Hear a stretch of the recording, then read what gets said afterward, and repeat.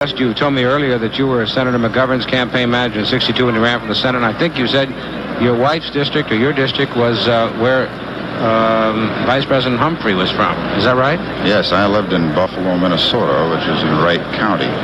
And my wife in 1956 was the county chairwoman of the DFL party there. Well, don't you feel then on the basis of a personal friendship that you could be enthusiastic about the Vice President's candidacy? If Hubert Humphrey in 1968 were only the Hubert Humphrey of 1948. What is the difference between the two?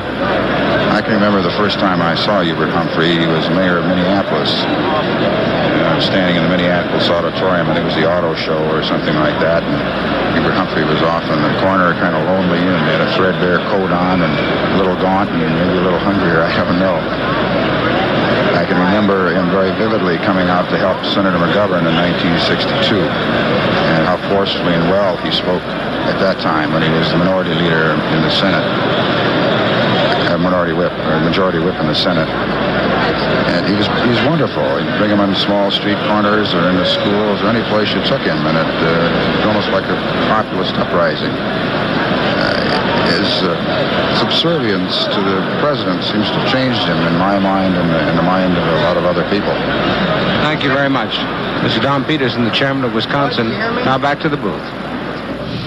You know, David, out of virtually every convention, there seems to be always one or two unheralded, unknown individuals who come off when it's all over, having made a tremendous impact upon the country. I think John Lindsay was one of those 4 years ago. There have been countless others, and this Robert Peterson, isn't it? Donald Peterson of Wisconsin. Articulate, soft-spoken, doesn't get too excited, but regardless of the substance of his remarks, he carries himself well. Yeah, I find him extremely impressive without necessarily agreeing with what he says and not taking any, offering any view on that. What I like is that he says what he thinks and he doesn't worry about what anybody else thinks about it. We'll be back after this message from Gulf. NBC News continues its coverage of the 1968 Democratic National Convention, brought to you by Gulf Oil. This session tonight certainly is going to be late starting because they only got about an hour and a half between a long and tiring daytime session and this one tonight. And that isn't time enough for a delegation to go in town, have dinner, and come back. And so most of them have stayed here wandering around the convention hall. There aren't enough restaurants in this immediate neighborhood to feed that many people in that little time. And so we've heard some real horror stories from a few about what they have had to eat. And so it is clear if Hubert Humphrey is nominated tonight, the delegates will have been forced to make an important decision on an empty stomach. Frank McGee has a report from the floor. Frank? Also an empty stomach, David. I have Mr. Irving Kaler of Atlanta, Georgia. Now, it was only a couple of days ago, but it seems some time ago when we had a very bitter and acrimonious fight on this floor about the seating of the Georgia delegations. As you know, part of the old Maddox group was seated along with part of the Bond group. Since that time, they've been seated together. My question, Mr. Kaler, is how are you getting along? We're getting along very well. We've been visiting back and forth, and we've been sharing the microphone together, worked out compatibly, arrangements for the telephone, and gradually, I'm very happy to say, it seems to me that the focus of attention is what we share in common rather than dissension. What I've heard from both groups, and this is growing, is that what this convention needs is one dramatic act of reconciliation, and I hope the growing friendship between the two groups will provide it. Well, I know, Mr. Kaler, that you are former chairman of Atlanta's Biracial Commission. Now, I wonder if this influences your reading of the present mood. I wonder if you're inclined to see a little more hope in it than there might be there. You mean insofar as Are you being a little sanguine, a little optimistic about this? No, I don't think so. I think that there is an agreement that what we have in common is the furtherance of the party and the responsibility of the November election. And gradually, I think that all of us are a little tired of the over-dramatization of what is, after all, a minor difference of opinion looking towards more overriding mutual responsibilities that we have. Mr. Kaler, is it possible, do you suppose, that we might have a Democratic convention in the future where we don't have a fight over the seating of the Georgia delegation or the Alabama delegation? Do you think that day might come? This is the first time in the history of our state that we've had a credentials attack. I was on the Credentials Committee 4 years ago, and it seems to me that each time, each convention, guidelines firmly and clearly are laid down to avoid this sort of an engagement. I contend that what we ought to do is to put the emphasis upon the qualification of the delegate at the time that the list is sent in, not merely weeding out through a savage credentials attack, which after all only affects those under challenge. Correct. Thank you very much, Mr. Irving Kaler from Atlanta, Georgia. Now to John Chancellor. We're having a conversation with former Senator Paul Douglas of Illinois. Senator Douglas, you're a supporter of the administration's stand on the war in Vietnam, so I assume you're pleased with the plank. Yes, I think it's a good plank, and I think it's not a pro-war plank. It's a plank for a mutual progress towards peace.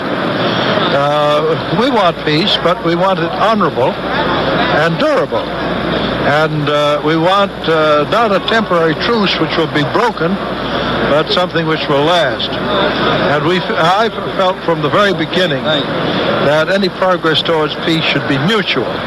That after the record which the communists have made in various parts of the world, that it would be putting our troops in danger if we made a series of one-sided sacrifices which did not meet with any reciprocal action on their part. And I think we've taken a great step forward in calling off all bombing north of the 20th. Let me ask you a political question, sir. In the last election in Illinois, when you were defeated, some people have theorized that you were defeated because of your strongly held and strongly expressed feelings of support for the administration policy on the war. Do you think that this plank will help candidates in the North? Well, I'm not certain. And frankly, Mr. Chancellor, I think the primary consideration should be, is it good for the nation, is it good for the world? And that's what should be our standard, and we should take our case to the people. And personally, I believe that in the long run, people will react properly. Now, there's always the question of the short run in which people can get carried away. As an old observer of democratic affairs, would you agree with what a lot of people are saying, that there is an undercurrent of discontent in this convention that was expressed today by the 1,000 votes against the administration position on Vietnam? Well, there's a good deal of discontent in the country, certainly, and that was reflected in the vote. I'm proud of my party that we gave full opportunity for discussion and full opportunity for people to express this point of view. And we won by 1.5 to 1. But I think the vast majority, once they see that they've been given a fair deal, and once they see that we're not war hawks, but seeking a durable peace, I think the vast majority will turn in and support Humphrey. Fine. Thank you very much, Senator Douglas. Thank you. Former Senator Paul Douglas of Illinois supporting the administration's plank here on the Vietnam War. Now to Tom Pettit. I'm here in one of the caucus rooms with Richard Goodwin, who was floor manager of the Minority Report on the Vietnam plank, and he's a bit bitter about what happened. Mr. Goodwin, why? Well, I'm not bitter at all. I'm sad that it happened. I think that we got a very good vote, as I said, a vote of about 40% of the entire convention against the president's policies. And I think that despite enormous pressure put on every delegation by the president and the vice president to support those policies, so I think it's a substantial vote. But I am sad, however, about the ultimate outcome, because the Democratic Party is now pledged to go to the American people this year promising to continue the Vietnam policies of the present administration, promising to continue the kinds of policies and attitudes which have brought us to our present state in this war and which leave no prospect of an immediate end or even a relatively swift peace. I think that's a politically destructive stand, but I think it's also one that is damaging, I think, to the security and welfare of this country. I know that many would disagree with me on that, and many of them voted. What are the political implications of this in the event, as seems probable, of Mr. Humphrey's nomination? If the vice president is nominated, I think he has the task of going to the country saying that I offer you more of the same, and the same kind of policies that we've had in Vietnam. I think it's an untenable position. But he has absolutely and wholeheartedly endorsed this plank. He has endorsed President Johnson's policies, and he says they're his policies. And so I think that's what's going to happen. And I think that what's happened represents a repudiation, in a sense, at least in a temporary sense, of not only the policies of Senator McCarthy and McGovern, but those set forth by Senator Edward Kennedy in his speech, those carried to the people for years by Senator Robert Kennedy and all the progressive and people in the Democratic Party who wanted to change this course. Thanks very much, Mr. Goodwin. We must go to Sander Van Ocker. I'm in the Connecticut delegation with the McCarthy delegate, Mr. Irving Stauberg. Mr. Stauberg, what is this complaint you have about the passes issued for the gallery today? They look rather empty to me. Yes, they were empty ever since the session began today, a lot more than the previous 2 days. And I know in terms of our delegation and other delegations I've spoken to, there was much tighter control over guest passes today. I think this can be associated with the Vietnam plank debate and a desire somewhere to control the demonstration in the galleries. John Bailey, I might say, has been quite fair in issuing passes, but he's your state chairman as well as national chairman. He's our state chairman as well as national chairman, that's right. Well, then I'm trying to find out, I've been trying to find out for the past 2 days when people say they, who are you talking about when you say they? It sounds like a Kafka novel. It's very hard to find out. I know that earlier in the day we were trying to bring in Minority Report literature, and we were told for the first time that a delegate could not bring literature onto the floor. Other literature has been coming in constantly, including orchids, materials of all sorts. And yet bringing in pertinent material to the debate, all of a sudden, a new rule had come about. We were not able to bring Minority Report literature onto the floor. Look, do you really think that any more passes would have affected the outcome of the fight over the minority plank? No, I don't. I think it was probably pretty well settled. Unfortunately, in many delegations, it was put in terms of supporting the organization rather than debate to an issue. All right, Mr. Stauberg, I'm curious now to know, it looks like the nomination of the vice president is assured now. What are all you people who work for Senator McCarthy going to do? I don't think any of us can speak for all of us. What are you going to do, sir? I'm going to see what happens later today and the rest of the convention, and then I have a number of options. If I feel that Humphrey winning, he will move closer to an acceptable plank, I can work within the party. I cannot work within a party on the basis of this majority plank. If the vice president didn't move before the convention, how can he move after the convention closer to without Mr. Nixon attacking him for double dealing? I don't think we have to worry about Mr. Nixon. I think we're concerned about unifying our party. I think the only way to do it is for the vice president to move in that direction. But what evidence do you have that he will? He had a chance, we are told, to move toward a position during the platform hearings, and he stood right by the president. What makes you so optimistic that he will move toward the McCarthy-McGovern-Kennedy position? This is a political question, of course, and the vice president, again, if he does receive the nomination, will be much more of his own man after he has the nomination than he is right now before. And I think the only way that we can win, and I certainly hope, as every delegate here does, that we can defeat Mr. Nixon, is by moving toward the peace position. We had over 1,000 votes here, and I think that is representative of strong sentiment within the party. Thank you very much, Mr. Irving Stauberg, a McCarthy delegate from Connecticut. Now back to Chet and David. When Richard Goodwin was speaking a moment ago, I recall something from one of his books on Vietnam, and he started it out very early in the book by saying the trouble with the Vietnam issue is that everyone states his case and his position with absolute certainty.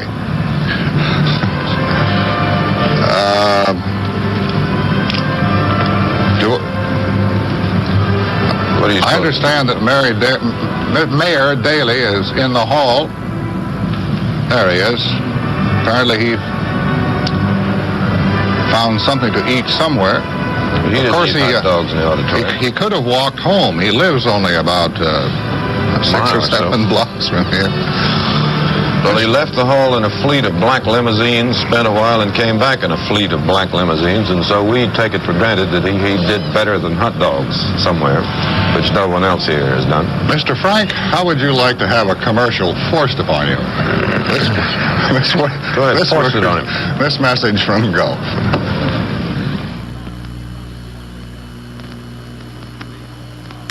Stay with NBC. Save now. Continues its coverage of the 1968 Democratic National Convention, brought to you by Gulf Oil. Senator McGovern told David Burlington of NBC News a while ago that in spite of the defeat of the minority Vietnam plank, he said the voice of the people had been heard. He said the fact that 40% of the members of the party here in the hall voted for the minority plank and in effect voted against President Johnson's policies showed how divided the party was. He said again, he's not giving up. This is McGovern. He is not giving up. And he said again, he will not accept the vice presidency under any conditions whatsoever.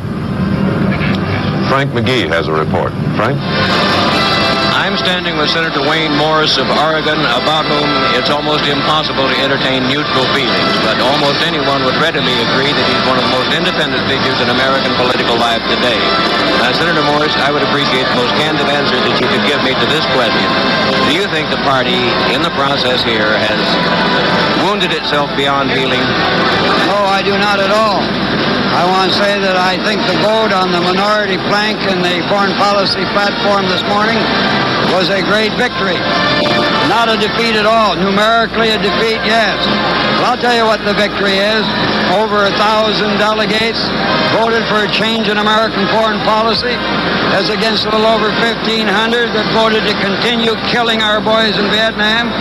And this is a split republic today, and millions of American people are now telling this administration, and millions more will, month after month, that unless we stop killing and slaughtering these boys in Vietnam, the American people will not support any administration in power that continues it. And I think if Humphrey is nominated, and the probabilities are that he will, he never can succeed as a president if he's elected unless he changes that policy. Well, does the majority plank give any support to your point of view at all? Does it in any way reflect your point of view? The majority plank was nothing but empty semantics, seeking to fool the American people into a continuation of the present policy that's already killed over 25,000 American boys, and not a one of them deserved to die in South Vietnam. For not a one of them should have been sent there in the first place. Senator Morris, how can a split party lead a split republic? Well, you're going to have a split among the Republicans, too. This is an American split. Don't forget the American people are neither Democrats or Republicans when it comes to great national issues. They're independents, and they're not going to vote to maintain a Republican administration that's in the slaughtering business of American boys in Vietnam. And we're about to put ourselves in the position that the French people put Mendes France in, when they told him, you either get out of Indochina or we'll get you out of office. And that's what the great contest is going to be. And as a Democrat, I want to say, I want to see my party unite itself by stopping this war in Vietnam. Now, let me tell you what I think Humphrey will be up against if he wins this nomination. The probabilities are that he will. I shall continue to support McCarthy right up to the last. But if he nominates for the vice president another hawk, he hasn't got the slightest chance of winning in November. What suggestion would you make for a vice presidential nominee? Well, I'll leave that up to crossing that bridge when we get to it. Thank you very much, Senator Wayne Morris of Oregon. Here is Edwin Newman. I'm with the Reverend Kenneth Baldwin, who is a McCarthy delegate from New York. Mr. Baldwin, I came upon you eating a bar of chocolate, which I believe was your entire consumption of food since breakfast. You feel strong enough to go ahead and tell us where you think the Vietnam plank leaves people like you? I think so. I I think probably the McCarthy people have a variety of opinion in the spectrum of support. There will be those who feel they cannot make any accommodation with the vice president. There will be those who will recognize the inevitability of his nomination and address themselves to finding what they can salvage from it from their particular perspective of McCarthy's support. I happen to be in the latter.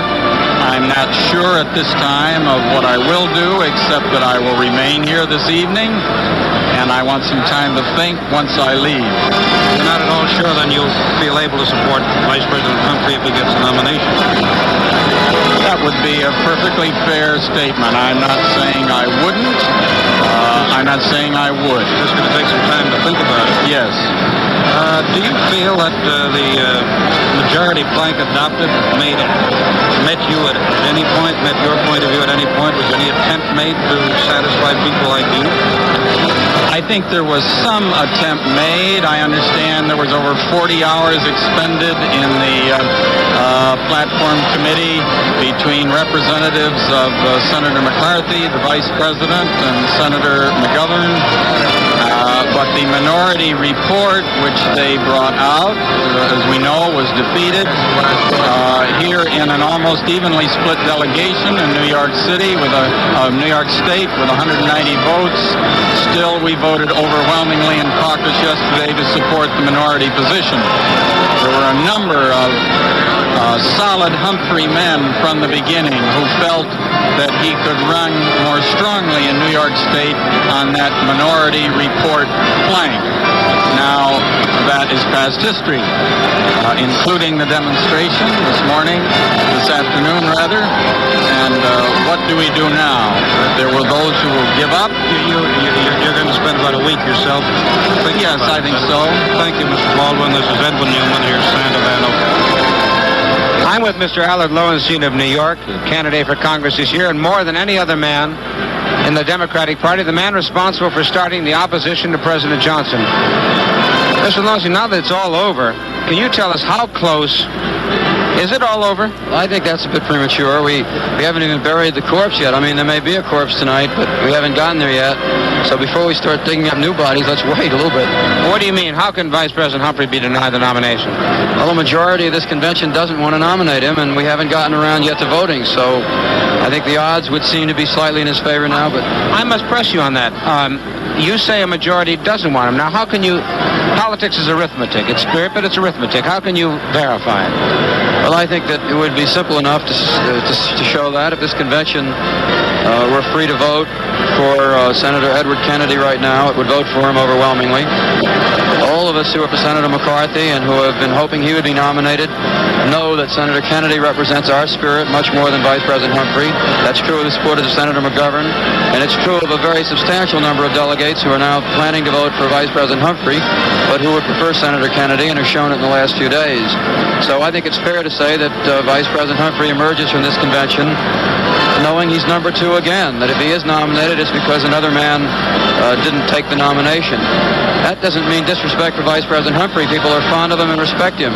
But the present administration represents disaster for the country and the party, and nobody wants disaster if they're in politics. So I think it's one of the saddest experiences in politics to watch a convention having to end up, if it does, choosing a candidate that the majority of the delegates clearly don't want. Listen, do you really think that Edward Kennedy would have gotten the nomination? Again, what is the arithmetic? What was the arithmetic?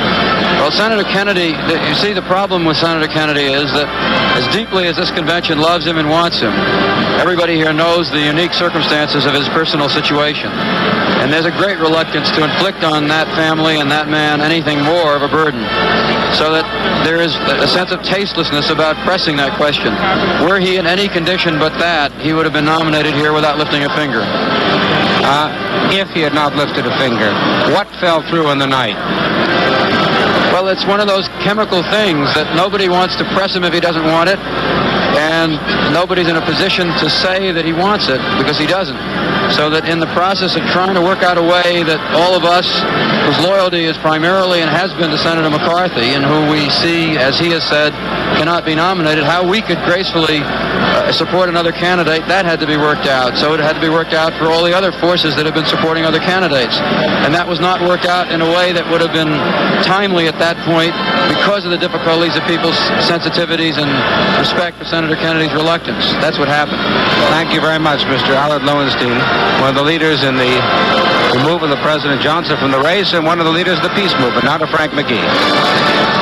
Yes, I have Peter Williams, a young alternate delegate from Boulder, Colorado, who's wearing a black armband signifying the death of the minority view on the Vietnam War flank. Peter's 20 years old. This is the first time you've ever been totally submerged in politics. How do you feel now? Very bad. Very bad, because I think that the Democratic Party has come over and gone against the view of the American public and against the view of the American young people. They've turned against the opinions of what I'd consider the 3 or 4 delegations in this convention that were chosen to be as representative as any of the people of America, California, New York, Colorado, and South Dakota. Peter, I'm going to get a little personal. You have fairly long sideburns and a cowlick hanging down there, but you are, after all, a very clean-cut looking man. Yet this morning we heard Wayne Hayes from the podium denounce those who wore long sideburns and a whole list of things. What kind of an effect did that have on you? I think it's very funny. I think it's an unfortunate situation when America gets in a position where it judges its people by the length of their hair, by the clothes that they wear. I think indications of this in Chicago now, with the almost garrison state that we have existing downtown in Chicago, is disgraceful for America. The freedom of speech, the freedom of choice in what you wear, how you look, is one of the most important things we have, I think. The idea that people should hate the young people of America for wearing long hair, though it has no real cause. I mean, long hair doesn't prove anything. Dirty clothes don't prove anything, but they have the right to wear them. And Peter, I want to ask you something. How to put this? Easily.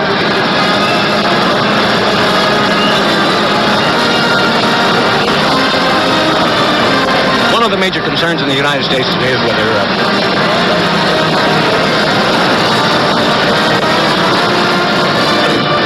forgive me. I'm sorry. Is whether young people will stay involved in politics or drop out. You obviously are not a dropout. The discontent, the unhappiness about the decision this afternoon on the Vietnam plank is very deep in certain states, in certain parts of the Democratic Party. I'm with Mrs. Elizabeth Wink of New Jersey, who is, you're pretty disappointed, aren't you, Mrs. Wink? Yes, I am. And I understand that there's a fourth party meeting with Marcus Raskin at its head, which will be held in Chicago on this Friday. And I understand, Mrs. Wink, I've talked to some other members of the delegation, that they may be attending and you may be attending too. I may be if Senator McCarthy is not nominated. Do you believe at this moment that the senator will be nominated? Doesn't look very hopeful, but we're not sure. Now, that would mean the possibility. You're entertaining the idea of leaving the Democratic Party for this presidential election and joining a fourth party. Now, I know you haven't committed yourself to that, though, have you? I haven't committed myself to that. I can't say that I'm leaving the Democratic Party because I feel very deeply about other candidacies in the Democratic Party. And I have committed myself to work for my congressman. So that if I do anything at all about this fourth party, I would still work very hard for my congressman. And would you feel divided loyalties, or do you feel they've been divided already? I think the whole party is divided right now. What can you tell me about the fourth party meeting that will be held here on Friday? Unfortunately, there's very little I can say, and that's why I cannot commit myself to anything. I want to see what they have to say, how they conduct themselves, and mostly who they nominate. Do you know if it's going to be a nominating convention on Friday here in Chicago? I doubt that we would come to that decision on Friday. It'd probably take a little bit longer than that. So that, I'm interested in this mechanically, Mrs. Wendt. Have you seen any literature of theirs? How did you learn about it? I received a letter. And how did they get your name? Because you were for Senator McCarthy? Is that one way? Oh, I have been active with peace groups in the past. I see. Well, it'll be an interesting meeting on Friday. Thank you very much. Mrs. Elizabeth Wink of New Jersey, she and some of her fellow delegates from the New Jersey delegation will be attending the fourth party conference to be held in Chicago this Friday. Now back to Chet and David. Before Frank McGee developed a little equipment trouble there, he was talking to a very young Democrat, and this is interesting and perhaps significant. A poll shows that as of mid-August, an estimated 29 million persons of voting age are still not registered. Of all the major political groups, those describing themselves as independents have one of the poorest registration records, with a third of them not registered as of August 15th. Republicans, on the other hand, have the best record. Only 16% of the Republicans are not registered. Among Democrats, 24% were not registered. And this is what is significant. One of the major groups that make up the population, voters between the ages of 21 and 29, had the poorest record of all, with only 49% still unregistered. So it provokes the question, are neither one of the parties attracting youngsters, or are youngsters just simply not choosing to enter politics in that way? We'll be back in a moment after this message from Gulf. Reports from the convention floor, there's a very high degree of discontent among the losers, of course, on the vote today on the minority plank and the platform, and a good deal of discontent with what seems to be the inevitable prospect that Hubert Humphrey, Vice President Humphrey, will be nominated for president here tonight. And it is odd to see that many of those who are angry about his prospective nomination are among those who some time ago would have been his close friends. Humphrey says he has not changed, but something has. The Southern delegations who hated him, walked out on him 20 years ago, are now among his warmest friends, and the liberals who saw him as a hero 20 years ago are now among his warmest enemies.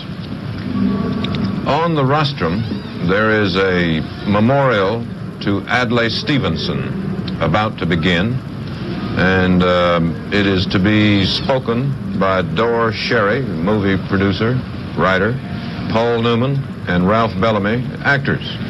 And they are in their places now. We think you were very wise to come here for your deliberations in this fateful year of grace. For it was in Chicago that the modern democratic story began. It was here, 20 years ago, in the depths of a shattering national misery, at the end of a dizzy decade of Republican rule, that you commenced the greatest era of economic and social progress in our history, with the nomination of Franklin Delano Roosevelt. Years during which we fought total depression to victory, and we have never been more prosperous. Years during which we fought total war to victory, both East and West, and launched the United Nations, history's most ambitious experiment in international security. But our Republican friends say that it was all a miserable failure. For almost a week, pompous phrases marched over this landscape in search of an idea. And the only idea they found was that the greatest decades of progress in peace and victory in war and bold leadership in this anxious hour were the misbegotten spawn of socialism, bungling, corruption, mismanagement, waste, and worse. They captured, tied, and dragged that ragged idea and furiously beat it to death. After listening to this everlasting procession of epithets about our misdeeds, I was even surprised the next morning when the mail was delivered on time. I guess our Republican friends were out of patience, out of sorts, and need I add, out of office. 5 days later, in accepting his nomination as a Democratic presidential candidate, he added these unconventional sentences to our convention history. And now, my friends, that you have made your decision, I will fight to win that office with all my heart and soul. And with your help, I have no doubt that we will win. What does concern me, in common with thinking partisans of both parties, is not just winning this election, but how it is won. How well we can take advantage of this great quadrennial opportunity to debate issues sensibly and soberly. I hope and pray that we Democrats, win or lose, can campaign not as a crusade to exterminate the opposing party, as our opponents seem to prefer, but as a great opportunity to educate and elevate a people whose destiny is leadership, not alone of a rich and prosperous, contented country as in the past, but of a world in ferment. And my friends, more important than winning the election is governing the nation. That is the test of a political party, the acid final test. And listen to these timely words spoken in 1952 in the same address. The people are wise, wiser than the Republicans think. And the Democratic Party is the people's party, not the Labor Party, not the Farmers' Party, not the Employers' Party. It is the party of no one because it is the party of everyone. That, I think, is our ancient mission. Where we have deserted it, we have failed. With your help, there will be no desertion now. Better we lose the election than mislead the people, and better we lose than misgovern the people. Help me do this job in this autumn of conflict and of campaign. Help me do the job in these years of darkness, doubt, and of crisis which stretch beyond tonight's happy vision. And we will justify our glorious past and the loyalty of silent millions who look to us for compassion, for understanding, and for honest purpose. Thus, we will serve our great tradition greatly. In that campaign of 1952, Adlai Stevenson was defeated. This is part of what he said about that campaign at the Gridiron Club, December 13th, 1952. A funny thing happened to me on the way to the White House. However, I enjoyed the campaign in spots. There were times, I confess, when I was afraid I would not die. Times when I felt I wouldn't do it to a dog. Let me add, by the way, like every red-blooded American patriot, I own a dog. It was not a campaign contribution. Adlai Stevenson was an American aristocrat, a statesman, a reluctant politician, and a wit. A man whose range of interests was vast and eclectic. If we were asked to name the most profound issues at stake in the world today, I suppose that most of us would say the issues of freedom and democracy.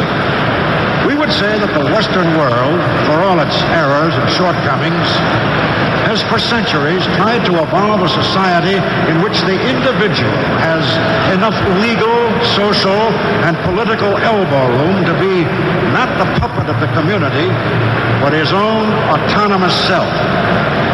And we would say that the enemies of freedom, whatever the magnificent ends they propose, brotherhood of man, the kingdom of saints, from each according to his ability, to each according to his needs, miss just this essential point, that man is greater than the social purposes to which he can be put.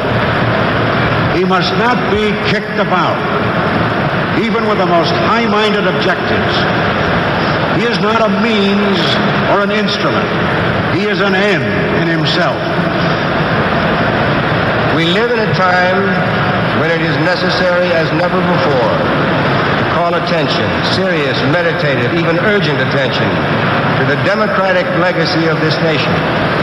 For as the word legacy itself implies, our democratic principles are not an heirloom to be kept on the shelf, or a magic wand to be waved without effort, terrible frustration to the totalitarian mind. Without the United Nations, we would have to try to create it. To create it now might even be impossible. Witness all these threats to international peace and security, which in the nuclear age could rapidly escalate into a war which wouldn't kill millions, but which would destroy everyone. This has to be prevented at all costs. Stevenson never made the mistake of being merely solemn, and he never advocated words as any sort of substitute for action. I yield to no man, if I may borrow the majestic parliamentary phrase, in my belief in the principle of free debate inside or outside the halls of Congress. The sound of tireless voices is the price we pay for the right to hear the music of our opinions. But there is also a moment at which democracy must prove its capacity to act. Every man has a right to be heard, but no man has the right to strangle democracy with a single set of vocal cords. Solemnity in politicians is not only tiresome, but may even mask those twin sins, self-righteousness and intolerance for the opinions of others. If I couldn't laugh, I couldn't live, especially in politics. No, this was no ordinary man. He once described a campaign tour he had to make in this way. And too, there is mirth mingled with misery all the way. They shout, "Good old ad-lie." If you run for office and have a slightly unusual name, let me advise you either to change it before you start or be prepared to take other people's word for it. While he was still governor of Illinois, he was asked on rather short notice to speak at some local festival. And this is how he began his remarks. Perhaps my function is not unlike that which a rural county judge was once called upon to play. Lingering in his chambers one Saturday afternoon after the close of the business week, he was suddenly confronted by a young GI who had unexpectedly received a 48-hour leave and who, having his intended in tow, thought to improve the time by getting married. The high hopes of the pair were dashed by the judge's kind but firm explanation that without the license, which could not be procured because the appropriate offices were closed, the ceremony itself could not be performed. But Judge, the boy asked, couldn't you just say a few words to tide us over the weekend? Man does not live by words alone, in spite of the fact that sometimes he has to eat them. Idealism in modern times has not always been fashionable. Unless something be justified by hard-headed self-interest, it is said to have no chance. But let us remember that kindness and idealism may be practical too. And practical or not, they stand well in the eyes of God. I wish the world could better know this country for what it really is. Not just a greedy economic giant crouching fearfully behind its walls. Not just a panoplied warrior nervously fingering his weapons.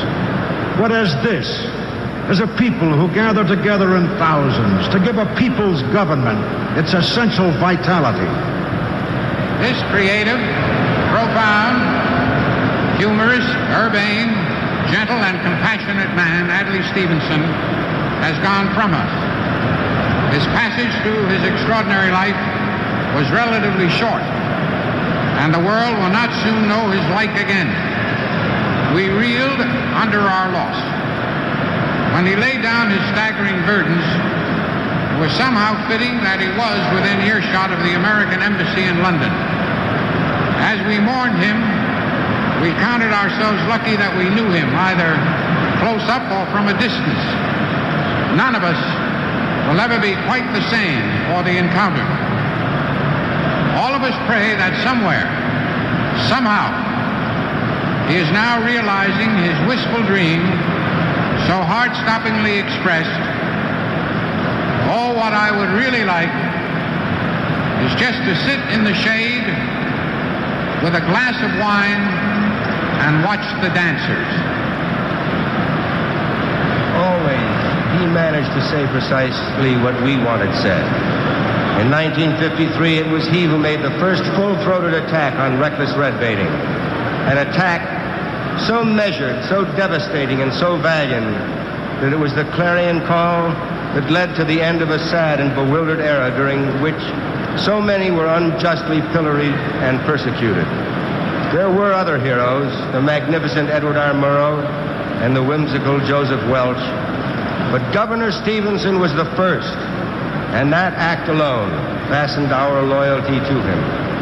In the years that followed, through the campaign of 1956, during which he articulated ideas which were then ridiculed, but now have been realized, during the pre-convention days of 1960, and during his ambassadorship at the United Nations, he pursued in the scene of our national life the highest level of peaceful purpose. He traveled endlessly, worked tirelessly, and endured the burden of responsibility, even in those instances where we sensed his personal attitudes were perhaps in conflict with those placed upon him in public office. Always his wit and his wisdom sustained him, and us. Always we were taken by his innate modesty and selflessness. These virtues were constant. In my profession, bursting with egos which cover so many insecurities, his modesty was perhaps his most appealing characteristic. To a greater degree than anyone we had ever known, he never took for granted his fame. He never believed the gravitational pull he exerted, and never once failed to be startled by the devotion of his supporters. Now this good man is gone. We are told, make much of one. Good men are scarce. Adlai Stevenson was such a man. Archibald MacLeish, in some way, said better than most what we lost on July 14, 1965, the day Adlai Stevenson died. It was himself he gave, in word and thought and action. Not to his friends alone, but to his country, to his world. And the gift had consequences. It changed the tone and temper of political life in the United States for a generation. It humanized the quality of international dialogue throughout a great part of the world. It enlightened a dark time, which means, I suppose, that Adlai Stevenson's great achievement was himself. What we have lost, as he said of his friend Mrs. Roosevelt, is not his life. He lived that out. If not to the full, at least more fully than almost any other man.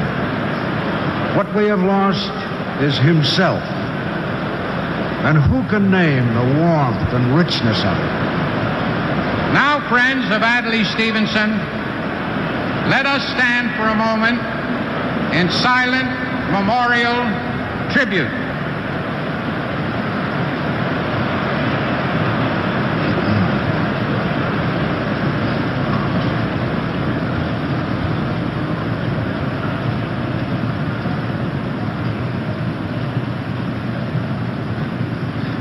Thank you, friends of Adlai Stevenson.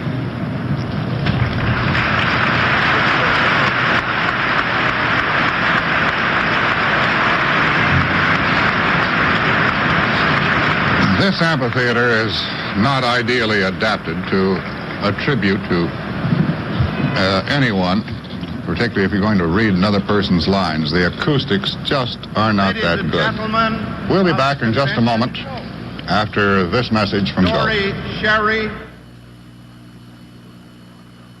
D.N.C. News continues its coverage of the 1968 Democratic National Convention, brought to you by Gulf Oil.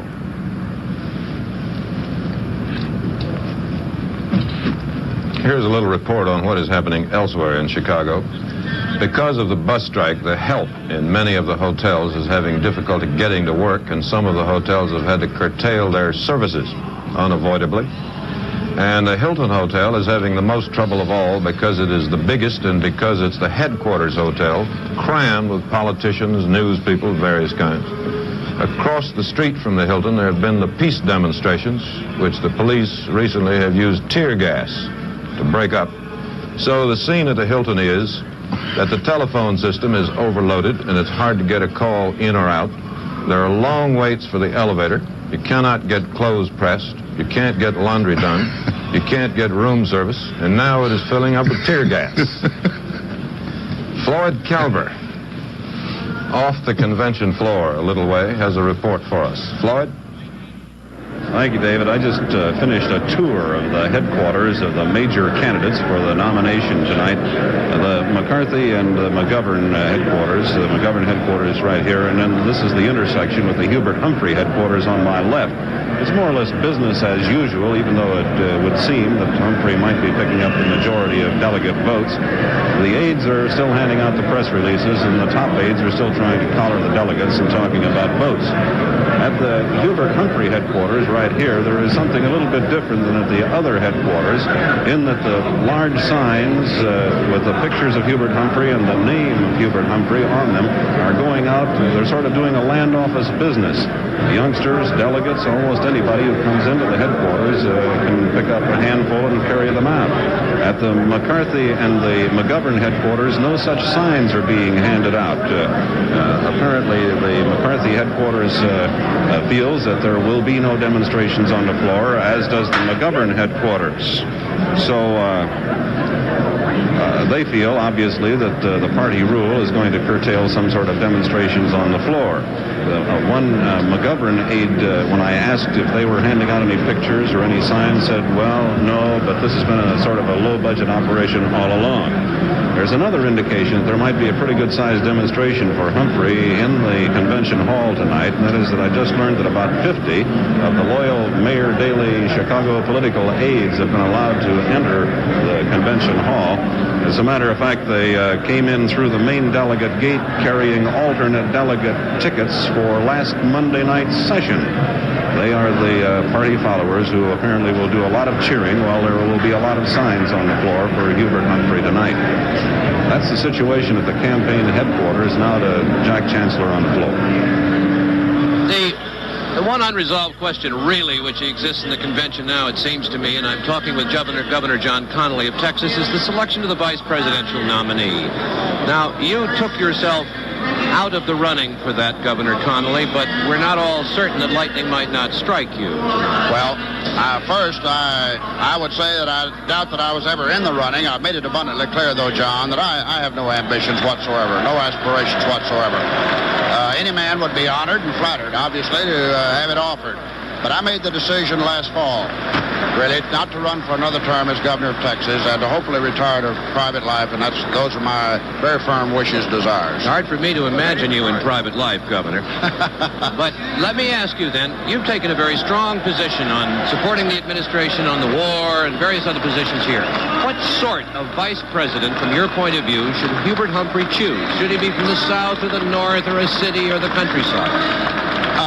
John, I don't think geography makes one bit of difference. I think what people are looking for this year is a ticket in which they can have confidence. A ticket that they believe is going to tell them exactly what the facts are, why they think the situation is the way it is, that'll lay out their recommendations and proposals for solving some of the problems, that can go to the people with a sound program. I frankly think that in broad parameters, that the vice president would do well to choose someone with a record of public service, one knowledgeable, one obviously capable of assuming the office of president if necessary, but one with a background and experience slightly more moderate than his own. Right. Simply because when you add it all up, those who follow the vice president, those who know him intimately, believe that he's moderated his views somewhat in recent years. But nevertheless, over the long span of his political life, he's identified beyond any question as a great liberal. And there's nothing wrong with this. This is fine. But I'm not sure that this year is a year when a great liberal is going to get all of the support that he needs to be elected. And I just think you need a balanced ticket. But more than labels even, and it's a difficult thing to try to explain. The people are frustrated. They are upset. You see it on every turn. You see it in this convention. People are operating more and more on an emotional basis. They're responding and they're reacting, frequently overreacting to any given situation. Doesn't make a difference what it is, whether it's the money market, the imbalance of foreign trade, whether it's civil rights or whatever. And I think they need someone on this ticket for whom they have respect, and in whom they can have confidence. I think this is it. Governor, thank you very much for those views. Governor John Connally of Texas describing the vice president he'd like Hubert Humphrey to have, using no names. Here's Tom Pettit. I'm at the guest entrance on the outer perimeter of the amphitheater where a group of people has just gone into the hall carrying HHH Win in Illinois signs. Some of the McCarthy people, some of the McGovern people have said that they do not have the proper credentials to get in, that Mayor Daley's machine is permitting the jamming of the hall with a pro-Humphrey demonstration. There is no way of confirming whether or not the Secret Service has challenged these people or just where their credentials came from, but the anti-Humphrey people are considerably unhappy about it. This is Tom Pettit, NBC News, outside the convention hall. Now to John Chancellor. I'm now talking on the same subject on the vice presidential choice with Congressman Roman Puchinski of Illinois. Congressman Puchinski, you know a good bit about urban politics in the United States. What's your view on the man Hubert Humphrey should pick as his vice presidential running mate? As you know, several men being mentioned prominently. Mayor Aliotto from San Francisco, Senator Muskie from Maine. I personally am working very hard for Muskie. There's quite a few of us here on the floor who are trying to get it for Muskie. There's Governor Hughes, and don't rule out Sarge Shriver. I understand that Sarge Shriver left Paris 3 days ago. I don't know what that means. I don't know if there's any significance to it, but anything can happen at a convention like this. You think he's making himself a little more available? Well, Sarge Shriver, I think, has been very much in the running right along because of his tremendous experience in the poverty program. And as you know, the vice president, Mr. Humphrey, has said that one of the big things he wants to do is work on the cities, the problems of the urban crises. So I would not rule out Sarge Shriver or any one of those four. But Congressman Buczynski, let me ask you a Polish-American question. Edmund Muskie does have a lot of pull with Polish-Americans. Is that an important vote these days? Yes, I think that's a very important built-in advantage, and I think that we all here on this floor realize that it would help. Ed Muskie has an outstanding record as a senator, as a former governor. Now, because of his fine Polish background, he certainly would help us carry states like Wisconsin, Illinois, Indiana, Michigan, Pennsylvania, New York, Ohio, perhaps Missouri, some of the other western states. So that's a very built-in, important factor to consider when you're putting together a ticket. There's no question that this is part of the American political tradition. I don't think that we're necessarily going to get away from it this time. Right. Thank you very much. Congressman Roman Puchinski talking about the Polish-American vote and Edmund Muskie of Maine. Now to Chet and David. Tom Pettit told us from outside the hall a few minutes ago that about 50 Humphrey demonstrators carrying signs, outsiders, were permitted to come into the hall even though their credentials are not the kind that are required of everyone else. That's a clear violation of the rules stated by the Democratic Party before the convention started. All the candidates were told that no outside hired bands, stilt walkers, bareback riders, or other performers. Here they are, some of them, up in the balcony near the California alternate delegation. And there have been some words exchanged between them because the California alternates are upset at this violation of the rules of outsiders allowed to come in bringing signs. And the rules on the floor, David, have undergone a sudden change. Now big cardboard signs saying Humphrey are being freely passed about, whereas up to this point they were absolutely forbidden, and those that did get in here had to be smuggled inside of newspapers. Well, the rule was to be no demonstrations except on the part of the delegates. No outsiders to be let into the hall. That was partly because they were afraid of getting peace demonstrators in who would upset the convention. And partly because Senator McGovern and Senator Humphrey, Vice President Humphrey, both said they thought these demonstrations had come to be ludicrous and embarrassing and should be done away with. And so they tried to confine them by eliminating all outsiders. However, some outsiders have got in somehow. We'll find out, and we'll pass the word along.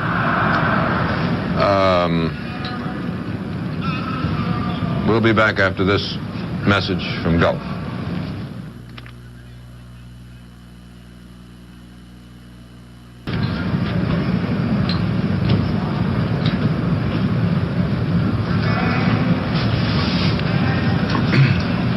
been some demonstrations at this early hour in downtown Chicago's Grant Park. We heard a moment ago that tear gas has been used as the demonstrators are attempting to form a line of parade and march toward or on the amphitheater.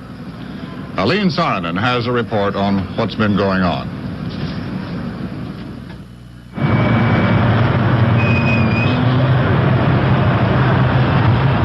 By avoiding the police blockade at Balmo Street and surging in the opposite direction from the amphitheater, a great many of the young people have been able to get across the street. And they're now coming on the other side of Michigan Avenue. In other words, they avoided that blockade at Balbo Street where they were really locked against the police.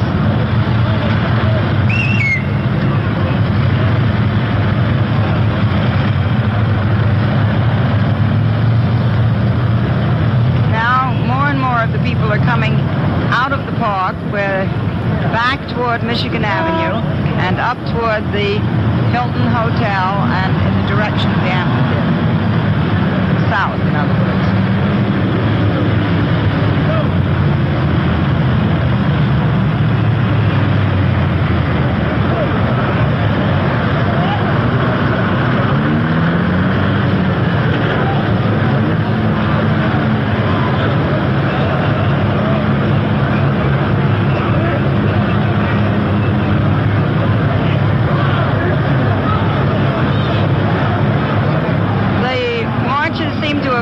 Everywhere into Buckingham Plaza, and now are coming up or south on Michigan Avenue, back toward the point where the police were blocking them before.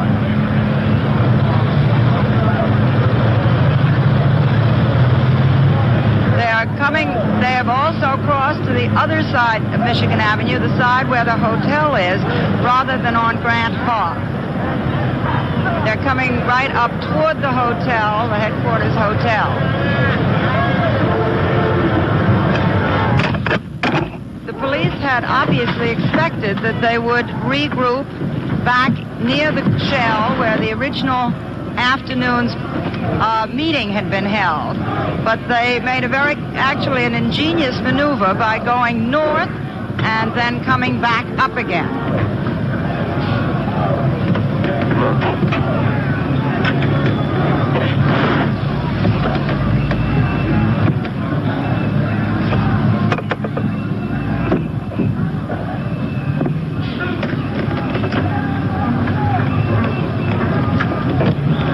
Both sides of Michigan Avenue are now filled with people walking south. The marches still seem to be on the Grant Park side, having passed in Buckingham Plaza.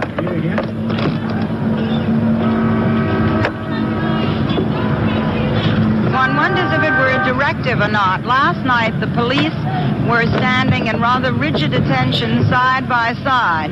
Tonight, they've been as if informally chatting in groups, but obviously alert. What's happening? The tear gas is now coming up in this direction. There's lots of it. We're coughing. We haven't any masks. People are sneezing and fleeing into the hotel lobby. A lot of people were out just as observers and are now finding that it's not too pleasant to observe this kind of activity. The marches are still going on the other side of the street, perfectly orderly, although everybody's coming by with handkerchiefs and with his nose covered, and I must say my own eyes are beginning to sting rather badly. People are they are covering their faces. It's extremely unpleasant. The police seem to be taking it better than most people. It's burning your lungs as well as your eyes. I don't know what you do about it. I don't have a handkerchief. Judge Richard Daley.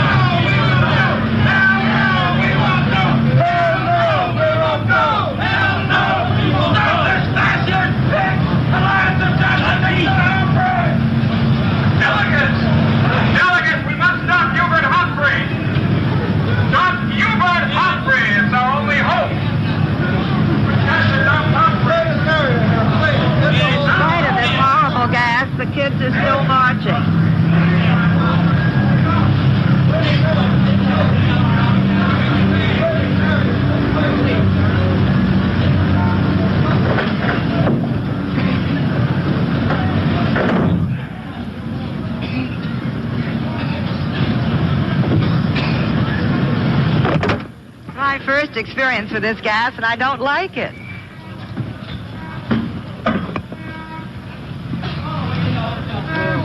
Did he come in here too? Huh? Did he see you guys come in here? Oh, did it?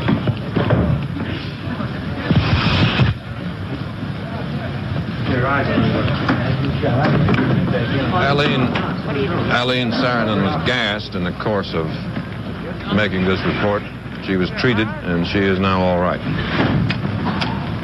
Where they thrown it? Down my nose. Holy crap, Bert.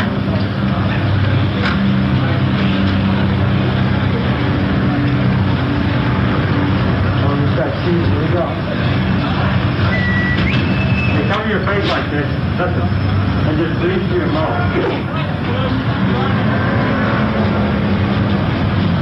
You miss anything while we're done? Oh, John. John? That was the one? Oh, it's okay. How about the camera? Do you have a handkerchief on? Camera 4.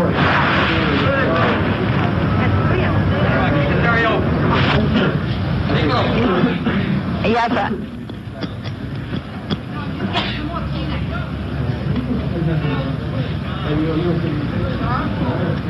That's okay. That's coming on. The kids are still marching. Everyone it looks like a whole gathering of people with terrible colds. Everyone's sneezing, holding his nose, and of course his eyes are smarting.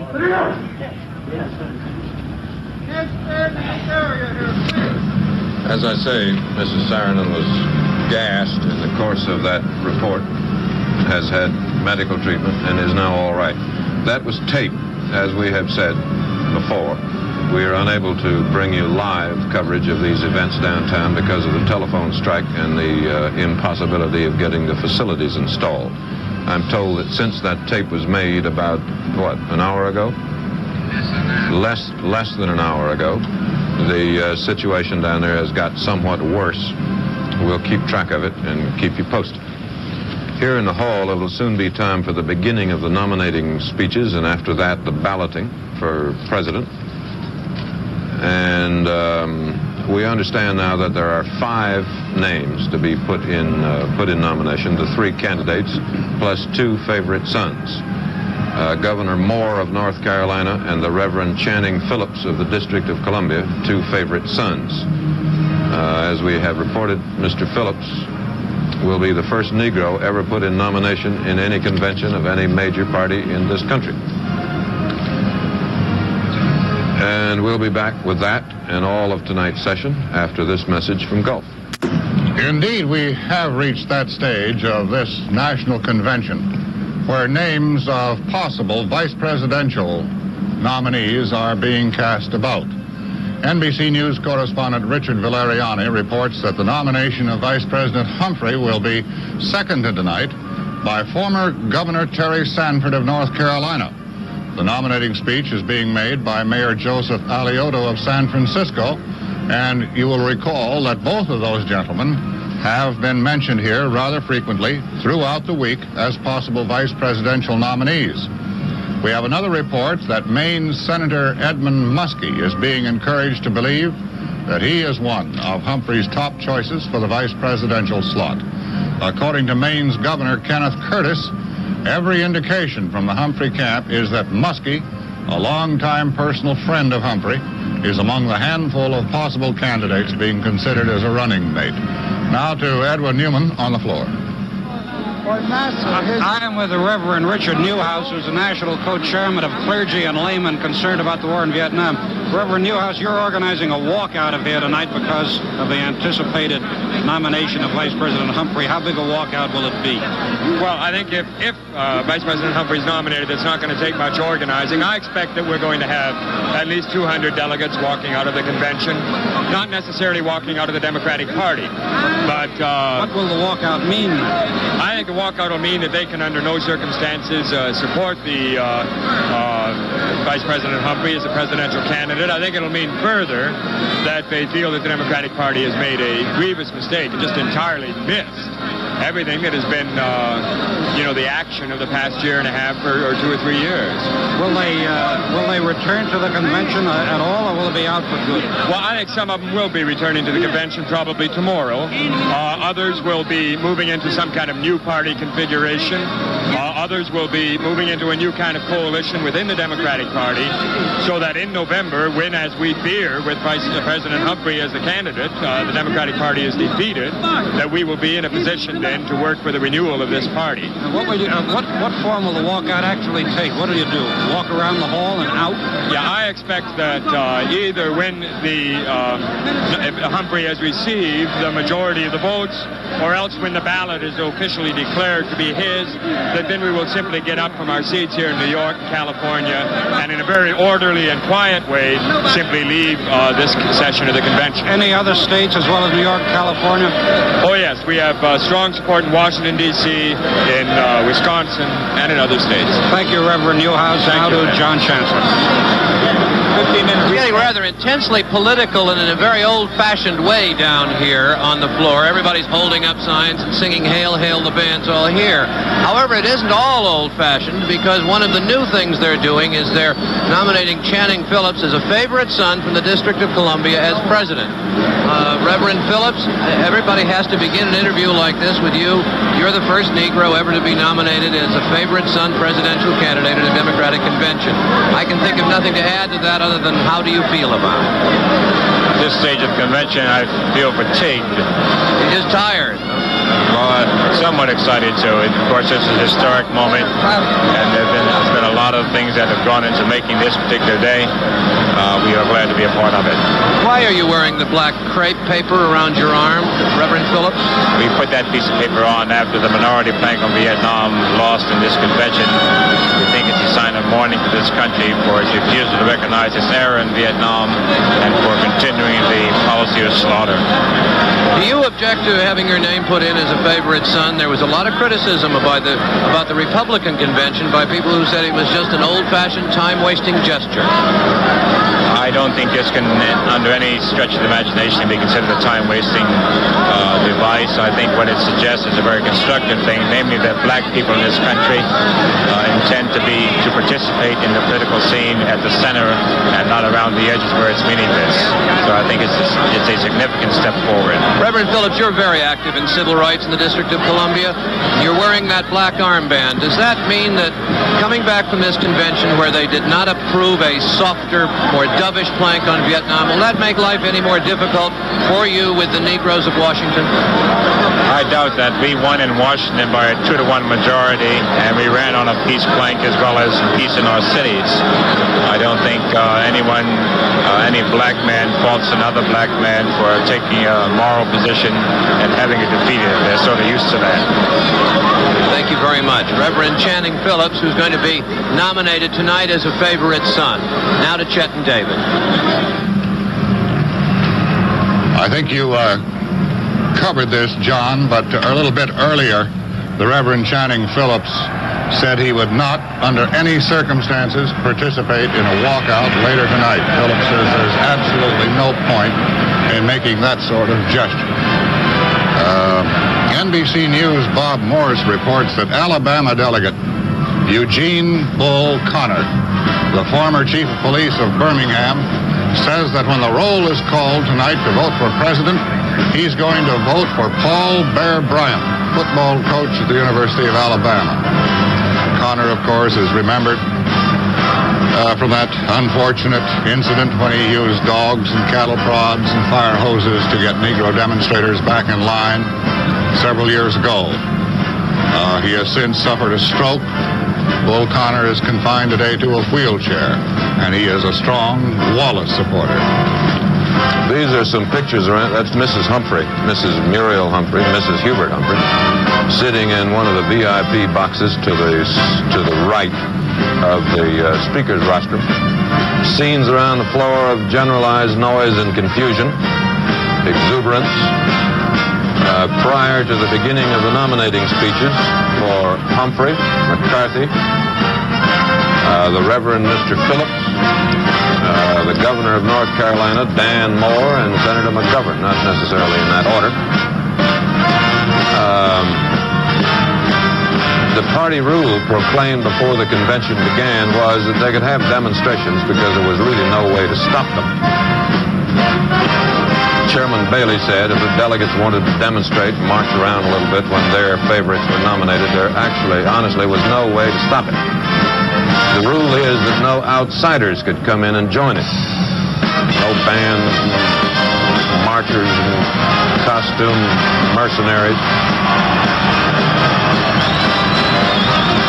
Some of this excitement was set off by the arrival of Mrs. Humphrey. Some of it is simply they've been sitting in their chairs a long time and would like to get out. It's been quite a long day here. It started at 11:30 this morning, which is now, 9 hours ago.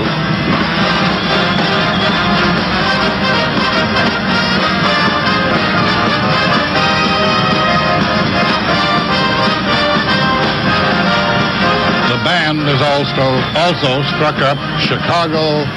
I think that's the name of the tune. It's called Chicago, and when you have a band in this town that plays at public functions, that's the first tune you learn.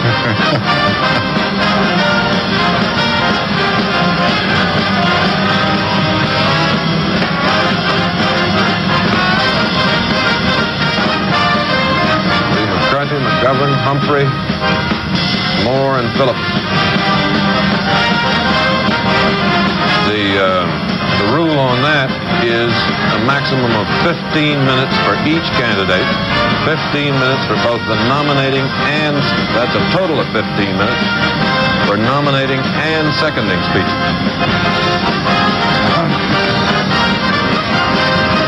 Sometimes these rules are honored in the breach, but that's the rule. You know, David, I genuinely doubt whether demonstrations and call it enthusiasm, whatever, will ever completely die out of a convention. I just don't think there's... Well, in the complaints about the Republican and other past conventions in both parties of time wasting and taking all night to transact their business, they center their complaints on the demonstrations, but actually they are not what take all the time. They usually are over in about 10 minutes. The big time waster here, of course, has been the polling of delegations on these innumerable issues that were at vote. Well, what took the time in Miami Beach, of course, were all those speeches for all those favorite son candidates that ran on for 8 hours. And it has been the same way at Democratic conventions in the past. They were going to do it here. They were going to have a lot of other favorite sons, but the complaints have been so loud that most of them have withdrawn. Governor Moore of North Carolina says under the rules of his state party and state convention, he can't withdraw. That's what he says. That has given rise to a little bit of strategy here. The procedure is going to be that the state of Alaska will yield to California, at which time San Francisco's Mayor Alioto will nominate Vice President Humphrey. And this will actually make Humphrey the first one nominated, because the state of Alabama plans to yield to the state of North Carolina so that North Carolina's Governor Moore can withdraw his name as a favorite son. However, his name will be entered first, but he will simply withdraw. John Chancellor is down on the floor in the middle of all that. Let's hear from him. John? About 20 minutes ago, people began entering this hall, passing out the Humphrey stickers and Humphrey cards to almost all the delegations indiscriminately. We believe it's against the rules, but it was an organized action which took place all over the floor, which was given out. It's angered and made absolutely furious some of the McCarthy and McGovern people who were unprepared for this. Then the band was allowed to play, and it was obviously a coordinated manifestation designed to take away the mood of the convention, which was so bitter when we left, that when many people lost a vote here this afternoon, and replace it, if we may use a phrase, with the politics of joy and happiness. It may not be legal, but I saw Mayor Daley waving happily to one of apparently his men who was on the floor distributing these Humphrey posters to all the delegations they can find. In the gallery, people have been filling up the gallery, and they too have been supplied with Humphrey posters and visual aid material. It's the politics of the image here on the floor, and the image now is Humphrey. Now back to Chet and David.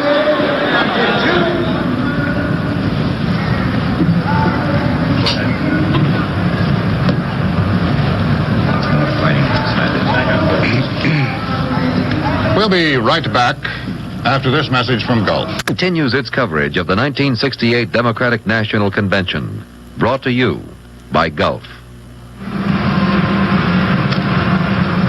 The chairman, Carl Albert, has just read from the rostrum a telegram saying, on March 31st, I said that I would not seek and would not accept another nomination for president. That decision was and is irrevocable. Signed, it said a little more than that, signed Lyndon B. Johnson. There have all along been a number of people who felt that somehow this convention in some circumstance would wind up renominating Mr. Johnson. He says, however, in a wire that his decision cannot be changed. Ed Newman has a report for us. Ed?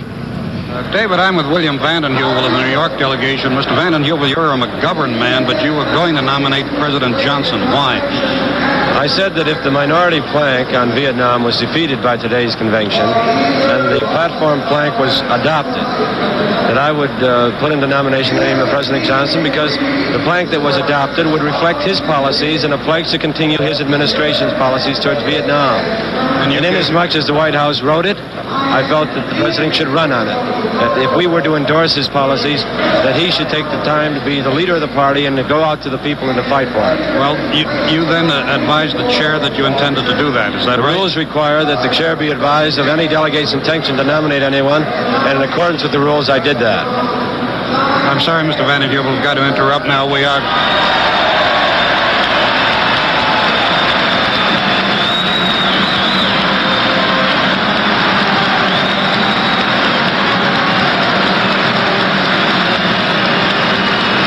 No, Mr. Vanden Heuvel, we can go on.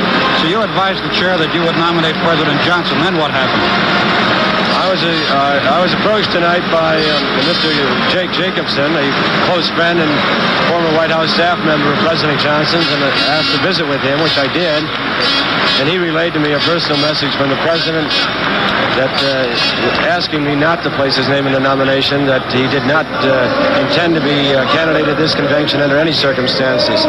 What did you do? Did you agree? I explained to Mr. Jacobson why I had intended to do it, that I have a profound disagreement with this administration's policies in Vietnam, that I had so expressed them to my associates in government. I had also been in the Washington administration, that I felt very deeply about this issue, and I felt the president should have a commitment to do it. But I said to him,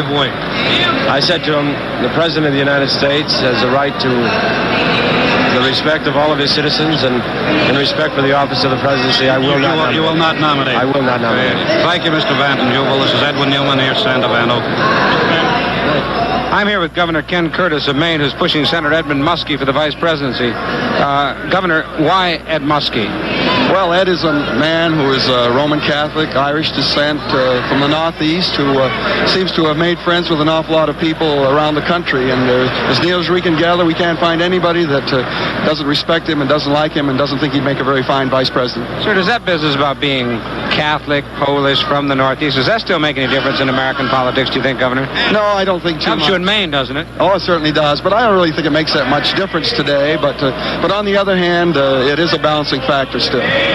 Okay, sorry we have to interrupt. The roll call is about to begin. Thank you, Governor Curtis. Now back to Chet and David. Sandy? The roll call has begun, and here is Alabama.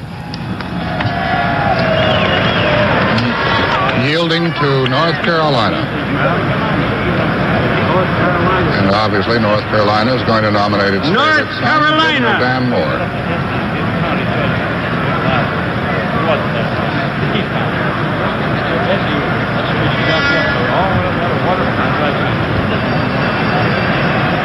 You have a list of...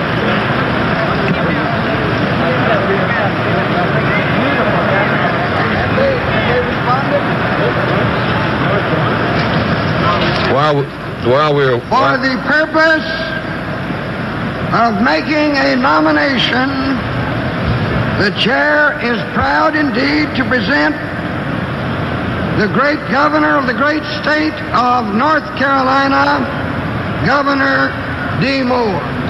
Meanwhile, downtown, outside the Hilton Hotel, across from the Hilton Hotel, fighting is broken out between the police and demonstrators. Police waded into a crowd at Balbo I'm pleased to present and Michigan Avenues. The police are using nightsticks. The demonstrators, some of them bleeding, are being put into paddy wagons. State Chairman of the state of North Carolina.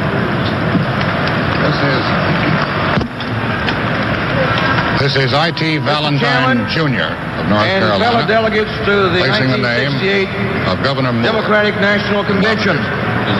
North Carolina rises with unprecedented and unusual pride for the first time in her history to place in nomination the name of her favorite son as a candidate for the office of President of the United States of America.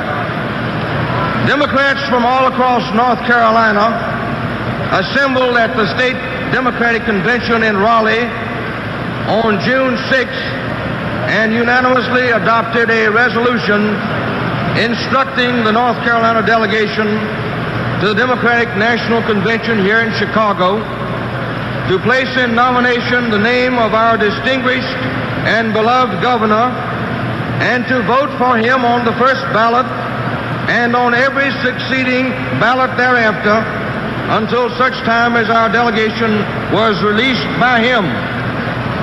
The pride and confidence demonstrated by the North Carolina Democrats in this great man is exhibited by the mandate of this resolution. It is a fitting honor for North Carolina to bestow upon Dan Moore. He has served, Mr. Chairman, the people of the state of North Carolina during the greater part of his adult life as a dedicated and outstanding public servant. He has foregone other rewards which might have come to him to assume the high responsibility and challenge of public office from the lowest level to the highest. He has demonstrated courage and imagination in difficult times.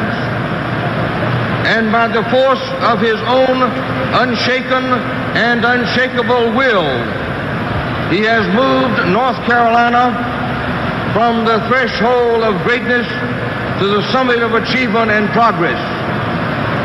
The people of North Carolina recognize the great debt that they owe to this outstanding and beloved man. But by placing his name in nomination, we do more than merely pay him the tribute he so richly deserves. North Carolina Democrats feel and believe that he represents and embodies the true and abiding spirit of the Democratic Party. He believes, and the people of North Carolina believe, that government is a servant of man and not the master. North Carolina believes, and we believe, that he personifies every quality we look for in our search for that person who is to be the next president of the United States. He is strong, he is courageous, and he is a man of God. We need him and more men like him in the high places of government. History will record the greatness of his administration as it is inscribed upon the permanent page. So is it etched in the minds and hearts of a grateful people. They have the solid and lasting proof that he succeeded in moving North Carolina from the quiet pedestals of a comfortable tradition into the vanguard of 20th century America. To those now, and in later years, who can read and see and understand he will emerge as the governor who accomplished the most pronounced and superior results in education, in economic development, highways and traffic safety, and in every facet of the life of North Carolina. He has made us proud of ourselves and enormously proud of him. But this is not the time to look to the future. This is a great nation. It continues to need great men to lead it, to liberate it anew from all its troubles, and to show its proud face to the world once again. We in North Carolina believe that it needs Dan Moore. We know that he has worked in our state to solve the very problems which confront the nation as a whole, and that he is prepared to assume the greater burdens which face America. The measure of a true leader lies in his ability to inspire in others the will and spirit to take on the old problems and find the new ways and the new answers. Dan Moore is such a leader. Where audacity is required, he is audacious. Where moderation is required, he is moderate. Where change is needed, he is progressive. Where caution and care are required, he is conservative. But always, he is courageous. He will be remembered in North Carolina for many things. History will show that throughout his public life, he has repeatedly called for and encouraged respect for law and a sense of justice among all people. He has said, well, law and order guide the destiny of states and nations. Only then can the forces of progress operate for the good of all citizens. He has said, we have no more crucial task than to inspire in the heart of every man a love and respect for the law, and in those who enforce and administer it, the spirit of equal justice under the law for all citizens. In this sometimes beleaguered land, his voice has been the clarion call to sanity and to order, and his voice has been heard and heeded. As a prosecuting attorney, as a judge, and as governor, he has been the embodiment of the living spirit of the law. The people of North Carolina look to him for safety, for leadership, and for inspiration. Under Dan Moore's leadership, North Carolina was the first state in the Union to establish a committee on law and order. This preceded the establishment of the President's Commission by some 6 months. Under Dan Moore's leadership, strong anti-terrorism measures were enacted by the North Carolina General Assembly. He has succeeded, he has supported law enforcement officers at every turn in his administration. And there were times when he brought order out of chaos and reestablished peace and understanding on all sides. And he said, there are those who are understandably frustrated by their inability to fully share in a growing prosperity. We will seek for them a more productive and satisfying life. This he has done, and he is respected on all sides for having brought superior education, employment, and economic advancement for those who needed it so badly.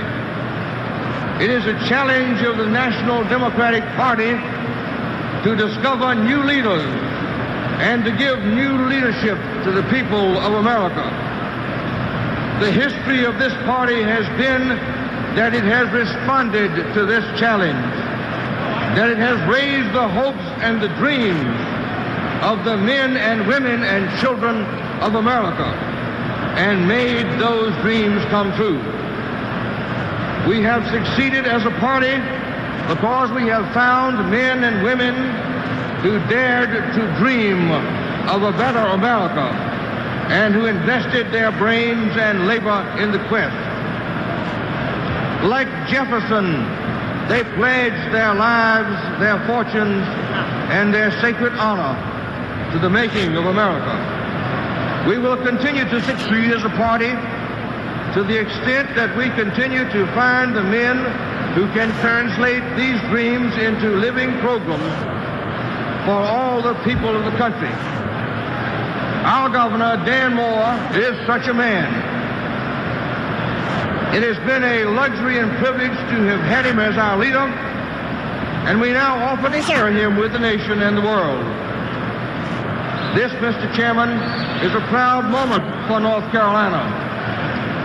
We believe that in the act of this nomination, we make a contribution of great value and significance to this convention and to the people of America, because we bring forward the name of a good man, a great man, who has the steel and velvet in his being to move the nation and the world.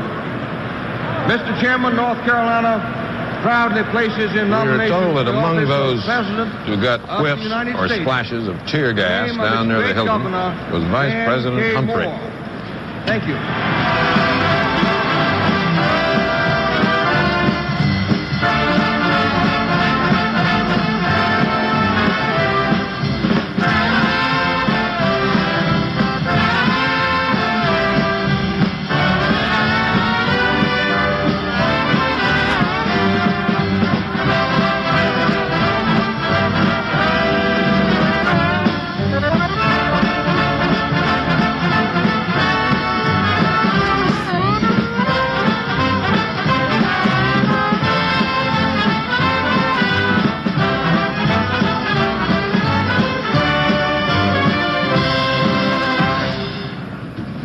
First favorite son, Governor Dan Moore of North Carolina, has been put in nomination.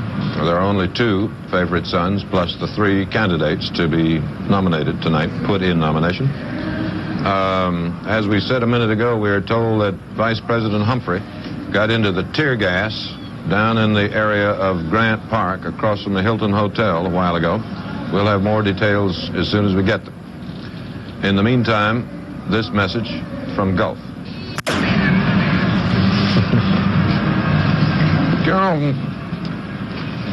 There have been encounters, clashes between police and demonstrators along Michigan Boulevard late this afternoon and this evening.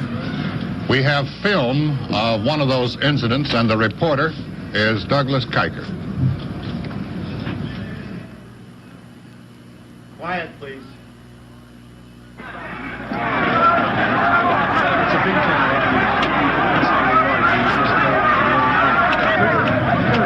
It's a big crowd, and it's grown progressively larger as this day has worn on. By late afternoon, when this film was made, over 10,000 demonstrators were gathered in Chicago's Grant Park, not far from the Hilton Hotel. The demonstrators are determined to march on Convention Hall tonight in protest. Chicago police are just as determined not to let them anywhere near the place, so the police are at the park in force. The demonstrators resisted when police attempted to arrest a young man who tried to rip down an American flag. The police fired tear gas canisters. The demonstrators threw them back at the police. It was clear that the battle, Chicago's first real battle of the day, was about to be joined. Many of the demonstrators, anticipating more gas attacks, covered their faces with handkerchiefs. Then, chanting, "Kill the pigs," they began bombarding the police with cans, bottles, boards, firecrackers, tomatoes, and just about everything else they could find. Demonstration leaders, hoping to save all the energy for later tonight, used bullhorns to try to restore order. Stop throwing things. They are provoking us, but we do not want to confront them now. Move back, please. Move back, please. Responding to their leaders, some protesters joined arms and attempted to bring the milling crowd back under manageable control. Move back, please. Don't throw things.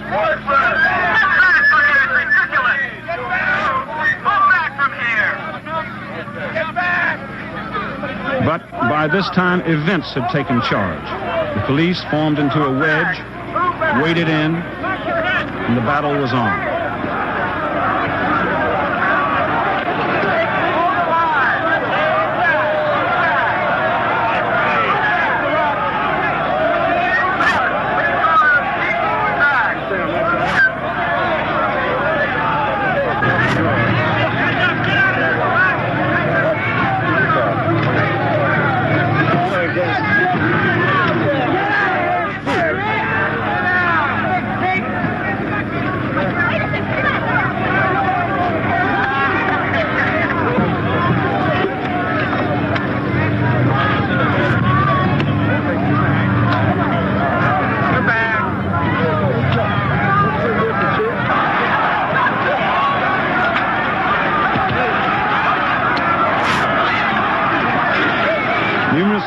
Demonstrators and some police were injured in the melee. Many demonstrators were arrested. After the battle, volunteer medics gave aid to the wounded, and after a while, some form of order was restored. But this night is far from over. Demonstration leaders say they'll still march, and if police try to stop them, they'll sit down in the Chicago streets. This is Douglas Kuiper.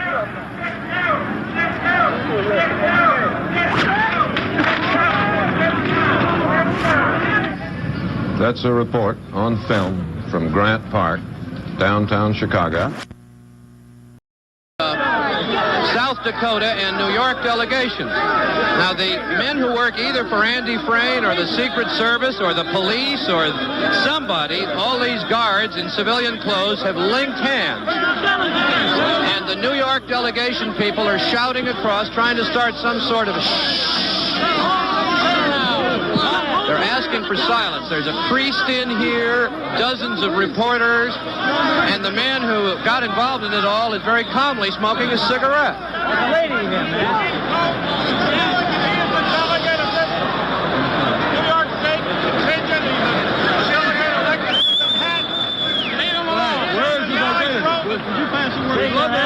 name is Alex Rosenman. He's a New York delegate.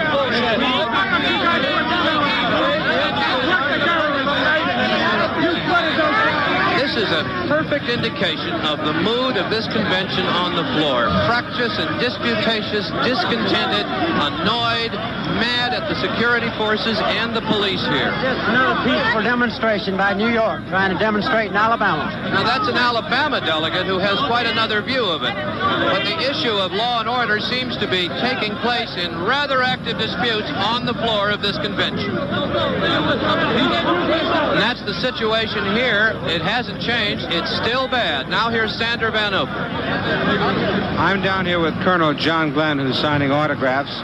He's down here visiting friends in the Ohio delegation. Colonel Glenn, you were a worker in behalf of Robert Kennedy in the campaign. What was your feeling about Edward Kennedy being involved in this up until last night? Well, I think I felt pretty much as he expressed himself. I think he said that, or expressed himself to other people, that in turn expressed his feelings here, that if he was really, honestly drafted across the board by the whole convention, where there wasn't any doubt about it, there's no floor fight or anything else. I'm sorry, Colonel Glenn, there's a fracas. We'll be back in a minute. Back to John Chancellor. The Just a Chicago moment. police are now in the aisles here with billy clubs, clearing people out. They're not using them on people, they're carrying them, and they're dragging everybody right out of the aisle here. It's a terrific crush. About 1, 2, 3, 4, 5, 6. 6 policemen came in here, some of them wearing the blue helmets of the Chicago police force, and they are dragging out of here the people who were involved in this. One delegate from New York who objected to having his credentials checked by the police, a lot of people who rallied to his side, and a lot of spectators, including Edwin Newman. How are you, Ed? Well, I'm all right, John. I was in it from the beginning. His name is Alex Rosenberg. He's from the west side of New York City. He said he had come in and shown his credentials, and he would not show them again, that he was being deprived of his constitutional rights. When they asked him to show his credentials, finally, as you saw, it came to this. At some point, my microphone was yanked out, and I couldn't broadcast anymore. But somebody pulled on the cord around his neck, and there didn't appear to be any credentials around it. Finally, the Chicago police came in and pulled him out. He was identified as by a member of the New York delegation as a member of that delegation, and they're going out to settle this outside now. We're going to try to move down the aisle to see if we can follow it, but apparently he is outside the hall now. This is the first time in my memory of going to political conventions that the police have come in on the floor, armed as they were, and taken out people who were disputing the checking of credentials. Can you ever remember that, Ed? No, I don't, John. I followed... First time in the United States, John. Back. All the time Rosenberg was being asked to show his credentials, and he refused. Finally, the security man who was with him asked an usher to get the Secret Service in.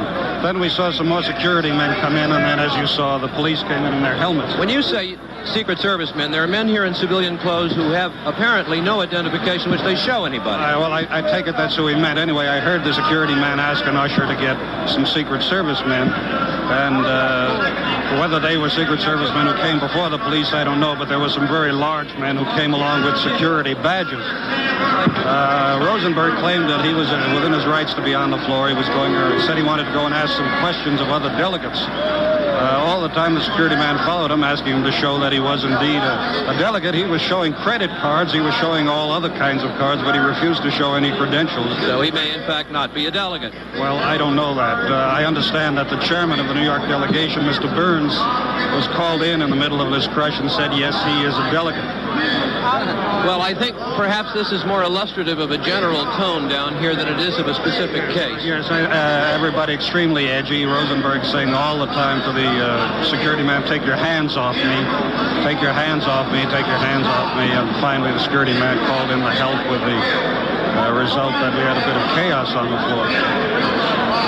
Well, it's chaos here, or it was chaos here in this aisle, with people still arguing violently about this case, and I'm not sure, Ed, how much more we can add to it at this point. I don't know if we can get in there. No, I'm sure that Mr. Rosenberg is no longer on the floor. He was outweighed and outnumbered, so I'm sure he's out now. Well, just to recapitulate, the last 5 minutes down here have been taken up by what I think we could call technically a free-for-all that was finally broken up by the Chicago police, who came on the floor of this convention into the hall and dragged out the people who were disputing the issue.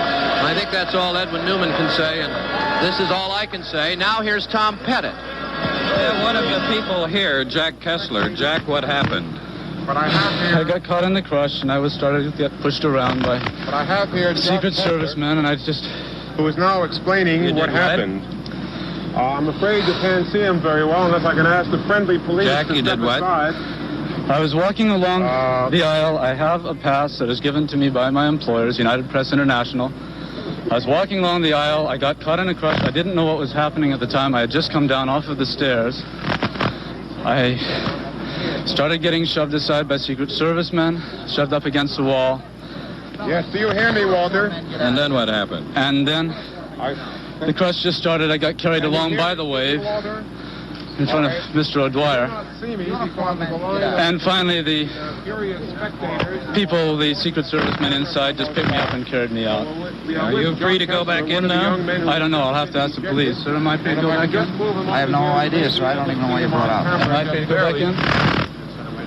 Does anyone have any idea? Your left a little bit. We've checked the delegate list. Well, if I'm not in custody, I guess I'll go back Mr. inside. Rosenberg is a delegate to New York. The convention hall.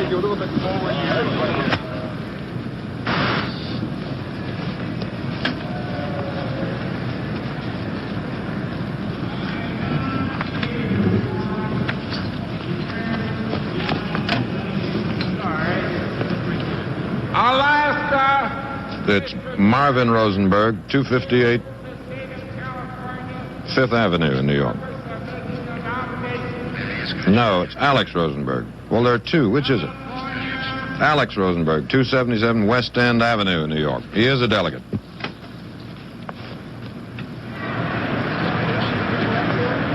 Mr. Chairman, Alaska has just yielded to California in the roll call, and this is California. yields to Iowa and its great Governor Harold Hughes for the purposes of a nomination. The governor.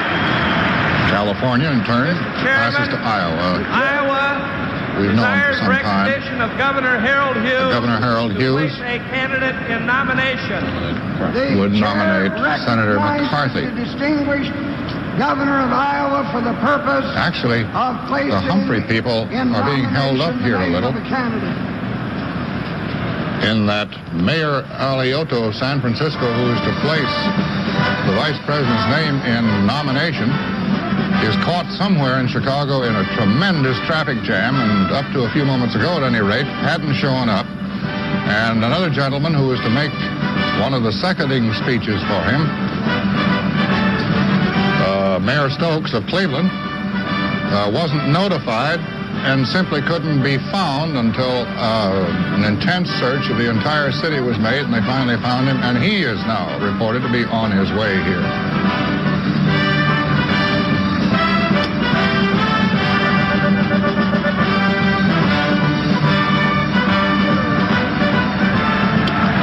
Governor Hughes is running for the Senate this year, the seat being vacated by Republican Senator Hickenlooper.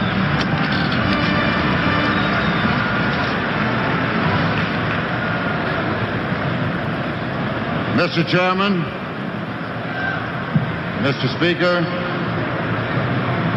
fellow delegates, and fellow Americans, I've come to this platform tonight to place in nomination for the office of President of the United States the name of Senator Eugene J. McCarthy of Minnesota.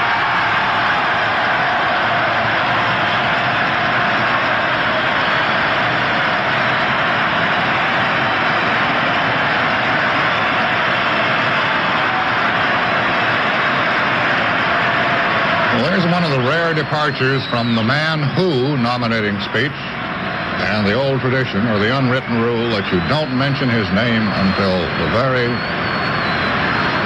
last breath of the last sentence.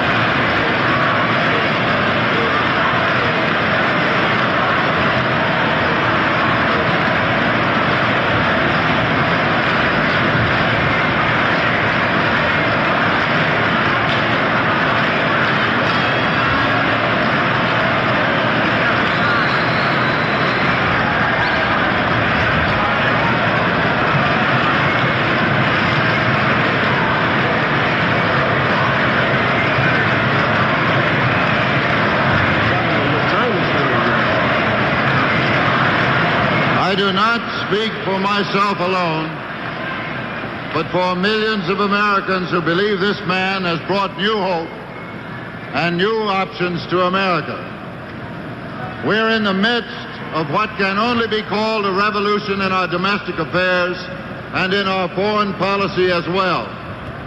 And as the late President Kennedy once said, those who would make peaceful revolution impossible make violent revolution inevitable. In this time of unprecedented crisis, the nomination for the presidency is more than the selection of an able and a qualified individual for the office. We must have bold leadership willing to undertake the basic changes in our political system that are so necessary to its survival. We must seek a leader who can arrest the polarization in our society, the alienation of the blacks from the whites, the haves from the have-nots, and the old from the young. We must choose a man with the wisdom and the courage to change the direction of our foreign policy before it commits us for an eternity to a maze of foreign involvements without clear purpose or moral justification. But most of all, the man we nominate must embody the aspirations of all those who seek to lift mankind to its highest potential. He must have that rare, intangible quality that can lift up our hearts and cleanse the soul of this troubled country. Gene McCarthy is such a man.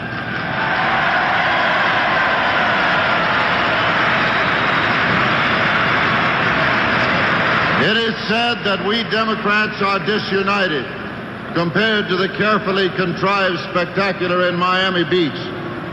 But those who say it do not understand that this party is a coalition of strong and independent people with the courage of their convictions and a responsiveness to the will of the electorate. If this were not so, I would be less confident in presenting the name of the man who may not be first in the early polls of the delegates, but is unquestionably first in the hearts of the people.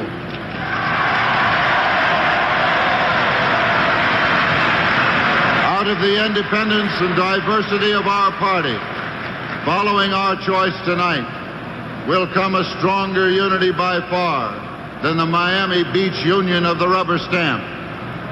I do not ask you to support Senator McCarthy because I feel he is the only candidate who can unify our party. We will be unified, whatever our choice may be.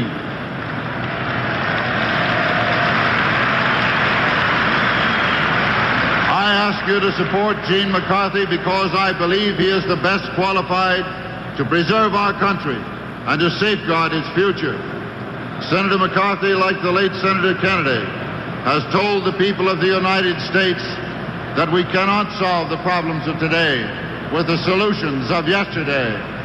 Something must give.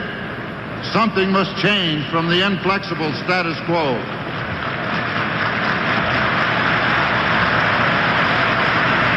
Vietnam is by no means the only issue, but it is the key issue, the symbolic issue.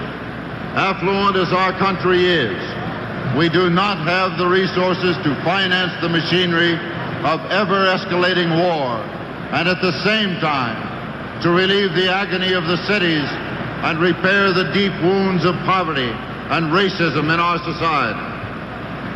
At a time when we need to have a posture of maximum strength in Europe, where our prime commitments lie, at a time when we are hard-pressed to preserve our union at home, we are increasingly committed to a civil war 8,000 miles from our homeland. The various measures that need to be taken for the orderly conclusion of that conflict have been laid out on the table by respected leaders of both parties. But the outstanding living spokesman for this position in either party in this campaign is unquestionably Senator Eugene McCarthy.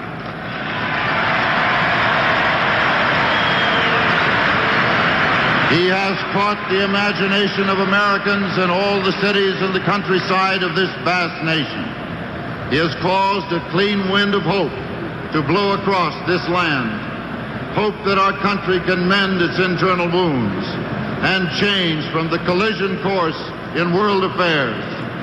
He has added something uniquely his own, a steely intellectual approach that says, in effect, we must think our problems through before we can see them through. He is a different kind of evangelist, an evangelist of reason. At a time when it seems that every honest difference of opinion between Americans degenerates into a shouting match, Gene McCarthy has spoken with restraint and logic, shunning the emotional appeal.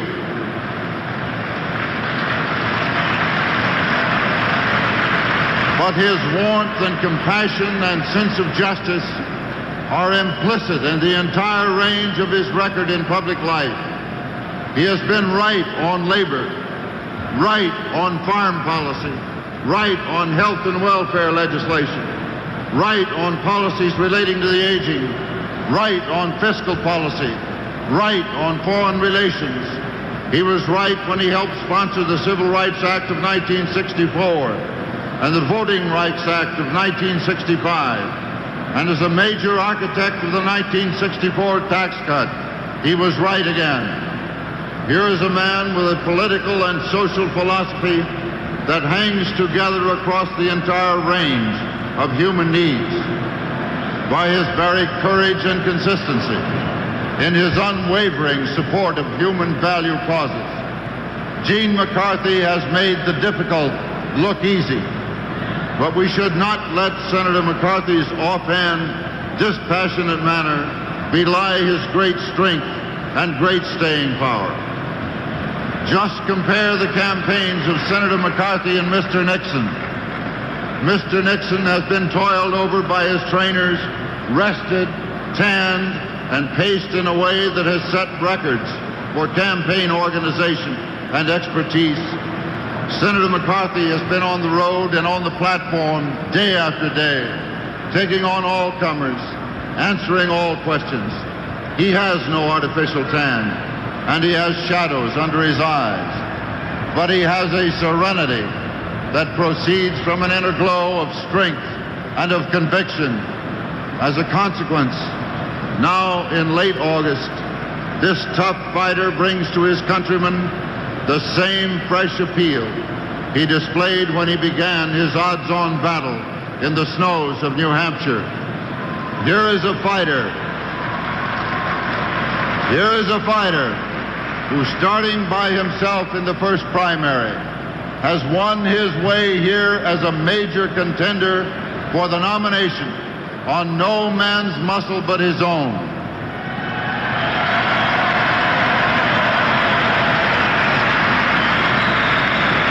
Here is a man strong enough to unite our country and wise enough to understand that we must be morally awakened first, so that we know why we are united and what our true priorities are. Gene McCarthy is an intellectual, yes, but he is also a practical man who is capable of taking from history the hard lessons of survival that need to be applied to our republic in this time of crisis. I recall another great practical intellectual of American history who said this: "I had rather be shut up in a very modest cottage with my books, my family, and a few old friends, than to occupy the most splendid post which any human power can give." That practical intellectual was Thomas Jefferson, who wrote the Declaration of Independence and served as the third president of the United States. Like Jefferson, Gene McCarthy is determined to become president, but he has strong ideas about the role of the presidency. He believes the president should lead, but not completely dominate the government.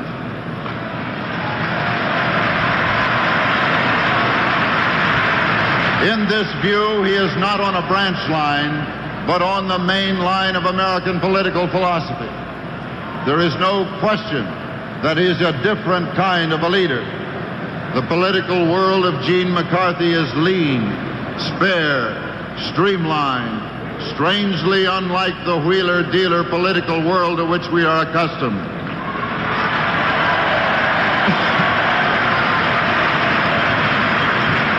Never in our political history has any major candidate for the presidency been less encumbered by deals, promises, or accommodations than Gene McCarthy. I think I understand why he refuses to make all the traditional commitments. He is saying to his own party and to the country, "I will not let you off the hook on the key issues of war and peace, of poverty and racism, whatever the cost may be to me." Let me make these points clear. Senator McCarthy has offered us a comprehensive program for rebuilding and revitalizing our domestic society. At the same time, he has pointed out that the stern corollary of this is our orderly withdrawal from the costly quicksand of our commitment in Southeast Asia. At no time has Senator McCarthy recommended unconditional withdrawal from Vietnam. At no time has he recommended any move that would deprive our fighting men of full protection or disavow our valid commitments to the people of South Vietnam or our other allies. He has voiced the concern of a nation about the direction of our escalating hardline war policies in Asia. He has insisted doggedly that there must be a disengagement from this jungle war and a rejection, in fact, of the erroneous concept that there can be a military victory in such a conflict.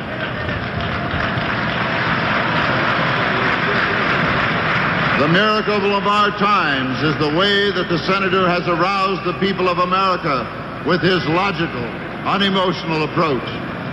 People under 25 up to now have had the poorest voting record of any age, but they have followed Gene McCarthy, and they will vote for him.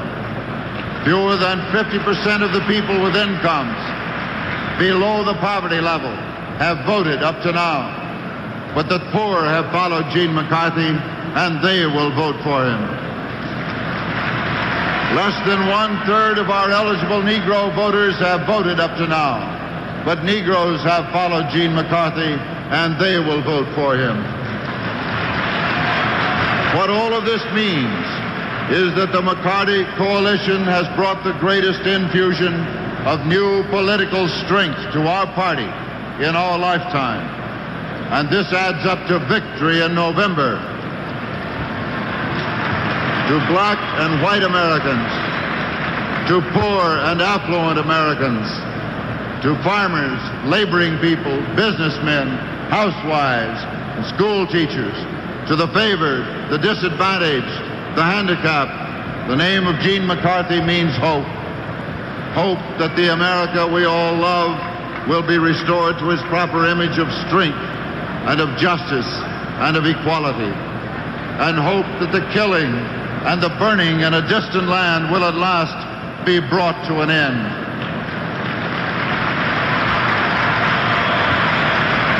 In a democracy, crisis is the mother of creativity.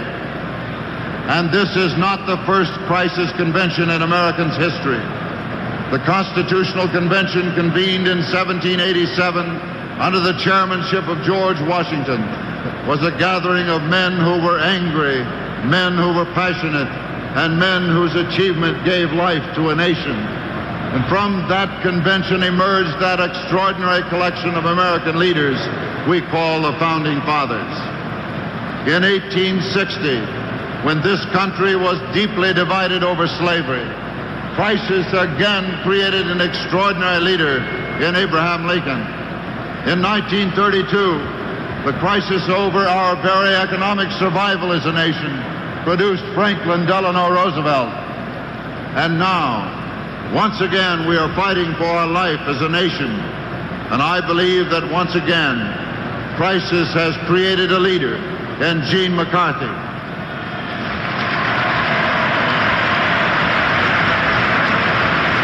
We Democrats cannot claim to have found him. The people found Gene McCarthy for us. They found him, they follow him, they have urged him on us. He is more accurately the people's candidate than any other man in recent history. I offer you now the man with new options for America, the leader who can unite our country and assure its future. I place before you for the Democratic nomination as President of the United States the name of Senator Eugene J. McCarthy of Minnesota.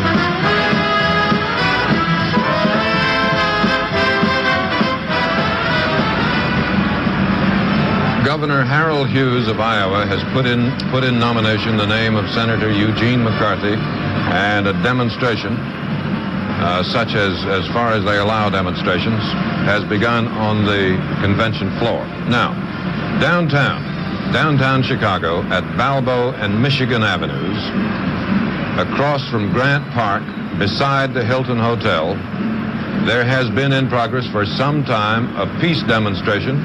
The police have come to put it down. The National Guard has been called to help. NBC News correspondent Aline Saarinen is there. This is on tape, since again we're not able to cover it live. The tape you're about to see was made about 30 to 40 minutes ago.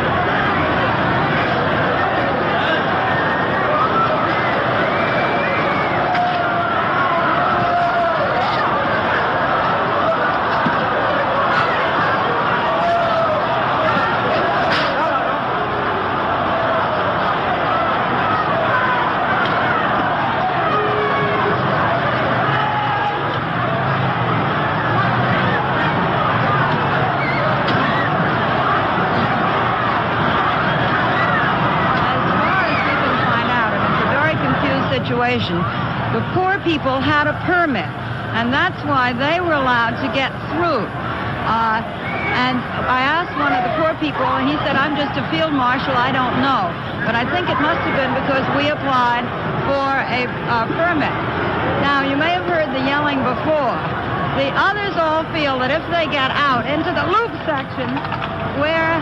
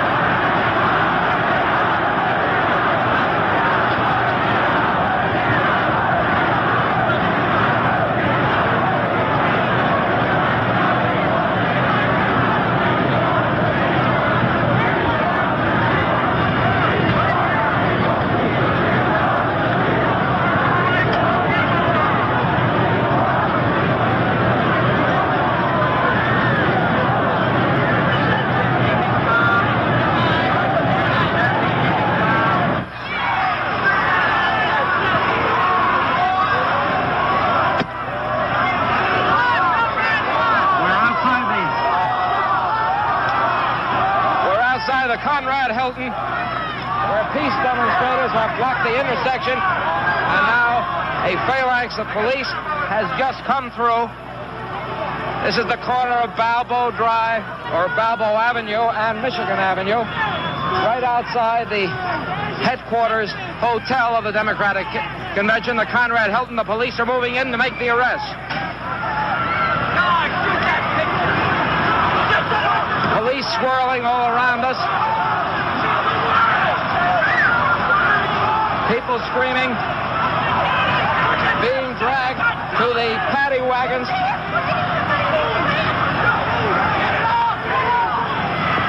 Police and demonstrators tussling all over this busy intersection on this, the night of the presidential nominations at this Democratic Convention. A scene of wild disorder here outside the Conrad Hilton.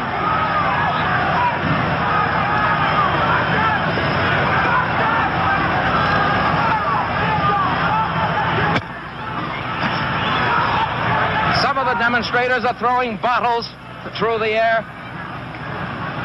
Police are wielding their clubs. This is a situation that has been building up through a long and sometimes tense afternoon, about 6 or 7 hours. First a rally in the park, then an attempt to march on the amphitheater. That attempt blocked by police. Then the demonstrators managing to get onto Michigan Avenue, marching on the hotel. And this, the climax, after blocking this intersection for about a half hour. The police got reinforcements and started making arrests. But there are still many demonstrators around the area. Michigan Avenue is still hopelessly tied up.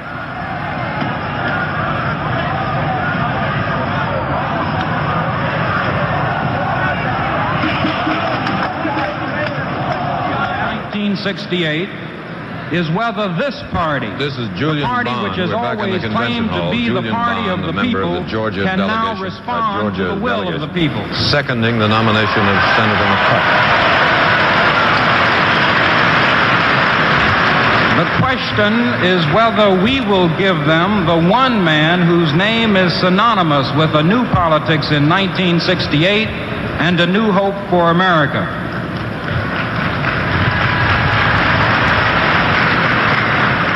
All over the world, 1968 is a year in which people have been raising up and demanding freedom. From Biafra to Georgia, from Czechoslovakia to Chicago.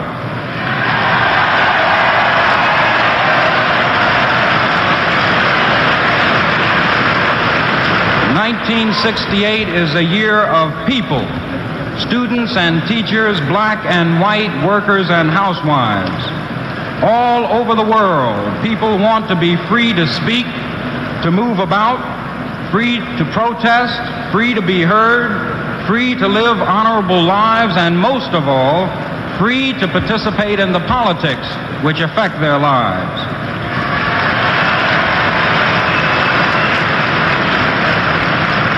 That is the freedom we seek tonight through the Democratic Party in 1968. Don't tell us we're going to get that freedom through the policies of the past. The American people have rejected those policies. Don't tell us we're going to get that freedom from the leaders of the past, because those leaders don't even understand what we're talking about.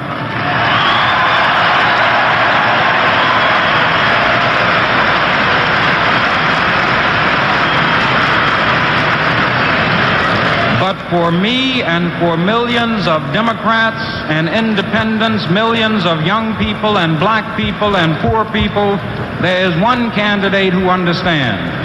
There's one candidate who has lived it day by day. There's one candidate who will tell it all. That man is Gene McCarthy.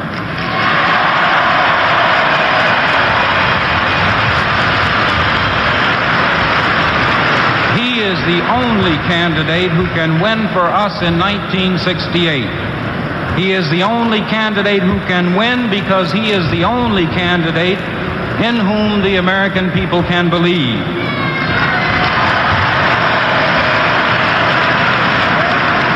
He is the only candidate who is saying now what he said in November. He is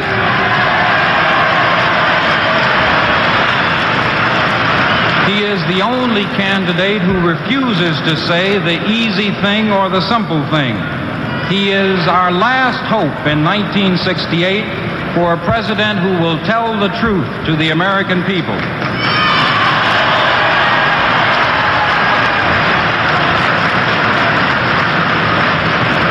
Before Senator McCarthy came along, the young people of America thought our country was gripped by violence and hatred and that nothing could be done. But Senator McCarthy put young people back to work for America. When others held back,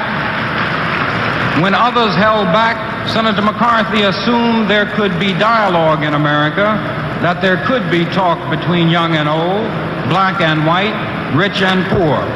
There was talk, there was debate, there was full and open discussion in our land. When others held back, Gene McCarthy assumed the American people could bear the truth. And we learned that not only could they bear it, they were hungry for the truth, starving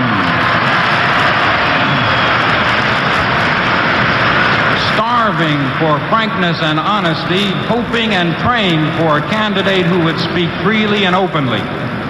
When others held back, Gene McCarthy assumed the American people could pass a judgment, and we have seen that judgment pass.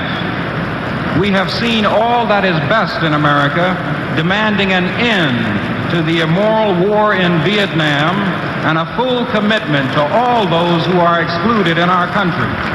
To all those who are injured and insulted, to all who go hungry and powerless in the midst of affluence and luxury. Americans of good faith now realize there's one candidate who has never spoken on the side of repression and violence, one candidate who has never promised more than he could fulfill, one candidate who has spoken quietly and steadily of bringing together black people and white people to make a new start in this country. One candidate who has stood for generosity and humanity toward the smaller nations of this world. And that candidate is Gene McCarthy.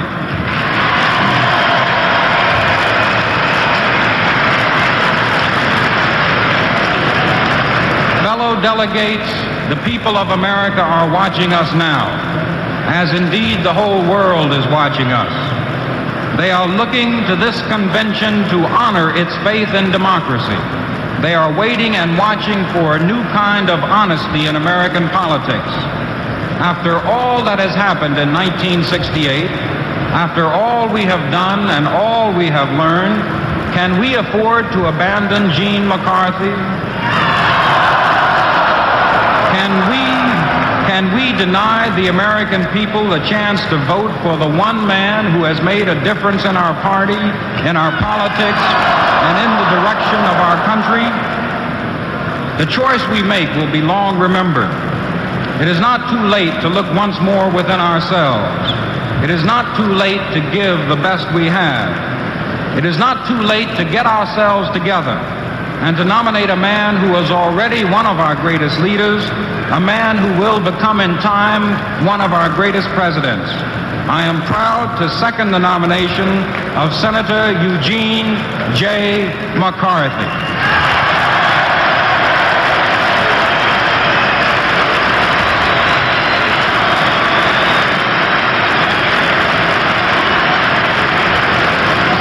Here's a little more on the action downtown. As David said, National Guard troops have moved in around the Hilton Hotel. The guardsmen have bayonets at the end of their rifles. They're wearing gas masks.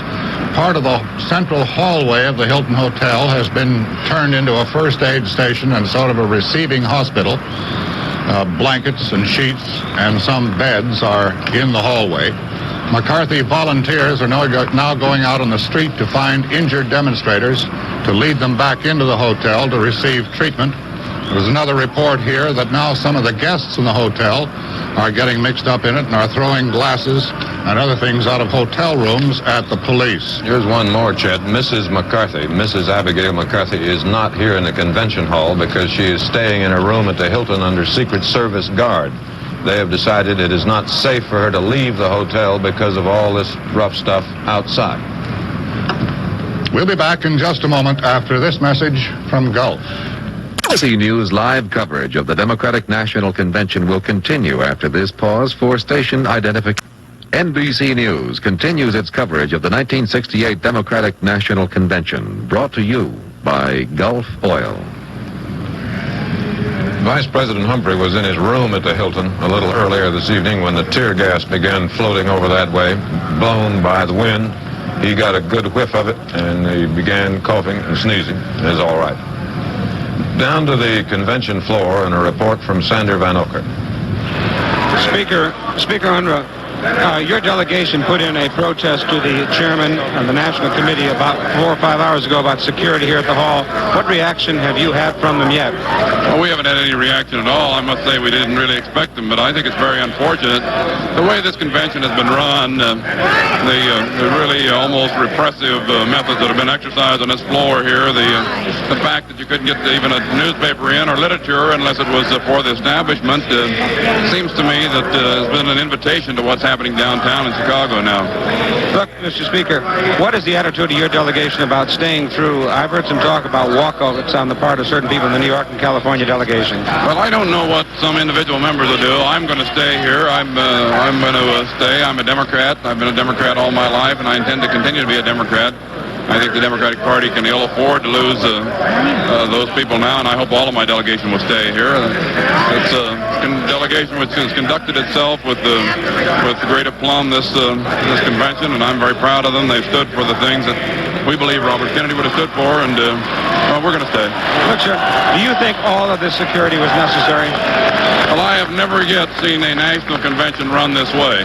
And I have to say that as boring as I thought the Republican convention was, if I had to take my choice between being bored and being shoved, I think I'd rather be bored. What do you think the attitude of the American people will be in terms of preference for a party in terms of what they've seen? Well, I don't see how they can be very impressed with the way this thing has been run. The newspaper men have been pushed around and in some cases slugged, and the delegates have been pushed around, in some cases slugged, and really for not much of any reason, a little over-exuberance at times. And you expect that. They ought to welcome some enthusiasm. There's precious little of it around at this point. Can I ask you something else? You were having a conversation with Mr. Lloyd Hand, who is a representative of the Vice President, on this question of Mayor Alioto of San Francisco nominating the Vice President. I'm going to clarify that in just a moment, but the fact of the matter is that the Vice President called me earlier today and asked me if I would put Mayor Alioto on my delegation. Mayor was not on my delegation. He was a member of the delegation which got 11% of the vote in California. I told him I was glad to. Joe Alioto is a great man, a great mayor, and I frankly hope the Vice President takes him as the President takes him as the Vice President takes him as the next Vice President. Is that because you don't want to run against him for governor in 1970? No, that's not. Look, how can you ask me that after June 5th? I'm lucky if I can see 3 days ahead, much less 2 years. I'm not picking any fights. I don't know whether, I can't even say I'll be in politics in 2 years. What happened, Mr. Speaker, though? Well, I was under the impression he was going to make a seconding speech. I put him on the delegation, announced publicly I would put him on the delegation, and then Mr. Hand came to me and said, well, the signals have been switched. We are now, he's now going to make a nominating speech instead of a seconding speech. I said, fine. Mr. Hand did not ask me to introduce the mayor. The Vice President only has 13 or 14 votes in here, and an hour and a half before I had told Pat Lucy from Senator McCarthy's staff that California would yield to Iowa so that Harold Hughes, who's one of our great governors in this country, could put Senator McCarthy in nomination. And I obviously had made this commitment first. Now, Mr. Hand just let me under the illusion that the signals have been switched, but nobody came to me and said that we have to, that you should introduce the mayor for the purpose of a nominating speech. Well, now what are you This is not a Humphrey delegation, and I don't know how they could have presumed that I should know that I was supposed to do that in the absence of being instructed. What are you going to do now, Mr. Speaker? Well, I have been talking to Congressman Wright, and he's indicated that when the next state is recognized, they will yield to California again. and then I will have a chance to introduce Mayor Alioto for the purposes of placing the Vice President's name in nomination. Okay, sir. Thank you very much. Speaker, now back to Chet and David. We're told the Chicago police are under orders that if they come into the hall to arrest delegates or otherwise perform their duties there, not to wear helmets. David, I'd like to... Presumably because it doesn't look very good. I think we can establish this without fear of contradiction. This surely is the first time that policemen have ever entered a convention, the floor of a convention. In the United States. Right. Well, the McCarthy is in nomination. There was a demonstration, rather small, partly they say because they had a lot of signs printed, but had them stored at the Hilton Hotel to be brought out here this afternoon, but they couldn't get them out of the hotel because of the disturbances in the street outside. Let's see, what do we do next? Well, NBC News' Robert Hager reports The vice presidency? Yes. United States Senator who talked tonight with Humphrey's co-manager, Senator Fred Harris, says Harris told him the vice presidential considerations have now been narrowed to 3. Senator Muskie of Maine, Sergeant Shriver, ambassador to Paris, and himself, Senator Harris of Oklahoma. We'll be back in a moment after this from Gulf.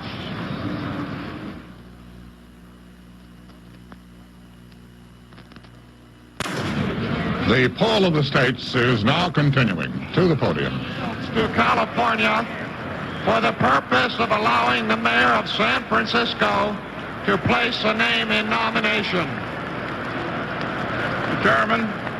California.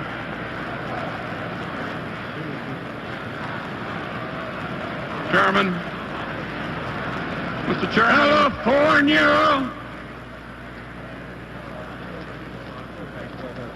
Mr. Chairman, if I could take 1 minute of the convention's time to explain a mix-up which happened before, I would deeply appreciate it.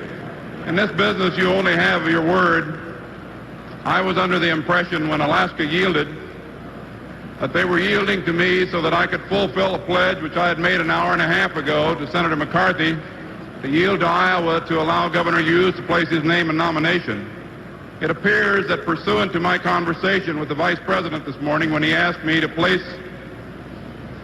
a person who will put him in nomination now upon my delegation, which I agreed to with great eagerness, that Alaska had yielded for that purpose. I'm sorry for the confusion.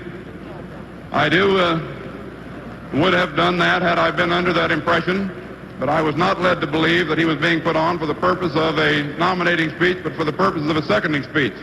I do now introduce the mayor of San Francisco, a great mayor, a great Californian, and one who I'm sure that shortly or in the long run will be seen a lot more of in Democratic Party politics, the Honorable Joseph Alioto.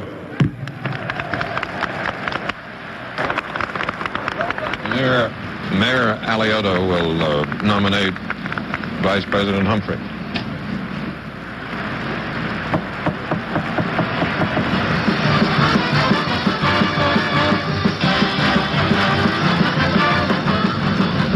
Well, the news media has taken another casualty. NBC News reporter Hal Suit. Rather, where is that? I've lost it. Here.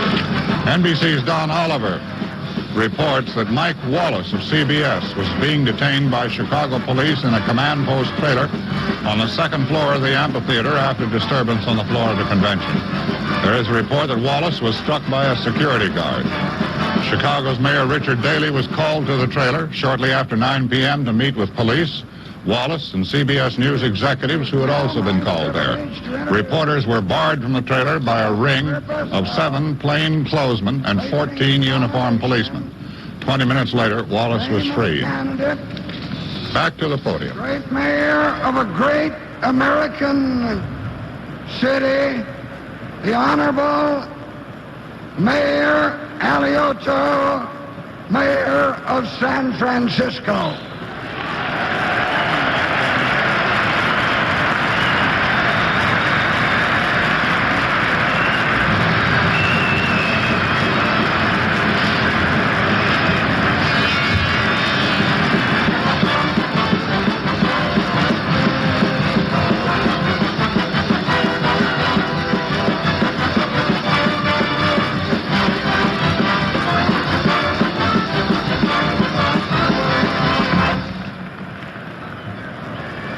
Mr. Chairman,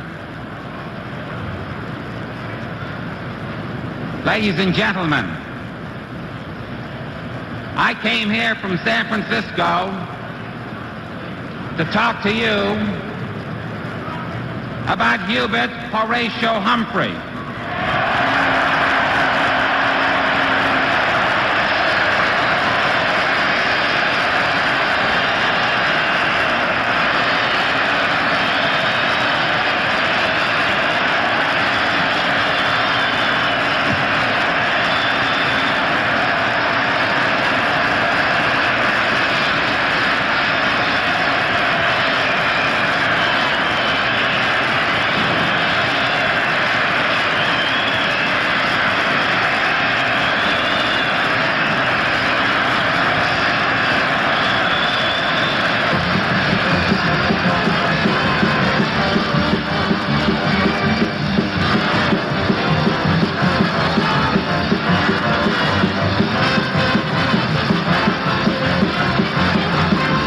I will make an educated guess that is Vice President Humphrey's favorite song, the Minnesota Rouser.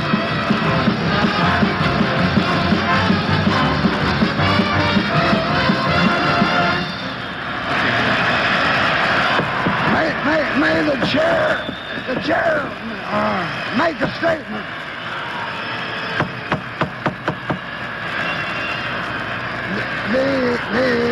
The demonstration now taking place will be taken out of the time of the mayor. I came here to talk to you about the man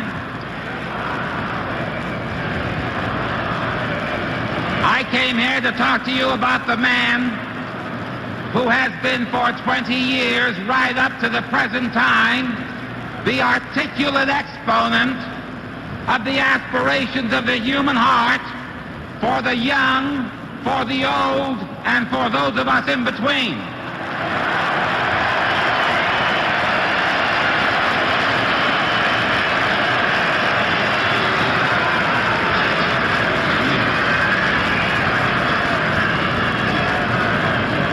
I'm not going to read to you, but I am going to ask you to project yourselves to January 20th, 1969. To project yourselves to the steps of the great Capitol in Washington. And in your mind's eye, to picture a man standing on those steps with his hand raised, pledging that he will execute the office of the President of the United States, and that he will, in accordance with his ability, preserve, protect, and defend the Constitution of the United States, so help him God.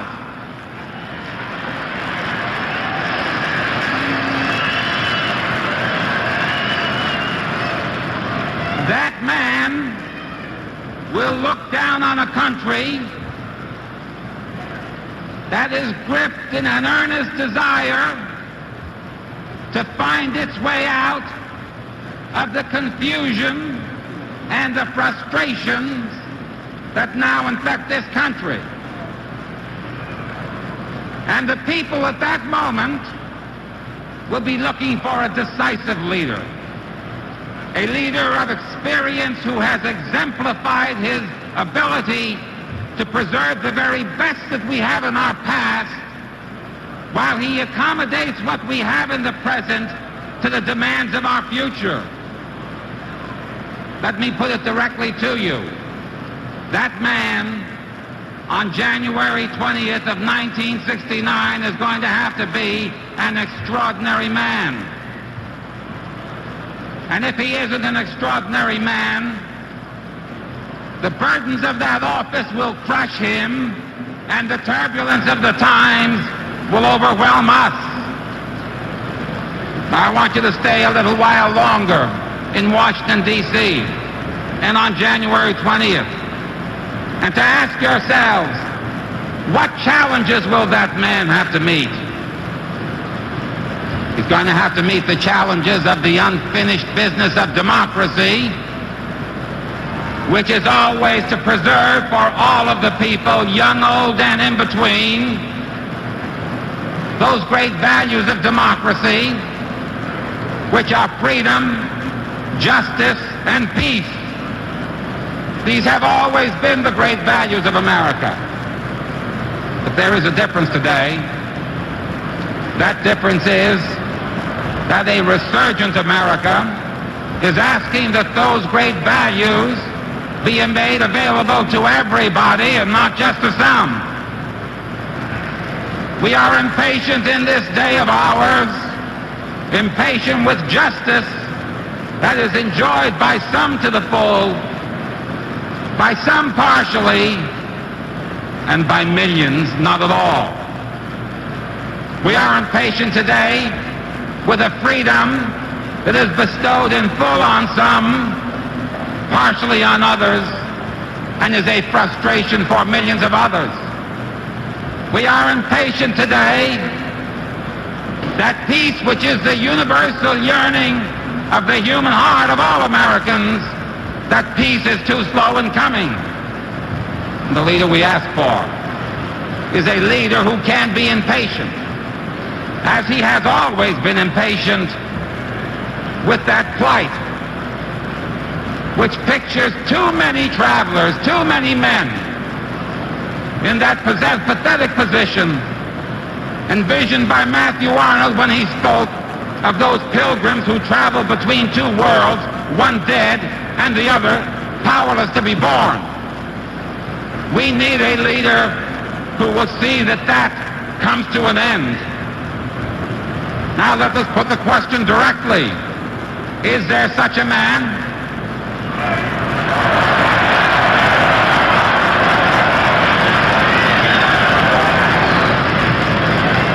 The cynics will tell you that no one human being can have that kind of impact on human history.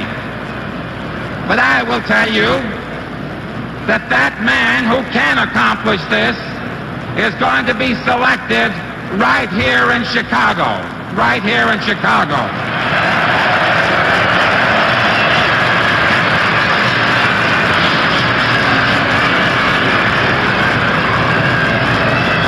And he is going to be elected in November.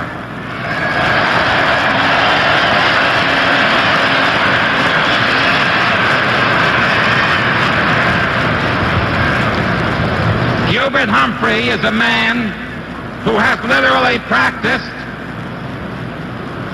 the art of the improbable and the impossible. He has literally practiced it. I ask those of you who are young and think you are finding things in you to think back on the fact that he was told that a 34-year-old man without political experience could not be elected mayor of Minneapolis, when he rallied the youth to a crying call of changing things as they were. But he did it. He did it. And he was told that a mayor without the legal power to do so couldn't get rid of crime and couldn't get rid of discrimination. But he did it.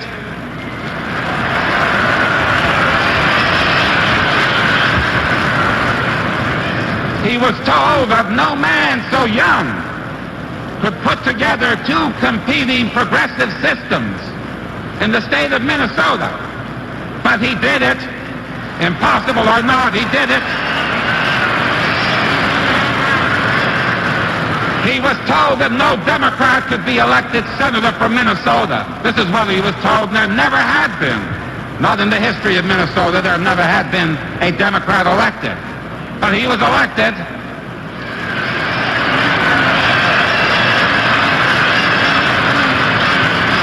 Go down the list, you who are talking about the inflexible status quo, and you who are mouthing words like new options.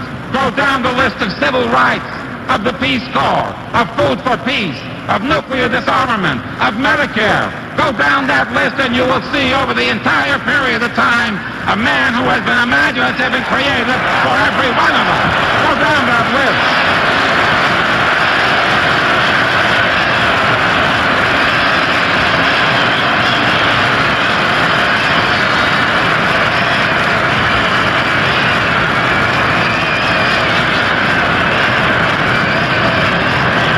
Everything this man has done has combined a recognition that we have a precious heritage out of which we have crystallized a good deal of wisdom, and we revere it.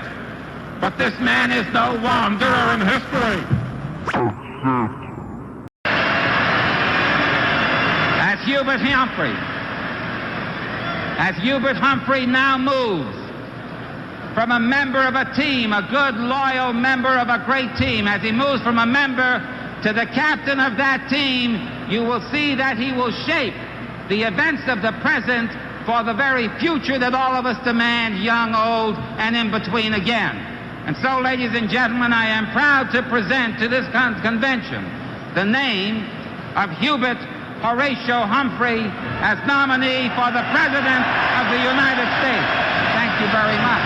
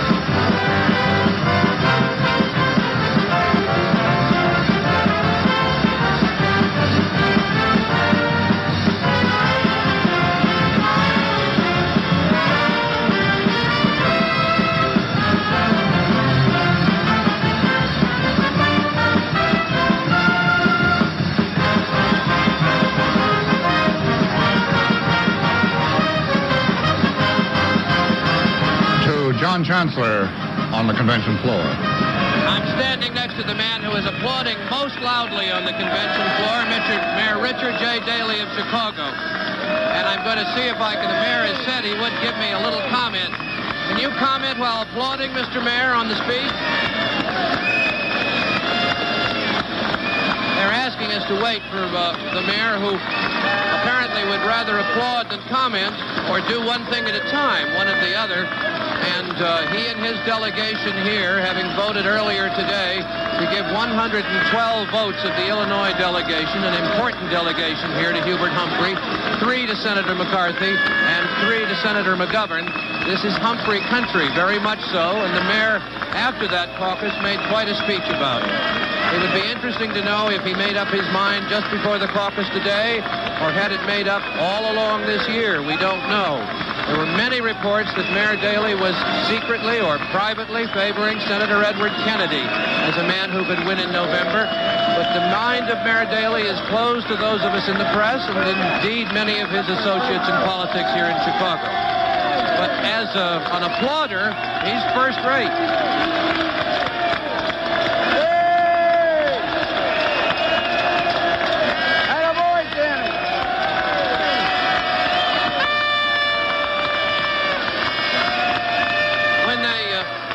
Talked about not having demonstrations here in the International Amphitheater.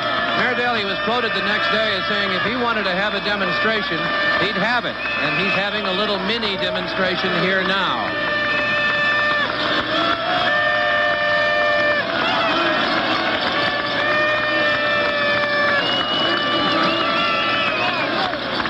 Earlier this evening, it was people from the Cook County Central Committee, the Central Democratic Committee, that passed out many of the Humphrey banners and posters which we see waving around the hall now. This was normally considered against the rules, but they did it.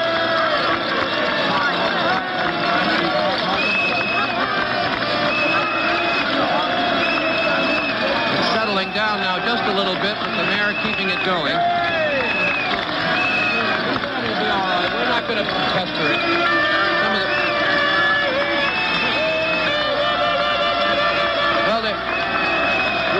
get the mic to him, but some of his aides and some of his bodyguards here are anxious that we don't shove the mic in the mayor's face. And I think it would be impolitic for me to do it right now.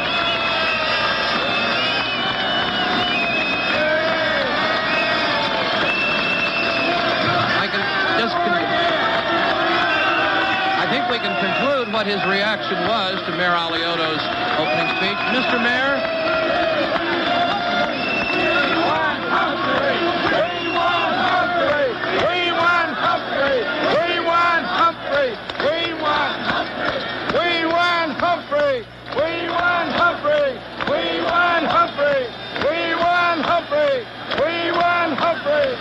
That, at least, is the reaction of one delegate here to the convention, the mayor of Chicago, Richard J. Daley. We want Humphrey. This is John Chancellor on the convention floor. Now to Chet and David. There is a difference. There are no balloons, no snake dances through the aisles, just people standing and applauding, waving banners.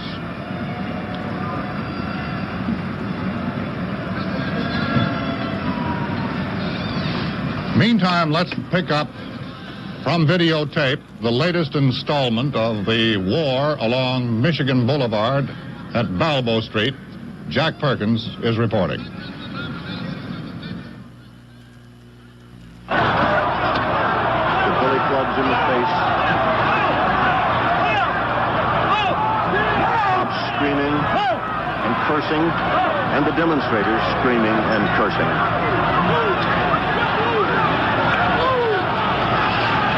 Girl being carried off to a paddy wagon in something less than a nonviolent manner. It was supposed to be a nonviolent demonstration today. And one will never know what it was that made it become violent.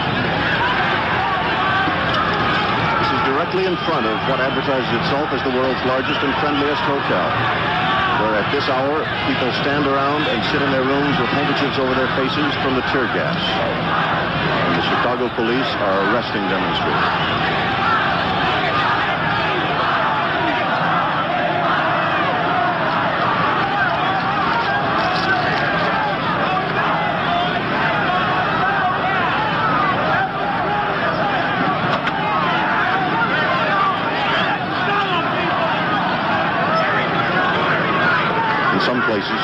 Plainclothesmen helping make the arrests.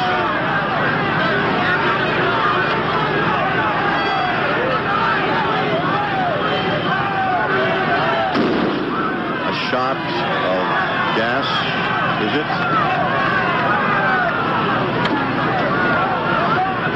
And more bottles being thrown here and there by the crowd.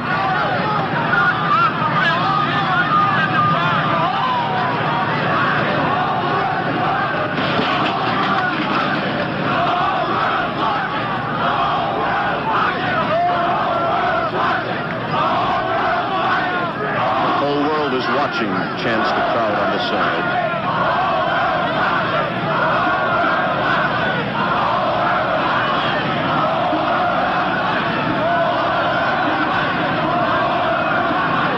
There's a break in the arrests now. The police seem to be regrouping. And now moving off down Balbo Street, and the crowd is running. And the police are chasing them into Jackson, into Grant Park.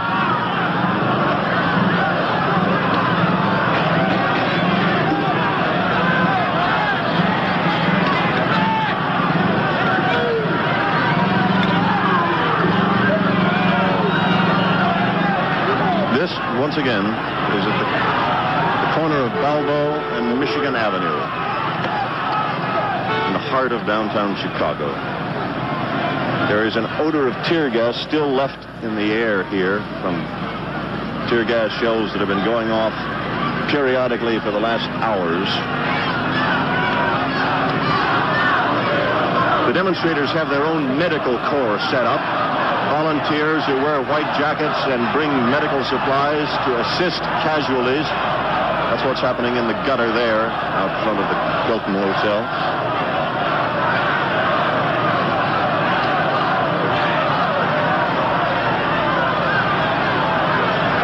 reinforcements moving down Balboa Street now.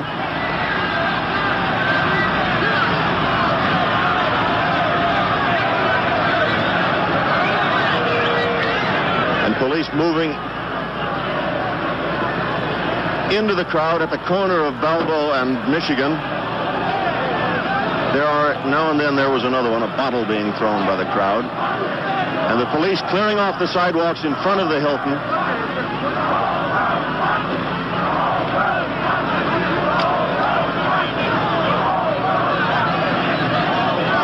And the persistent chanting by the crowd, the whole world is watching, they say.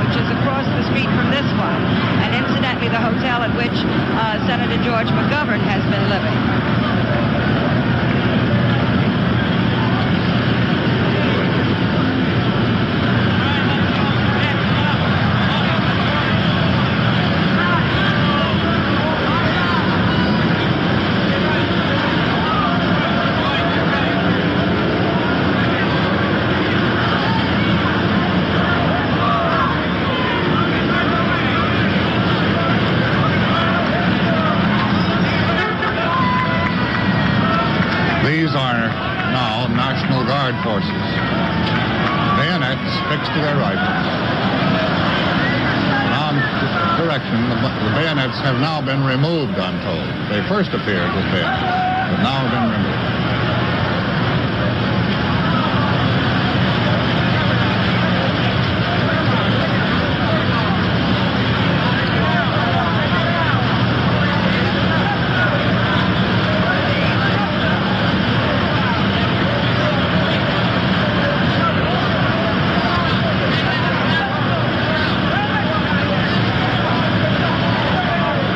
They're moving the crowd down Michigan. Police first, followed by the National Guard.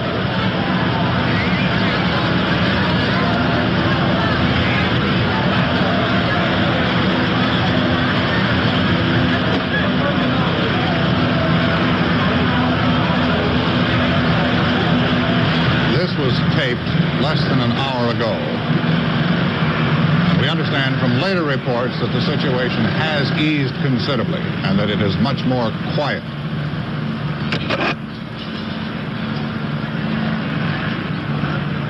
The crowd of demonstrators broke up into a number of splinter forces, still of considerable size, and spread to other areas of the central Chicago district, where other but more minor altercations are taking place.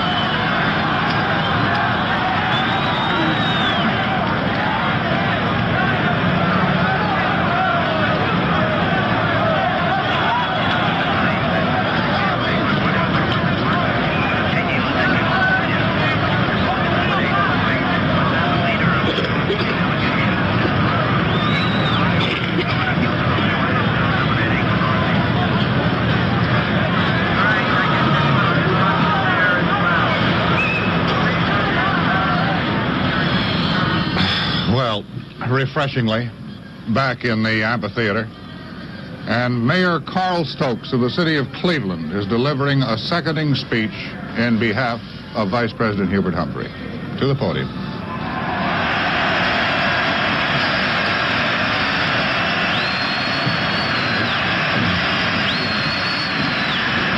I should have said he was concluding a seconding speech.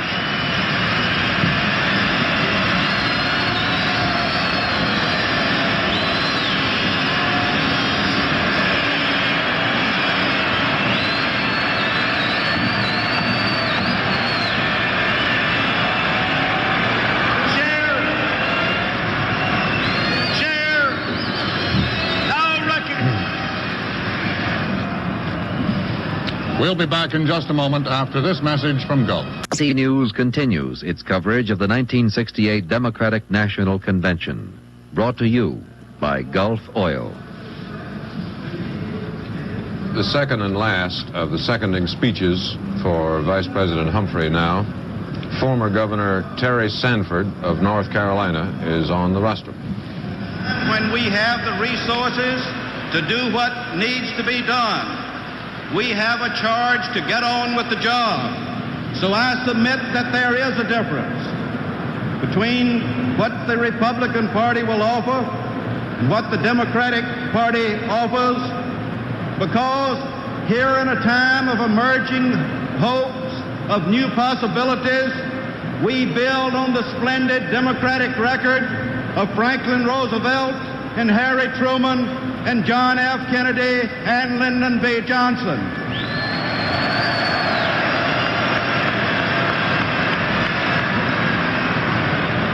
And this is no time for drawing back, or for resting, or for reacting, or appealing to fears and doubts. This is a time in America for perfecting what already has been achieved, for taking advantage of the great programs that offer hope and new opportunity to so many people. This is a time for moving forward. This is a time for faith, for on our faith depends the hope of the world and the faith of free people everywhere. The most original mind in American politics is the mind of Hubert Humphrey.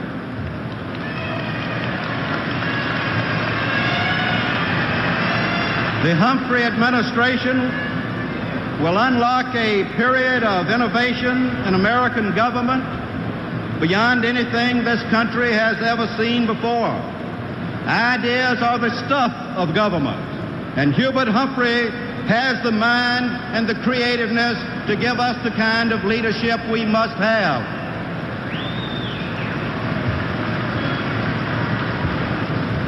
Born in rural America, he understands the intimacy between the dusty hardships of the farms and the crumbling slums of the cities.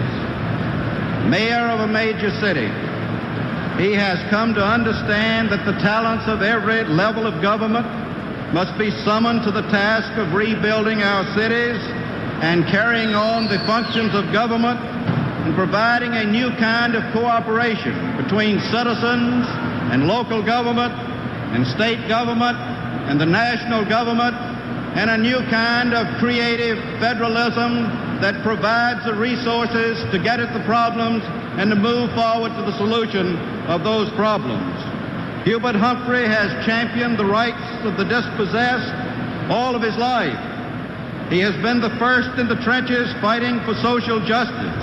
He has spent his whole life preparing for this moment to lead this party and this nation into the 70s with a spirited and lively leadership.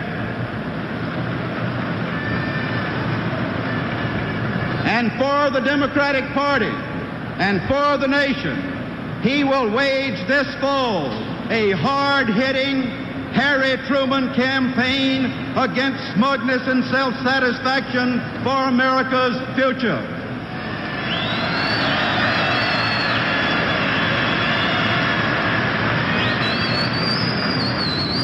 Our candidate is not a new model.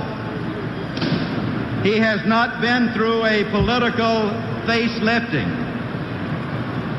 Hubert Humphrey is what he has always been, champion of the hopes of people, and I am proud as a fellow Democrat to second the nomination of Hubert H. Humphrey.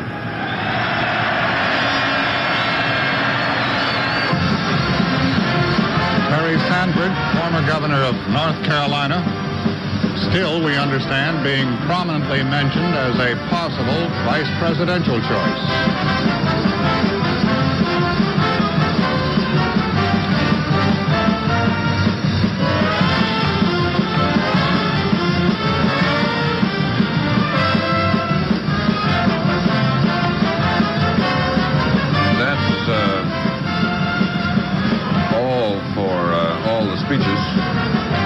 Vice President Humphrey. So let's see now. We have 2 candidates and 1 favorite son nominated, 1 candidate and 1 favorite son remaining. Senator McGovern, the clerk will the candidate, and Channing Phillips, the Reverend Mr. Phillips of the District of Columbia, favorite son. And that'll be all. Arkansas.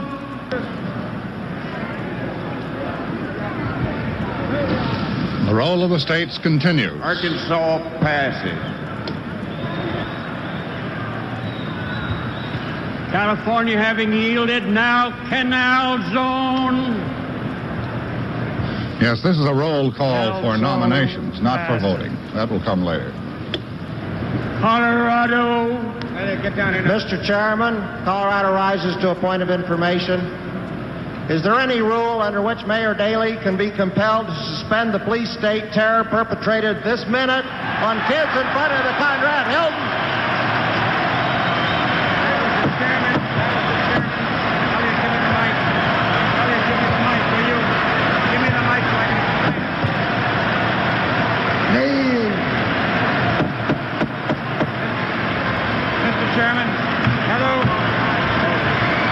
To Senator Van Oker. All right.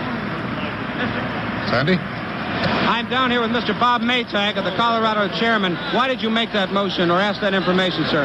Well, we're aware of the terrible violence that's going on in front of the Conrad Hilton Hotel and other areas of the city. And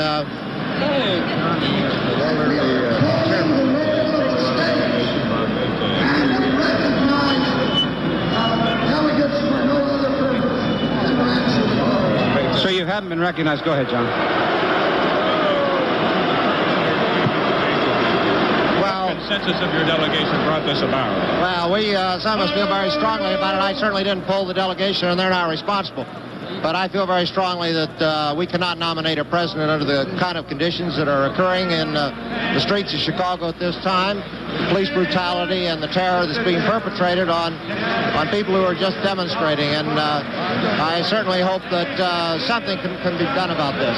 How do you intend to pursue this, Mr. Maytag? Well, I'm not sure that it can be pursued, but it's certainly been brought to the attention of the delegates here now.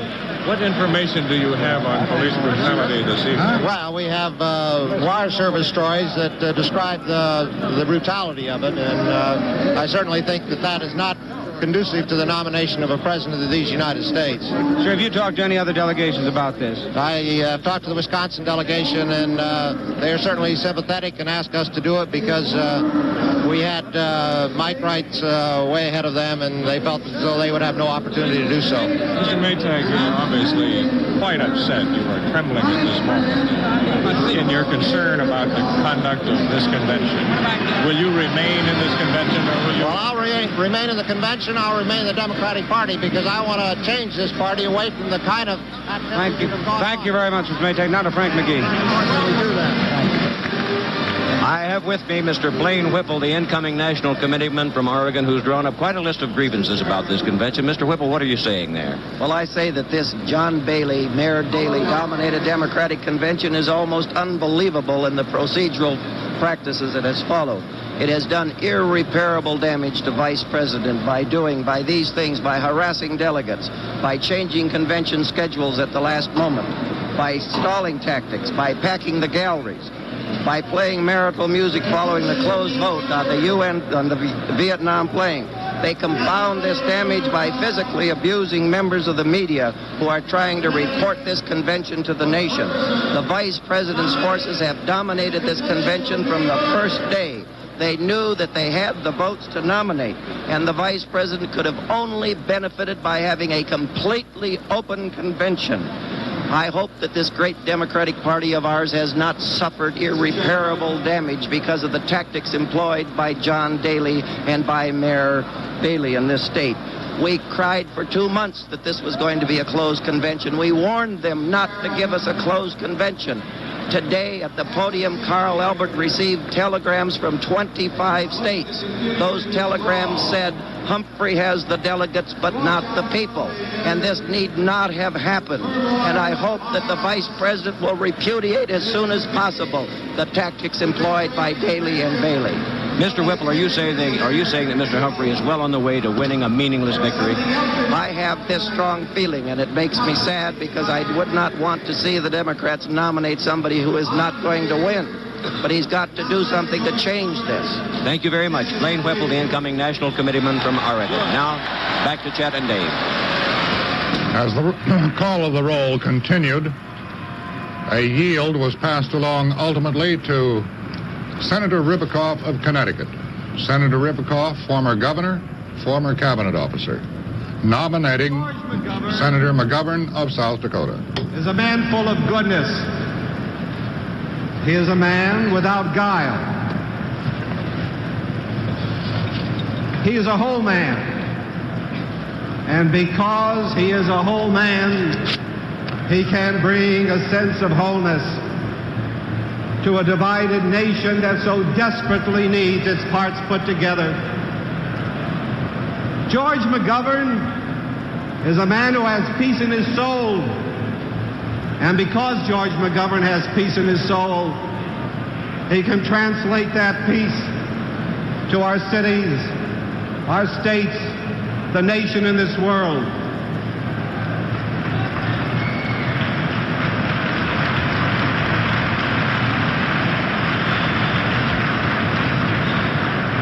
The basic problem that we face here tonight is an indivisible peace, peace abroad and peace at home. And here was a man long before that was a cause that was popular to espouse. George McGovern in 1963 called attention to the great problems of Vietnam and its significance and meaning to the United States of America at home, abroad, in its relationship with all the people of the entire world. George McGovern understood from the very depths of his being that napalm and gas and 500,000 Americans in the swamps of Vietnam was not the answer to the people of Vietnam or the people of the United States.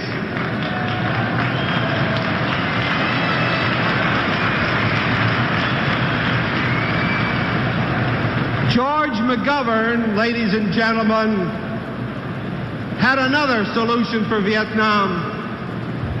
I served with him in the Kennedy administration, and there George was in charge for President Kennedy of the Food for Peace program.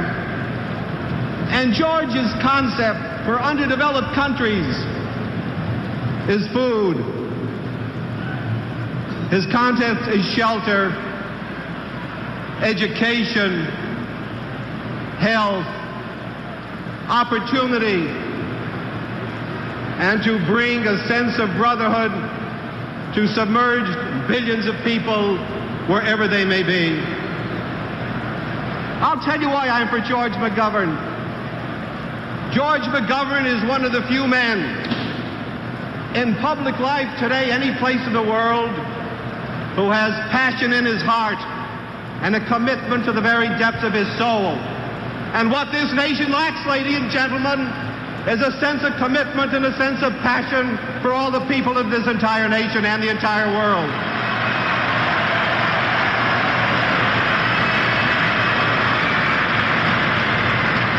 George McGovern is not satisfied that 10 million Americans go to bed hungry every night. George McGovern is not satisfied that 4.5 million Americans, families, live in rat-infested and roach-encrusted houses. George McGovern is not satisfied that in this nation of ours, in this great nation of ours, our infant mortality is so high that we rank 21st in all the nations of the world. George McGovern brings out of the prairies of South Dakota a new wind. A wind that will be able to lift the smog of uncertainty from throughout our great land of ours. We need unity, and we can only have unity with a new face and new ideas and new ideals. The youth of America rally to the standards of men like George McGovern, like they did to the standards of John F. Kennedy and Robert Kennedy.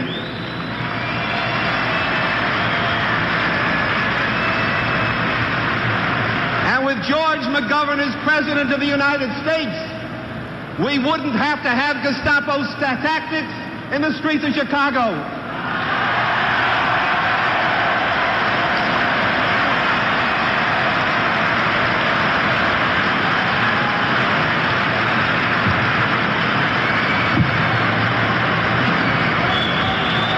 With George McGovern, we wouldn't have a National Guard.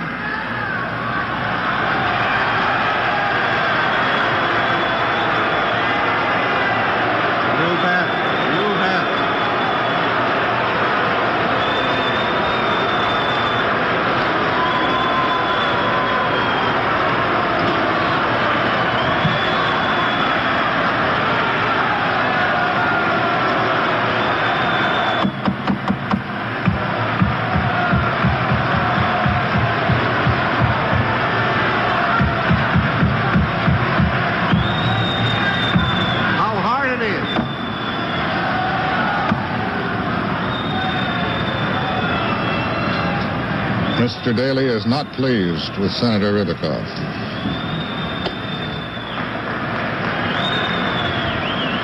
How hard it is to accept the truth.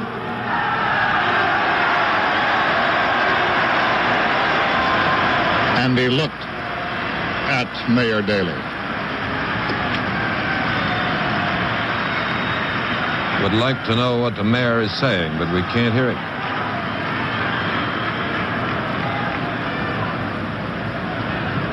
How hard it is to accept the truth when we know the problems facing our nation. Pretty gutsy, Abe. 350 years ago, some 350 years ago, a handful of Englishmen came to the rock-bound New England coast, and millions more followed them. And they crossed the Connecticut River, and they crossed the Hudson River, and they crossed the Ohio River, and they crossed the Mississippi and the Missouri, and the Rocky Mountains, and they went to the Pacific coast. And at no time, as they built a nation of 200 million people, did they think they had crossed the River Jordan into the Promised Land. And we built that kind of a nation. And this nation now is beset with problems, and there are those, because of our affluence, who think we have crossed the River Jordan in the Promised Land. But George McGovern is a kind of a man that knows there are obligations and duties that come, and there are burdens that must be carried on the shoulders of all mankind. And George McGovern, in his peaceful soul and his wholeness as a man, George McGovern is the candidate that I am proud of. And I come here, lonely from my own state, without support in my own state, to espouse the cause of one of the greatest of all Americans, and it is a great honor to nominate for the presidency of the United States, George McGovern.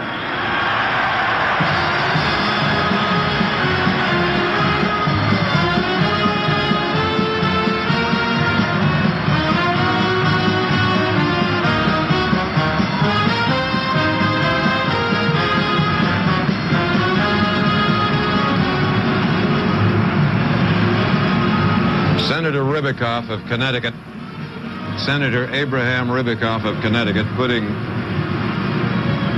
Senator McGovern in nomination, standing about 15 feet in front of Mayor Daley, looking him squarely in the eye, and talking about Gestapo tactics in the streets of Chicago. NBC's reporters on the floor tell us this, and part of it we can see ourselves. Generally, until this demonstration started, in general, the delegates on the floor are in their seats. Nevertheless, the aisles in the convention are crowded, and we don't quite know with whom. We do know that wherever our reporters go on the floor, they are followed by unidentified, faceless men who attempt to listen to everything they say. Some of them are wearing Humphrey badges. Some of them are wearing badges saying the Textile Workers Union of America. Others aren't wearing any identification at all. We don't know who they are, but we do know they are following our reporters around the floor, trying to eavesdrop and to see what they say when they converse privately with the NBC control room. As I say, the aisles were clogged with those people, and we don't know who they are. They're not delegates. There's a demonstration in progress now for Senator McGovern.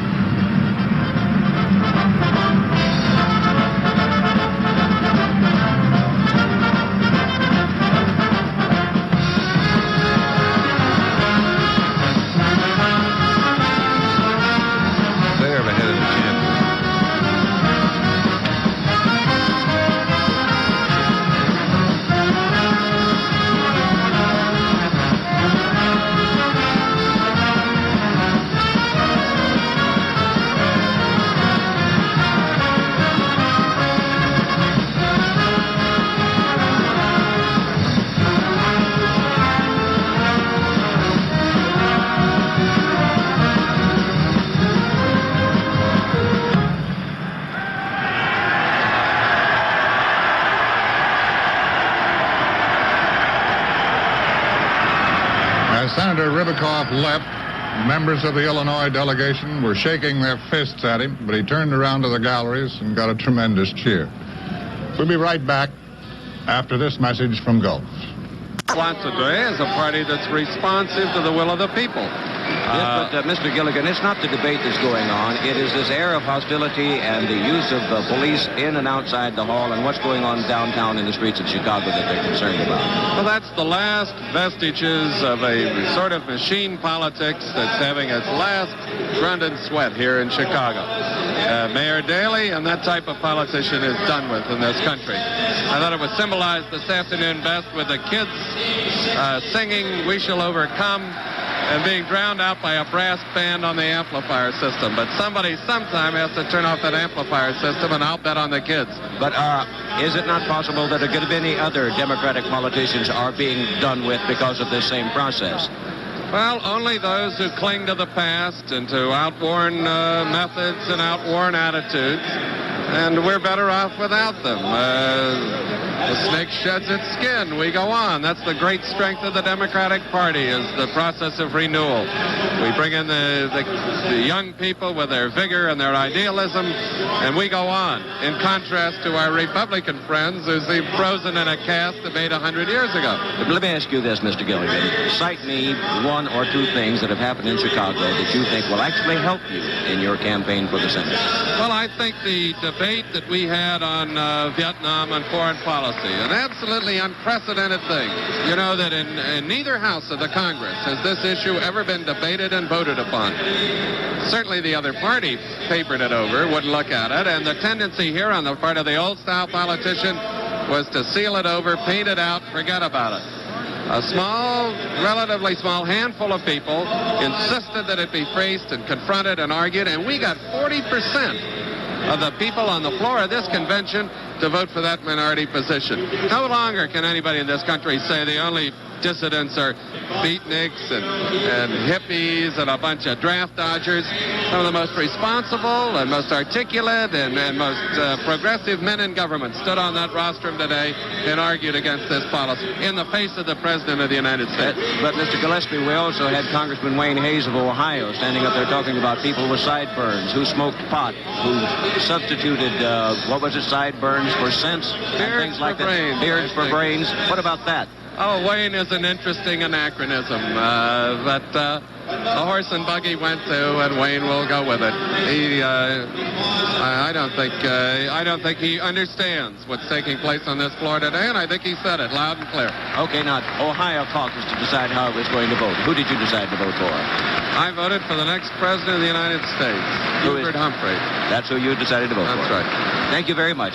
Mr. Jack Gilligan, candidate for Senate from Ohio. Now to John Chancellor. Is that correct? John Chancellor?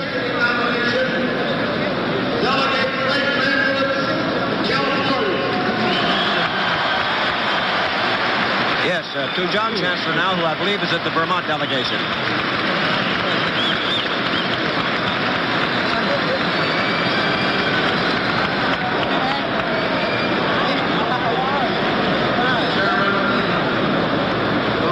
I'm talking here in the last row of the New York delegation with Mr. Theodore Sorensen, a former aide to Senator Kennedy. Why are we all so upset? Why is all this going on here in the convention, in your view? John, I'm afraid that the forces in control of this convention have overplayed their hands. They've stirred up bitterness where bitterness was unnecessary.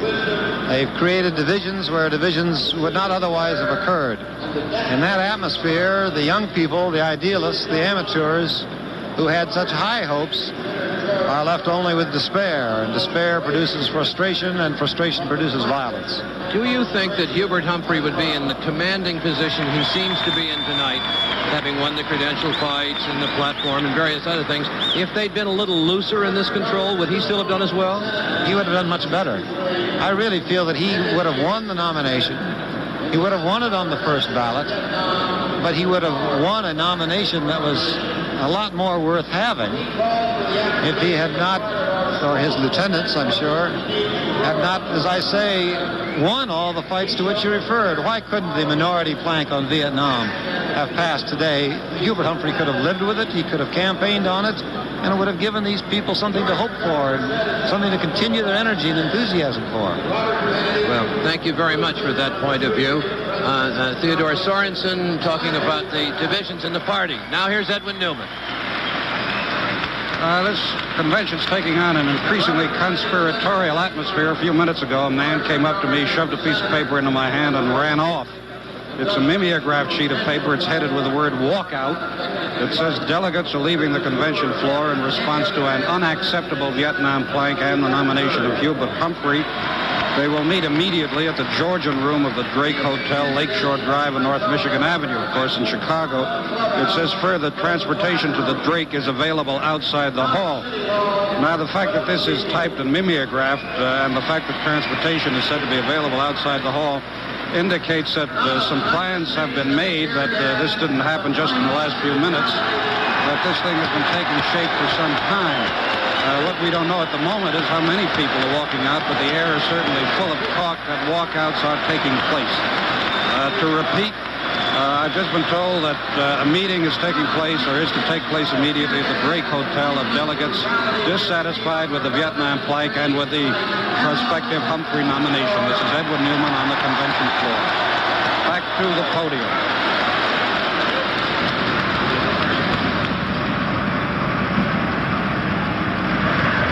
but of law and justice and a sense of history and a shared concern that these are human beings we are dealing with.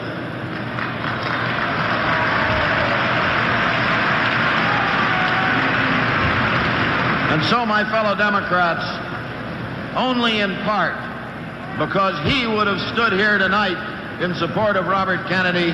Frank Mankiewicz seconding the nomination of Senator McGovern. Robert Kennedy had for him, but most of all, because I believe him to be the best and finest man to seek the presidency at this convention, I second the nomination and seek your support for a man I am proud to count as my friend, Senator George S. McGovern of South Dakota.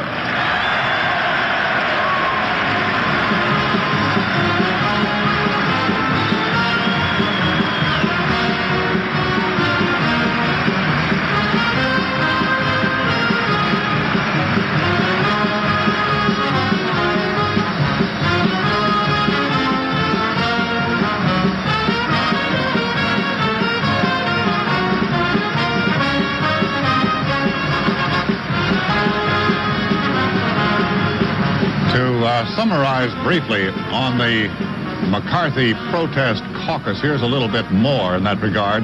NBC's Doug Kiker reports that Allard Lowenstein, head of the Coalition for an Open Convention, is planning to organize a march on the podium to present Carl Albert a petition calling for an end to violence in Chicago. It will call for the convention to end the harsh security measures, packing galleries, and ending what it calls the police state downtown. The move, once it's organized, would allegedly start in the New York delegation. More on this in a moment, after this message from Gulf. On the podium is Philip Stern of Washington, D.C., a delegate who is about to put in nomination the Reverend Channing Phillips. Fellow delegates,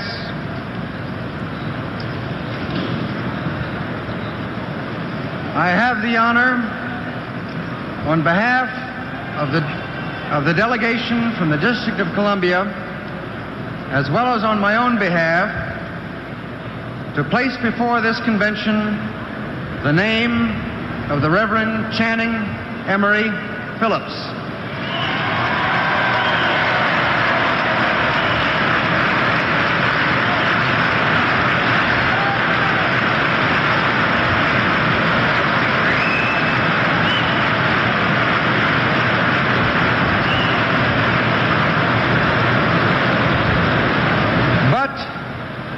But for a single, wanton, senseless act just 83 days ago, our delegation would tonight be casting its votes for the sure nominee of this convention and the next President of the United States, Robert Francis Kennedy.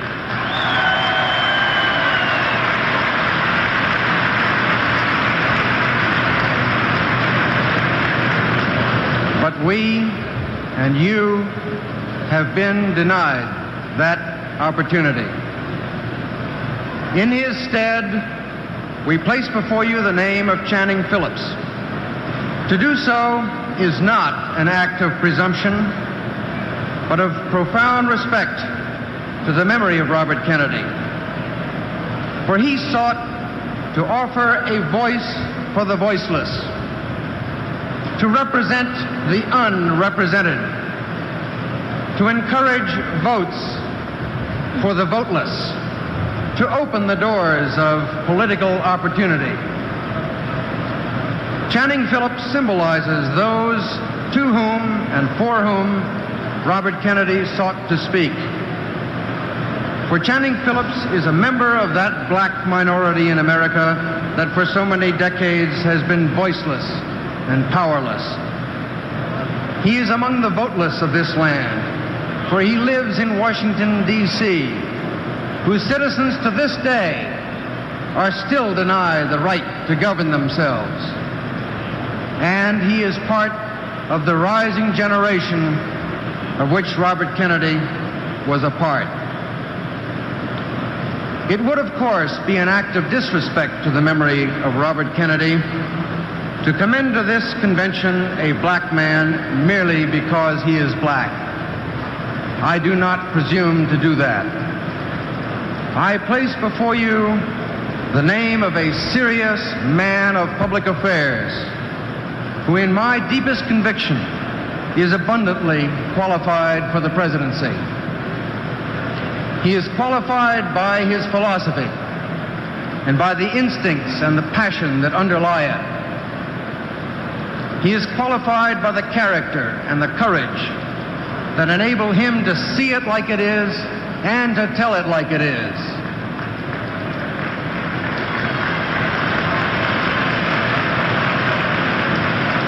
And he is qualified by experience. I do not mean the experience of long years of public office holding. What a narrow, myopic definition of the word experience. What has the so-called experienced leadership of this country brought us? When you leave this hall tonight and return downtown, look about you at the barbed wire and the helmeted troops.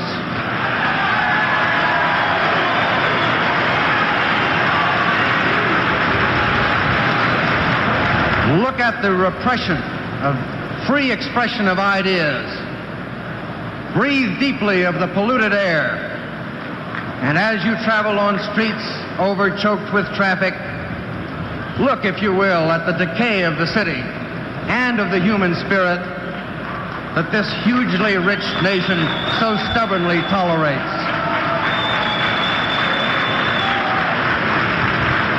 That is what experienced leadership has provided this country. I submit to you that office holding is not the only experience that is relevant to the presidency. More important today, I believe, is the experience of living and seeing and, above all, feeling. And in that respect, Channing Phillips is uniquely qualified for the presidency. No other candidate before this convention was born and raised in the ghetto. No other candidate has lived in the ghetto as a black man. No other candidate has suffered the impotent outrage of an insult hurled gratuitously from a neighboring car in Mississippi. No other candidate has experienced the flagrant indignity of being forced to serve his country in an all-black unit of a segregated army. That is a part of the experience that Channing Phillips would bring to the presidency. To him, the quest for social justice is no politician's platitude. It is a passion born of living in a black skin in a white man's society.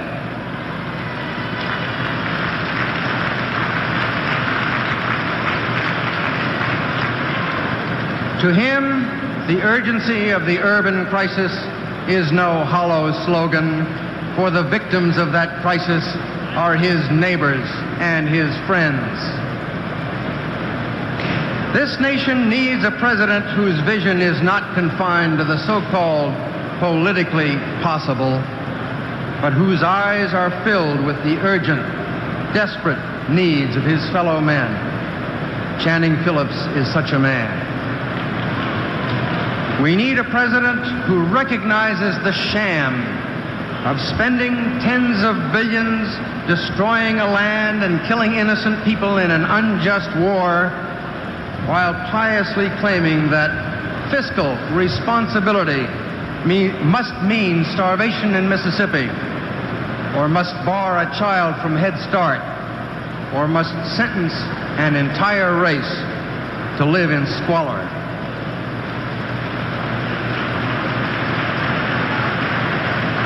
We need a president who sees the senselessness of a headlong rush for the moon or for supersonic flight, while earthbound men live among rats and send their children to antiquated schools with underpaid teachers using outdated textbooks. And Channing Phillips is such a man. And we need a president who will no longer tolerate the existence of a voteless colony in our midst.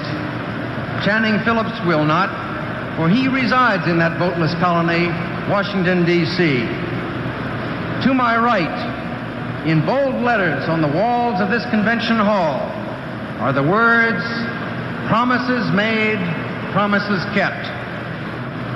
Well, let me remind you of a promise made in this party's platform 4 years ago, and I quote, "We support home rule for the District of Columbia.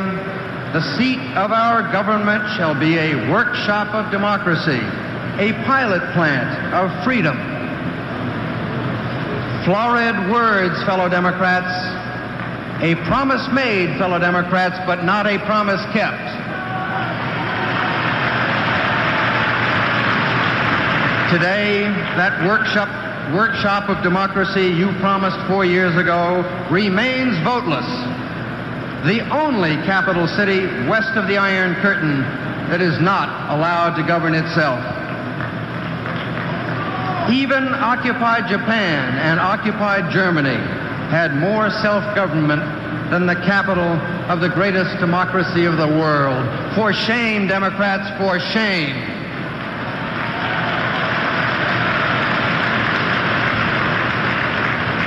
There is much talk today about law and order. Channing Phillips is dedicated to achieving peace and order, not only in Vietnam, but in the American cities as well. But he knows that peace and order will not come through the billy club.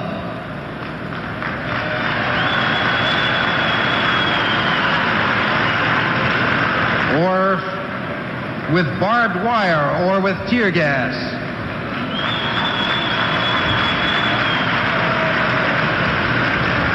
He knows that you can break heads with billy clubs, but you can't break spirits with billy clubs.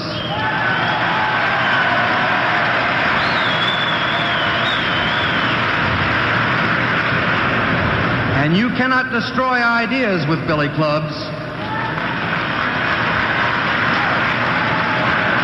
And above all, you cannot right wrongs with billy clubs.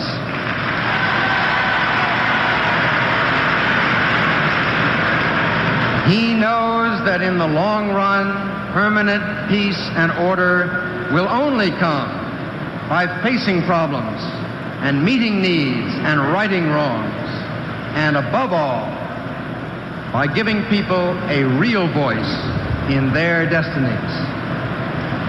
That is the central importance of Channing Phillips' candidacy tonight.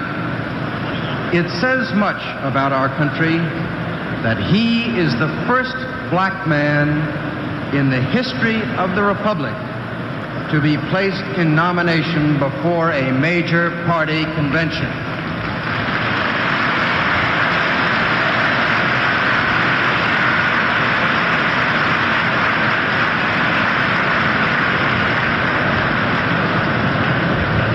There must be no political untouchables in America.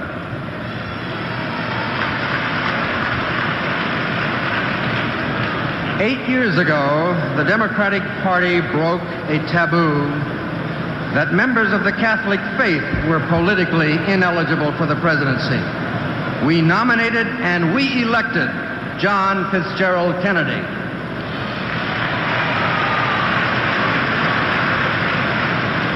Tonight, the presentation here of a black man qualified for the presidency must be the beginning of an awareness that a man's race is as irrelevant to his fitness for high office as his religion.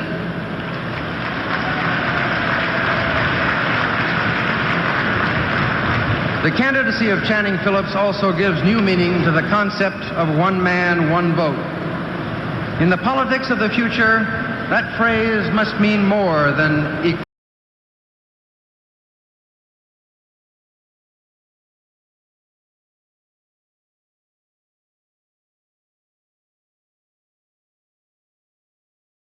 Equality between city and country, between Precinct A and Precinct B. It must also mean that the voice of the poor be given equal weight with that of the rich.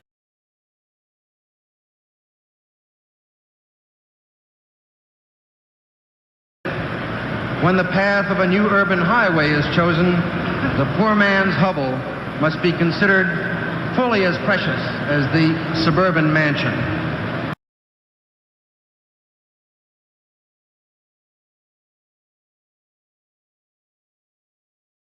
The makeup of the delegation that proudly commends Channing Phillips to you gives expression to that principle.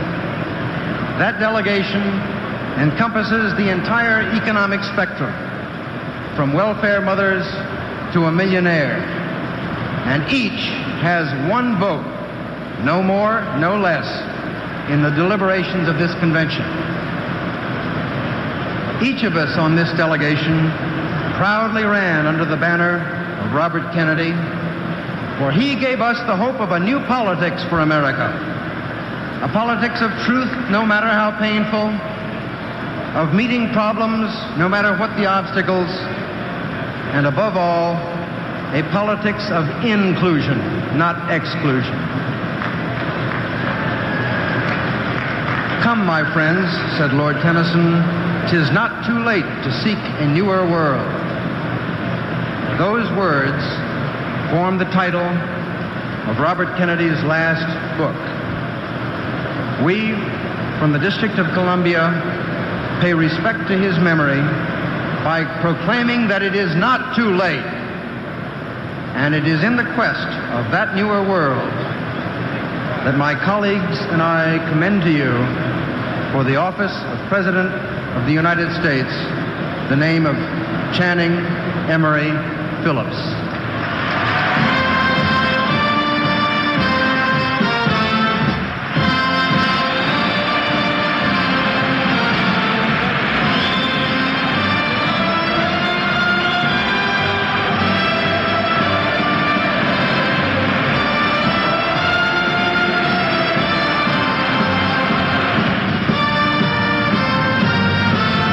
There is a cordon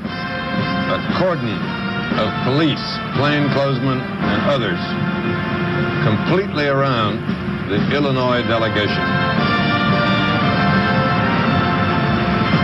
On the nomination of the Reverend Channing Phillips, the band played "We Shall Overcome." He is a minister of the Lincoln Temple of the United Church of Christ in Washington.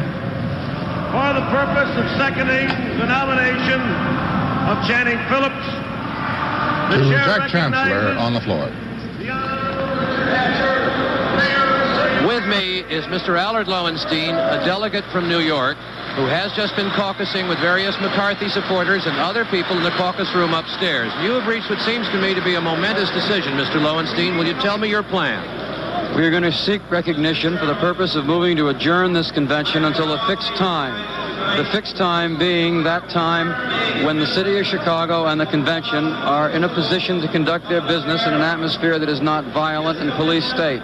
It is a mockery to sit in here conducting this kind of business while kids are getting maced and clubbed in a bloody unconsciousness in the Hilton Hotel and in Grant Park. One cannot in a moral way do that if they do not allow us to make the motion to adjourn to a fixed time, which is a debatable motion in which we will explain exactly how we feel about the process within this hall and outside of it and demand that they be changed. We will then not be able to allow the business of this convention to continue, and we will find means to see to it that it does not continue. Are you talking about civil disobedience in the hall? I'm talking about seeing to it that rules are recognized in the hall, and one rule is that a motion to adjourn is always in order, and a motion to adjourn to a fixed time is always debatable.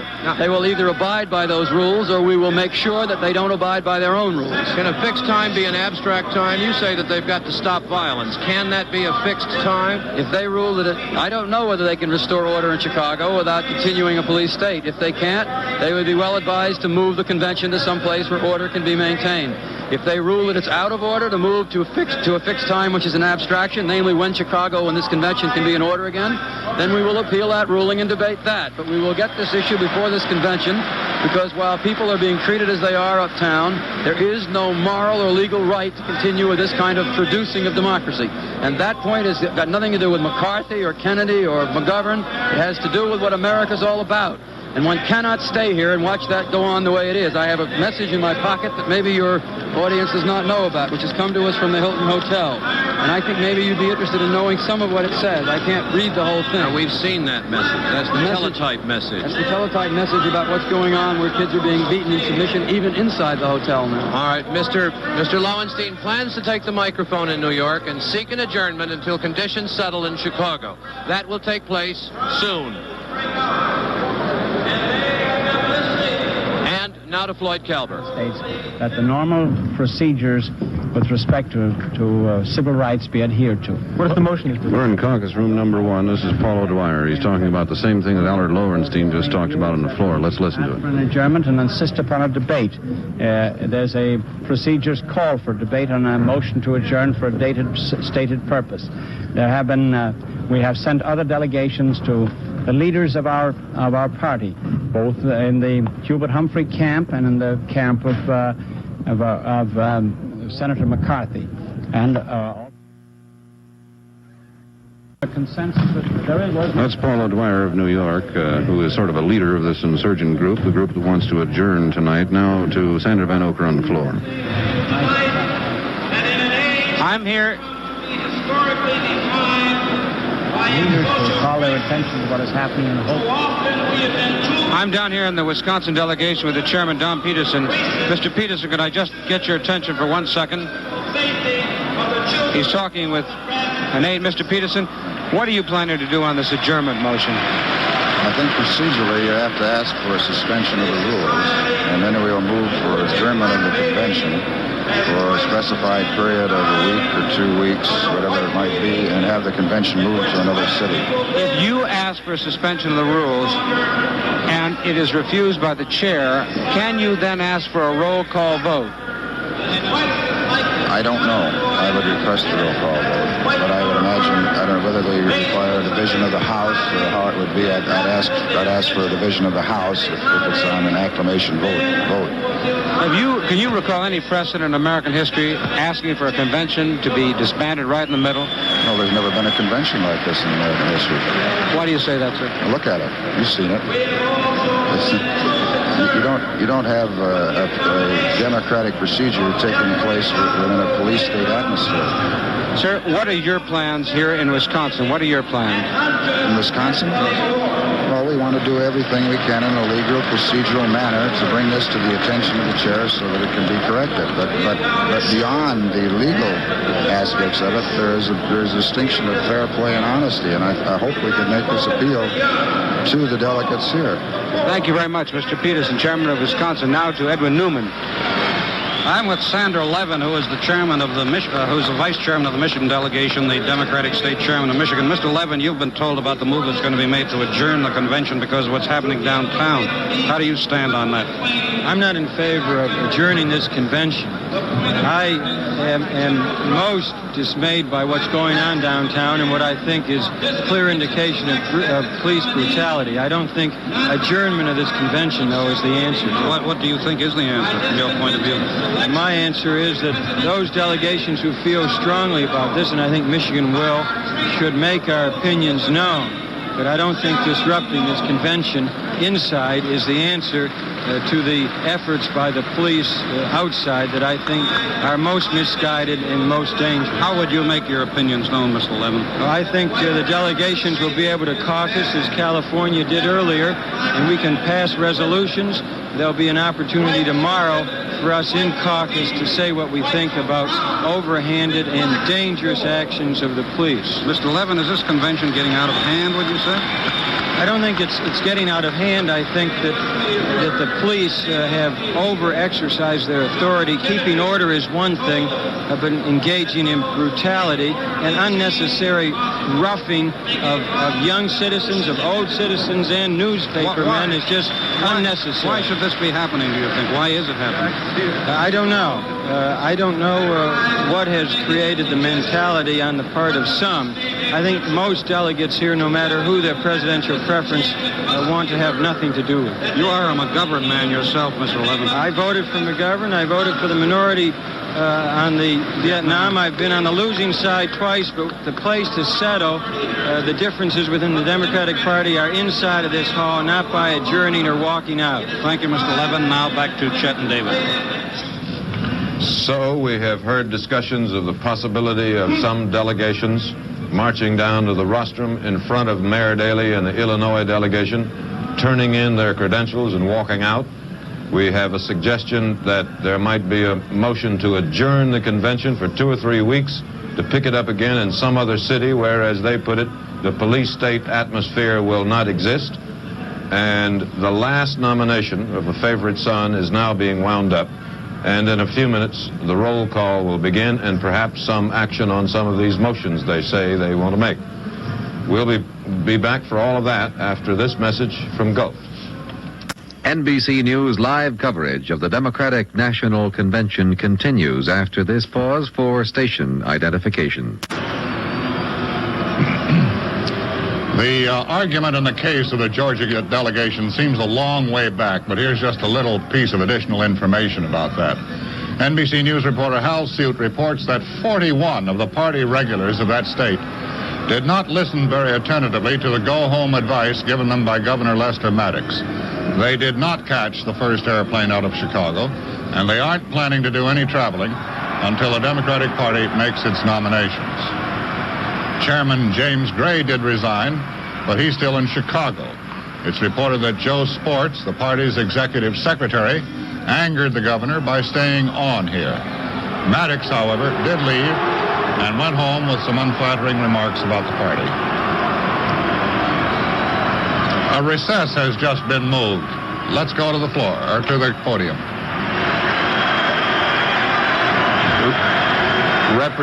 Representative John Conyers of Michigan, seconding the nomination of Channing Phillips, referred to the brutality of Mayor Daley's police as he described it, then moved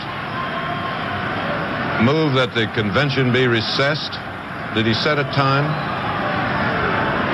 I want to second the nomination of one who has distinguished himself by his passionate involvement in the struggle for human dignity in this country, in the struggle for black liberation.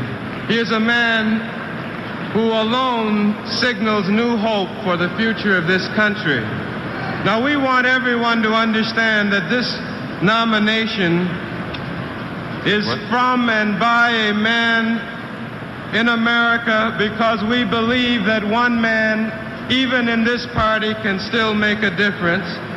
We still hold the conviction that this party can emerge with one man who, by the force of his character, by the eloquence of his rhetoric, can alter the course of Democratic Party politics. Reverend Channing Phillips is a testimonial to human purpose and courage, one who, by allowing his name to be placed in nomination, is willing to challenge bigotry and injustice wherever we find it in this sick society. And like our departed leader of nonviolence, the late Dr. Martin Luther King, he too dares to dream that someday black children will be judged in America not by the color of their skin, but the content of their character.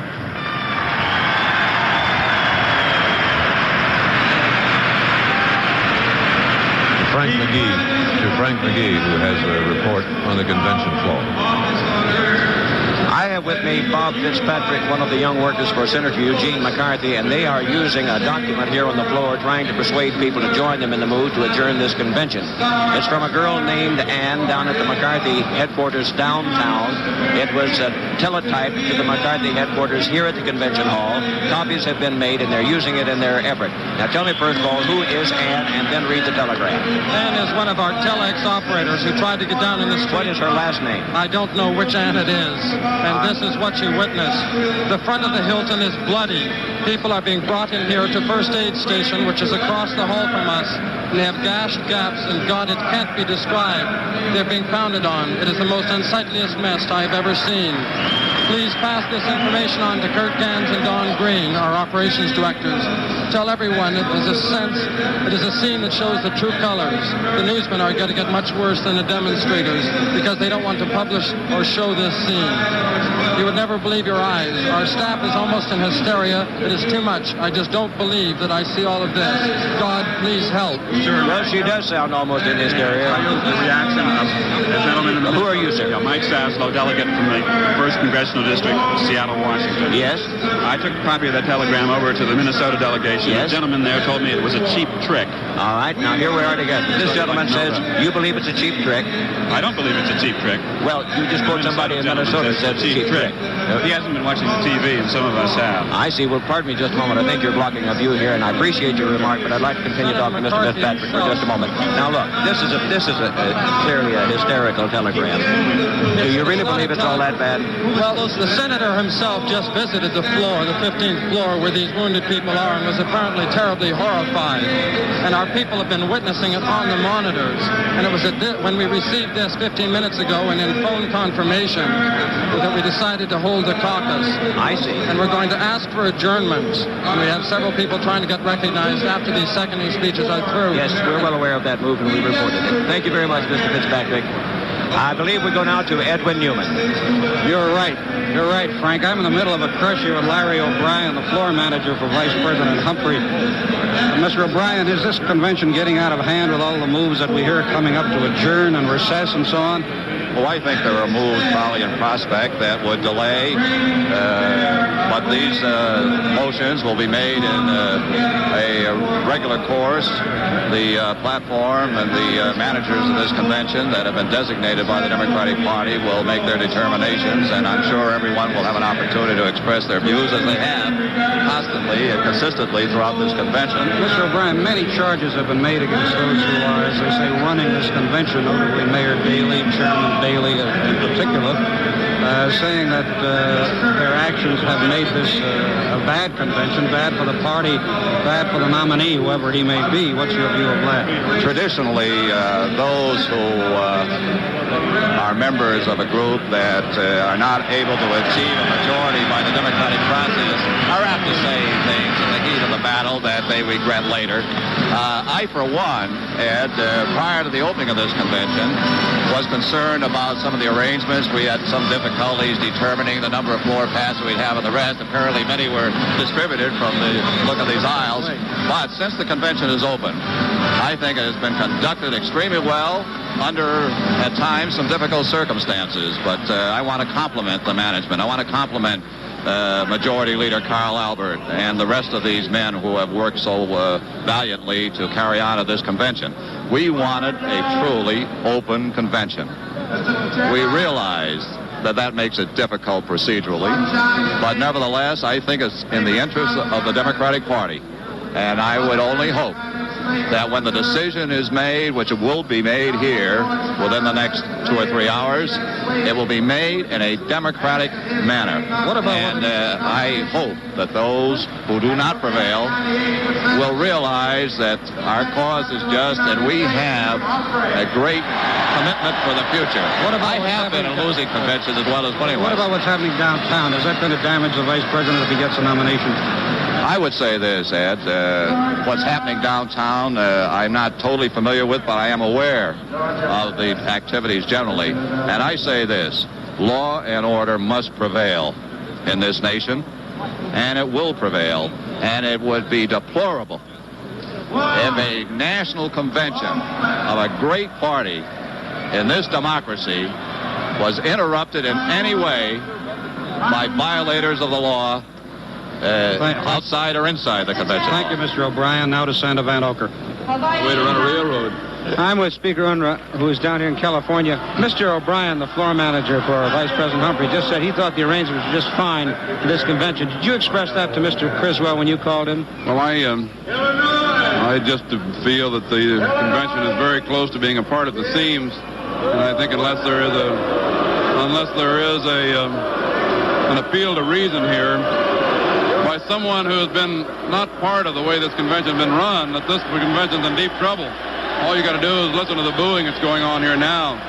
Now, I think there's a sad possibility, a high possibility that an awful lot of awfully good people are liable to leave this convention and leave this party right now. And I'd just like to say to them that I'd hope they'd not desert a party that still had Ted Kennedy and people like Senator Ribicoff and the other people that are all facing re-election this year, that they ought to stay with the party that has brought down an incumbent president who would not change his views, and even though we've lost this fight, they ought to stay with us. Sir, what did you tell Mr. Criswell you'd offer to do? What did you tell him? I told Mr. Criswell that if it would be any help, that as a leader of a delegation which has voted against almost every action that's been taken by this convention, that I was willing, as a lifelong Democrat, one who believes this party is worth saving and worth fighting for, I would get up and ask the delegates who are inclined at this point, some among my own delegation, to walk out, to leave this convention, in which case I think they leave the party.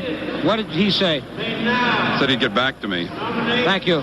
Now back to John Chancellor. I'm standing in the crowded aisle outside the New York delegation where Mr. Lowenstein is trying to get to the microphone to make his motion to adjourn at a fixed time. A few minutes ago, he made his way up to the podium, but was blocked by security guards who said there are federal police here. You can't come by, so he's gone back. Mr. Lowenstein, what are you doing now? You waiting to get the microphone turned on? Well, we are now informed that we are not going to be allowed to use this microphone. We're waiting for Chairman Burns to make clear that we can. We are duly elected delegates from New York. Our caucus was presided over by Paul O'Dwyer, who is the Democratic candidate for the Senate for New York. And we expect that sooner or later, New York's microphone will be open to elected representatives from New York, as it is supposed to be under the rules of this convention. You intend to stand here until that happens? Here comes Chairman Burns now. Chairman Burns, you going to be able to turn the microphone on, or is here? What was your question? Are they going to get a microphone turned on here for Mr. Lowenstein? I don't know. The microphone's turned on from the podium. I can't turn the microphone on. You have to telephone them to get it turned on? I'll be glad to let Mr. Lowenstein use the telephone. Well, it's down to that in this procedural jam down here. It's a question of Mr. Lowenstein getting to the delegation's telephone to call the podium and ask the convention authorities to turn the microphone on so he can make a motion to turn the convention off. I do think this is going to take some time down here, so we'll stand by. And now back to Chet and David.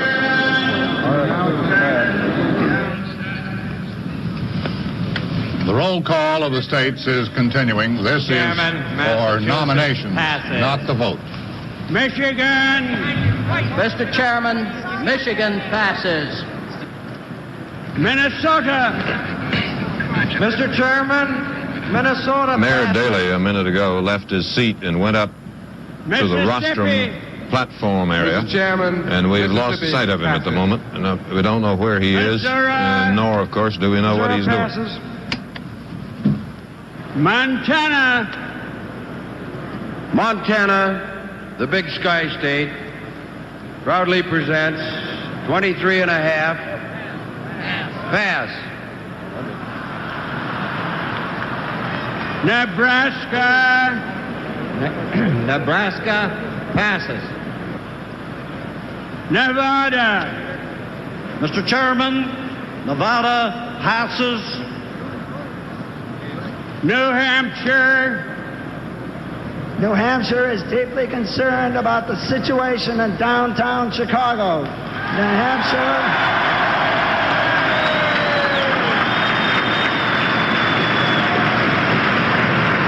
New Hampshire calls upon the chair to recess the convention until such time as the situation can be clarified for the delegates assembled.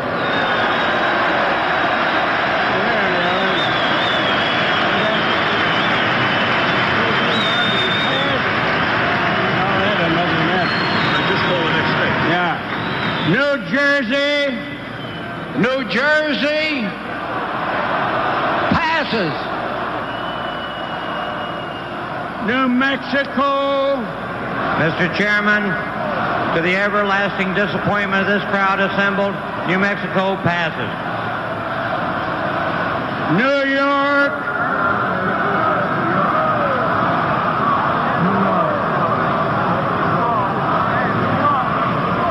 New York.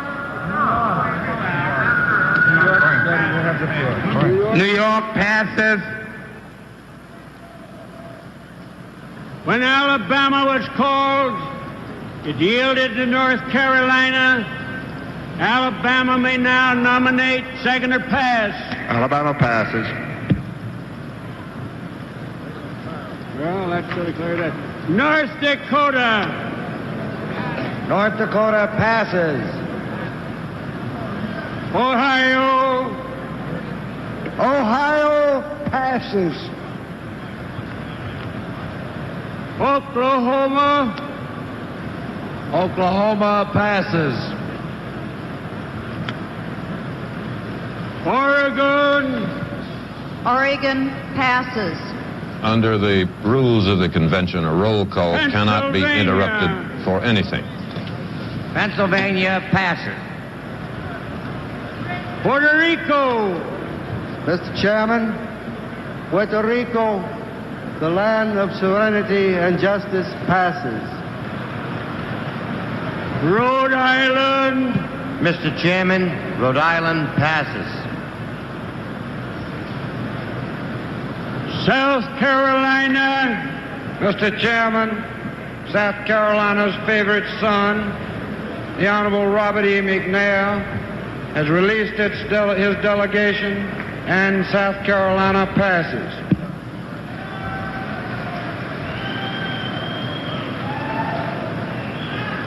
When Connecticut was called, yielded to South Dakota. Having reached that, Connecticut now is entitled to nominate section to pass. What's that?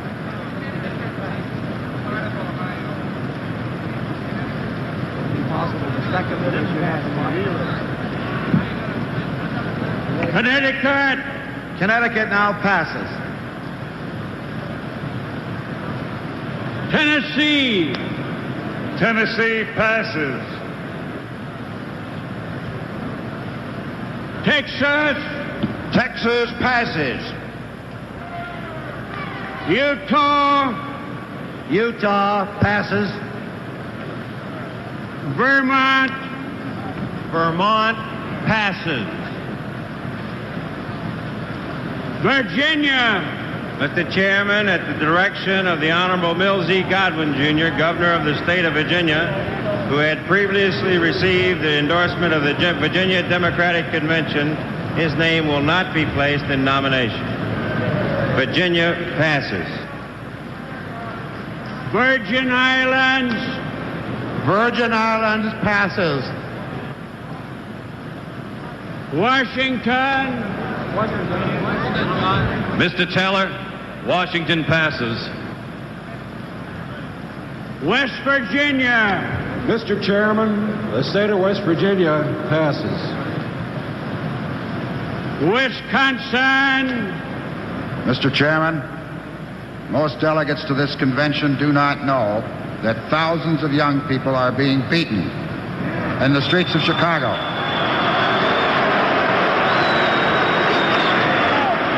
And for that reason, and that reason alone, I request the suspension of the rules for the purpose of adjournment for 2 weeks at 6 p.m.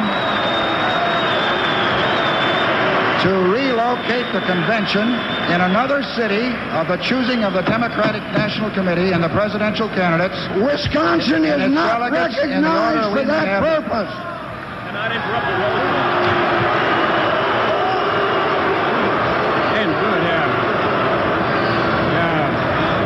Wisconsin.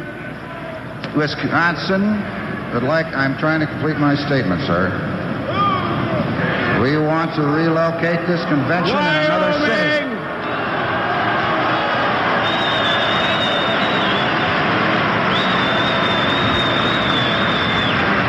Wyoming passes. The next order of business is the call of the roll of the states for balloting on candidates for the President of the United States.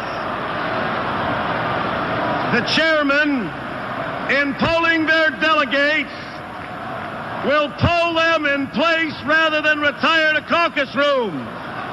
The secretary will call the roll of the states. Alabama, 32 votes. This convention, we think, is about to nominate a presidential candidate. Alabama, 32 votes.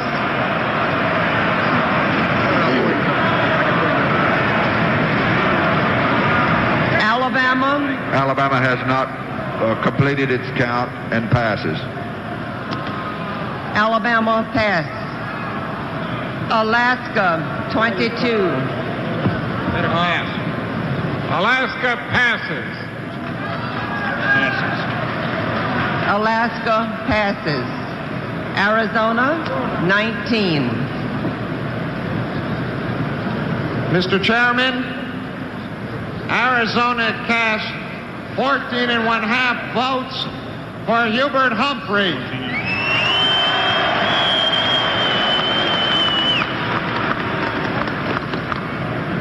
What have I got? Is the 1.5 votes For Senator McGovern,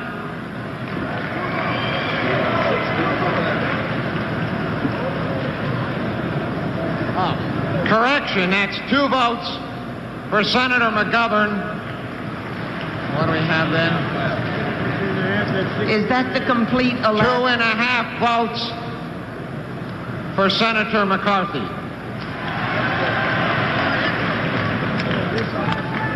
The Arizona vote is 14.5 votes for Humphrey, Vice President Humphrey, 2.5 votes for McCarthy, and 2 votes for Senator McGovern. Arkansas, 33. Mr. Chairman, the great state of Arkansas cast 30 votes for Hubert Humphrey, 2 votes for Eugene McCarthy, 1 absent. The Arkansas vote, 30 votes for Hubert Humphrey, 2 votes for Senator McCarthy, and 1 absent. California, 174 votes. Mr. Chairman, California, which is going to stay in this Democratic Party, cast 91 votes for Senator McCarthy.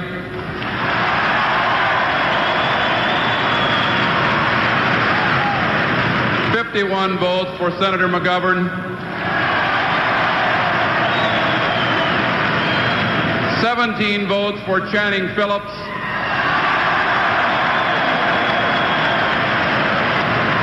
14 votes for Hubert Humphrey.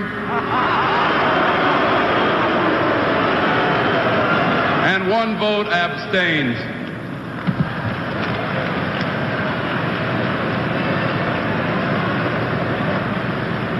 The California vote is as follows. 14 votes for Humphrey, 91 votes for Senator McCarthy, 51 votes for Senator McGovern, 17 votes for Channing E. Phillips, and 1 abstaining. The Canal Zone, 5. Mr. Chairman, the Canal Zone, the crossroads of the world, casts 1 vote for McGovern, 4 votes for Vice President Humphrey. The Canal Zone vote, 4 votes for Humphrey, 1 for Senator McGovern. Colorado, 35. Colorado cast 16.5 votes for Vice President Humphrey, 10 votes for Senator McCarthy, 5.5 votes for Senator McGovern, and 3 votes for Channing Phillips.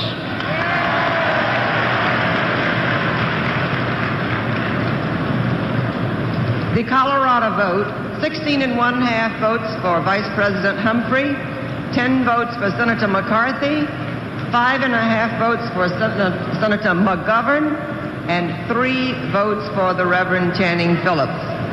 Connecticut, 44. Connecticut casts 35 Briefly votes to Nancy for Hubert Dickerson Humphrey, at McGovern 8 headquarters votes for here in the Eugene convention McCarthy, area. and 1 vote. With me is Senator Abraham Ribicoff, who made the nominating speech for Senator George McGovern. Senator Ribicoff, you've talked with your candidate, Senator McGovern. What does he think about the weak walkout and the turmoil here at the convention? Well, he has been shocked. What shocks him even more is that he's been looking out of his window at the Blackstone Hotel and has seen some horrible examples of brutality which has turned him sick to his stomach. Such as what? Did he Well, heads beaten up, blood on the streets, force way beyond what he considers necessary. And he said as far as he's concerned, if the South Dakota delegation wants to walk out, it's up to them, and he would certainly approve it. But that is a decision the delegation will have to make. Do you think they are going to do that? I haven't the slightest idea. I'm not a member of the South Dakota delegation.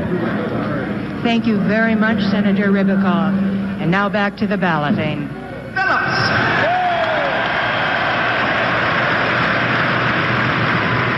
The District of Columbia vote, 2 votes for Vice President Humphrey and 21 votes for the Reverend Phillips. Florida, 63. Mr. Chairman, Florida cast 58 votes for Vice President Humphrey, 5 votes for Senator McCarthy. The Florida vote, 58 votes for Vice President Humphrey and 5 votes for Senator McCarthy. Georgia, 43. Mr. Chairman, the regular Democratic Party of Georgia cast its vote as follows. Humphrey, 17. Moore, 2. Gray, 1/2. And 3 passes. I must ask you to repeat that. You are the regular group from Georgia, and you've cast 17 votes for Vice President Humphrey. I'd like the rest of it, please. 2 votes for Governor Dan Moore, 1/2 vote for James H. Gray, and 3 passes. Did you get it, Madam Chairman? I believe I did, and I would like to repeat that for you so we'll have the record right. The regular group from Georgia votes 17 for Vice President Humphrey, 1 vote for Governor Dan Moore, and 1 vote for James Gray of Georgia. That is incorrect, Madam Chairman. Would you tell me what I missed? You missed Governor Dan Moore has 2. Oh, I'm sorry. Mr. Gray has 1/2. 1/2. And 3 passes. And 3 passes. I'm not going to have much room left for the loyal group. I'm only kidding. No, I'm only kidding, and you know that. I would like to repeat so that we'll all know that the regular vote from Georgia Democrats, 17 for Vice President Humphrey, 2 for Governor Dan Moore, 1/2 for James Gray, and 3 passes. Madam Secretary? Yes, sir. Because of the atrocities in downtown Chicago,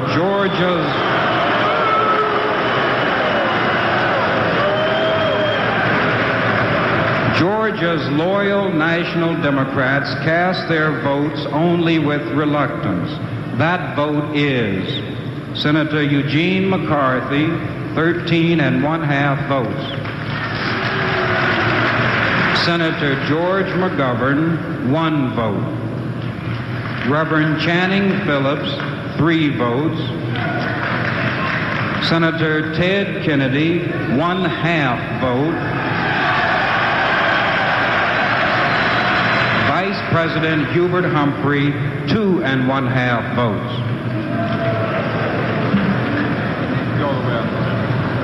Now, let's get this all straight.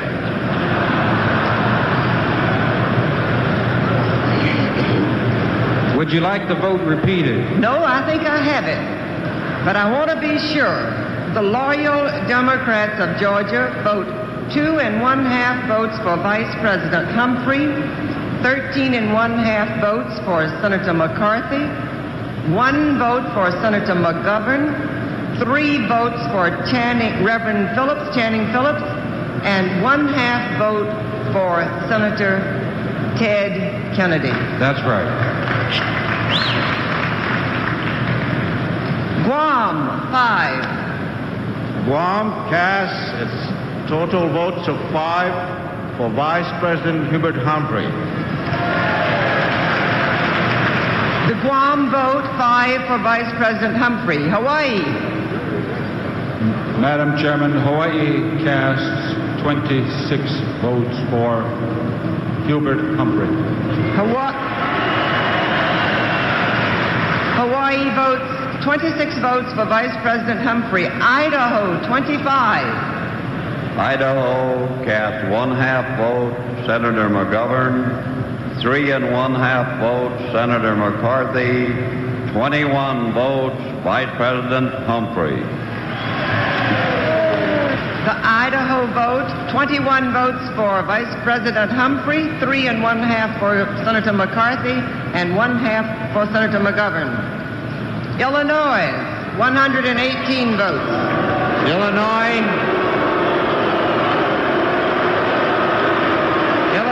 cast 112 votes for Vice President Humphrey, 3 votes for Senator McCarthy, and 3 votes for Senator McGovern. It was 110, 6 and 2, but should I do it? Mr. Chairman, would you please repeat that? I think I heard you correctly, but I'd like to be sure. Yes, Madam Secretary. Illinois votes 112 votes for Vice President Hubert Humphrey, 3 votes for Senator McCarthy, 3 votes for Senator McGovern. Thank you so much, Jim. The Illinois vote, 112 votes for Vice President Humphrey, 3 from Senator McCarthy, and 3 for Senator McGovern. Indiana, 63. Mr. Chairman, Indiana casts for Reverend Channing E. Phillips 1 vote. For Senator George S. McGovern, 2 votes. For Senator Eugene McCarthy, 11 votes. For Vice President Humphrey, 49 votes. The Indiana vote, 49 votes for Vice President Humphrey, 11 for Senator McCarthy, and 2 for Senator McGovern, and 1 for Reverend Phillips. Iowa, 46. Mr. Chairman, Iowa passes. Iowa passes. Kansas, 38. Madam Secretary, Kansas casts 34 votes for Vice President Humphrey, 3 votes for Senator McGovern, and 1 vote for Senator McCarthy. The Kansas vote, 34 votes for Remember that 1,312 is the magic number, representing a majority. 3 votes for Senator McGovern. Kentucky, 46. The bluegrass state of Kentucky cast 5 votes for Senator McCarthy, 41 votes for Vice President Humphrey. Kentucky, 41 votes for Vice President Humphrey, 5 for Senator McCarthy. Louisiana, 36. Madam Chairman, Louisiana cast 35 votes for Vice President Humphrey, 1 abstention.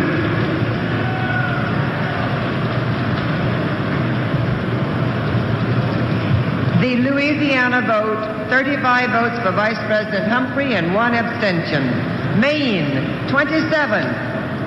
Maine casts 4 votes for Senator Eugene McCarthy and 23 votes for Vice President Hubert Humphrey.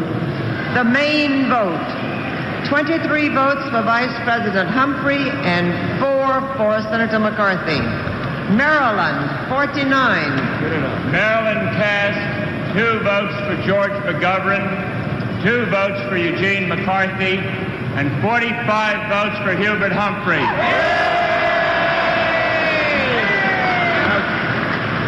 The Maryland vote, 45 votes for Vice President Humphrey, 2 for Senator McCarthy, and 2 for Senator McGovern. Massachusetts, 72.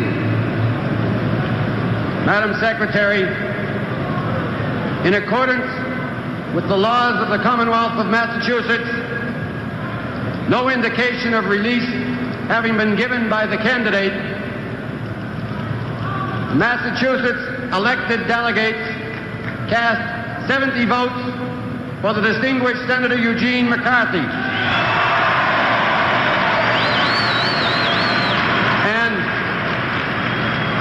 And by vote of our National Committee members, John Powers and Mary Fantasia, to whom the 1966 law does not apply, 2 votes for our great Vice President, Hubert Humphrey.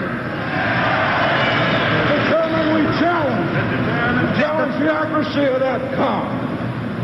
The Massachusetts vote, 2 votes for Vice President Humphrey and 70 votes for Senator McCarthy.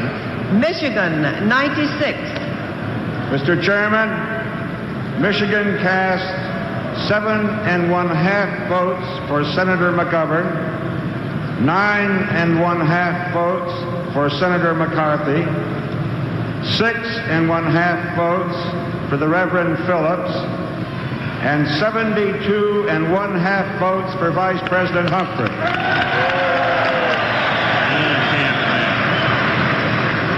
Thank you. The Michigan vote is as follows. 72½ votes for Vice President Humphrey, 9½ for Senator McCarthy, 7½ votes for Senator McGovern, 6½ votes for the Reverend Phillips. Minnesota, 52. Madam Secretary, Minnesota, 2½ votes for Reverend Channing Phillips, 11½ votes for our Senator Eugene McCarthy, and 38 votes for our distinguished Vice President Hubert Humphrey. The Minnesota vote, 38 for Vice President Humphrey, 11½ for Senator McCarthy, 2½ for the Reverend Channing E. Phillips. Mississippi, 24. Madam Chairman, Mississippi cast 2 votes for Reverend Phillips, 4 votes for Mr. McGovern, 6½ votes for Senator McCarthy, and 9½ votes for Vice President Hubert H. Humphrey. The Mississippi vote, 9½ votes for Vice President Humphrey, 6½ for Senator McCarthy, 4 for Senator McGovern, and 2 for the Reverend Phillips. Missouri, 60. Madam Secretary, Missouri cast 1/2 vote for Reverend Phillips, 3½ votes for Senator McCarthy, and 56 votes for the next President of the United States, Vice President Humphrey.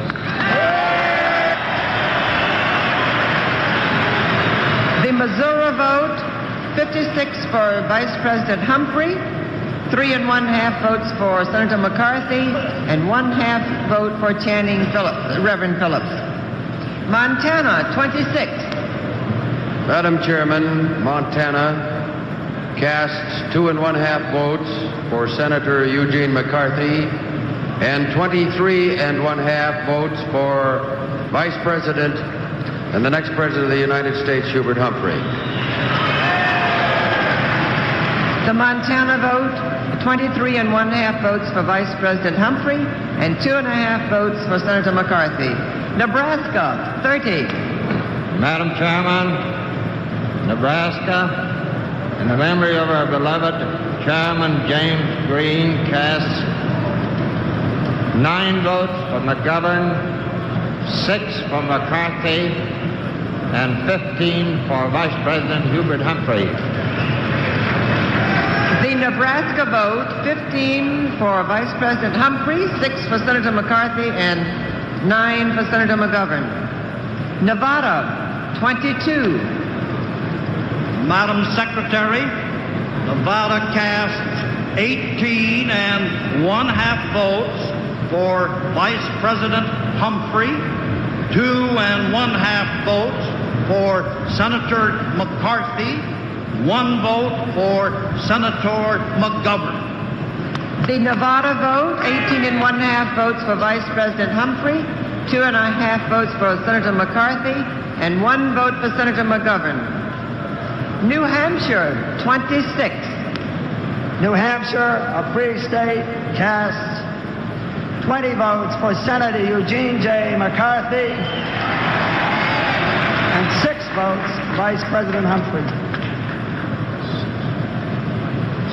Okay, just a minute, I'm thinking.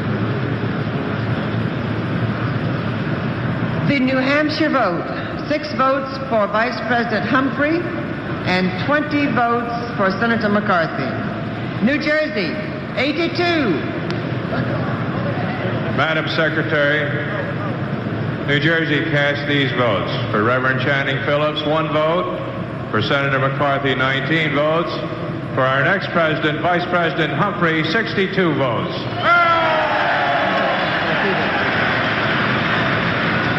I would like to have a repeat on the first. Let's have the whole vote repeated, would you please?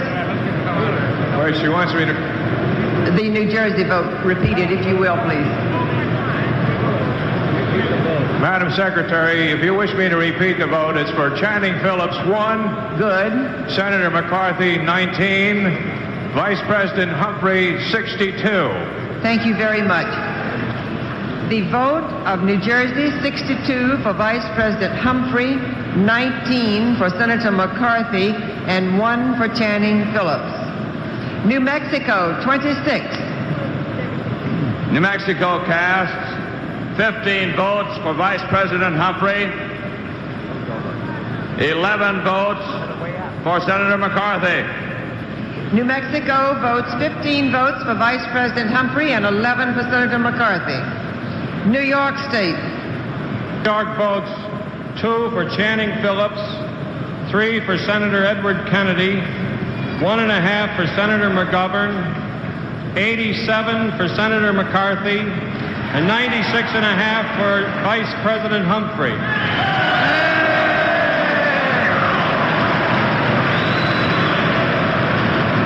The New York vote is as follows. 96.5 votes for Vice President Humphrey, 87 votes for Senator McCarthy, 1.5 votes for Senator McGovern, 2 votes for Reverend Phillips, and 3 votes for Senator Kennedy. North Carolina, 59. Mr. Chairman, North Carolina, obedient to the instructions of the North Carolina State Democratic Convention, to place in nomination the name of her favorite son and distinguished governor, and to cast her 59 votes for him, has caucused, and the delegation has cast 59 votes for him. However, Mr. Chairman, Governor Moore, desiring each delegate to this convention to vote the sincere convictions of his heart and conscience, has released the delegation from the instructions imposed by the North Carolina Democratic Convention, and North Carolina casts her vote as follows. 12 votes for Governor Dan Killian Moore, 2 votes for Senator Eugene McCarthy, 1/2 vote for Senator George McGovern, and 44.5 votes for our distinguished Vice President Hubert H. Humphrey.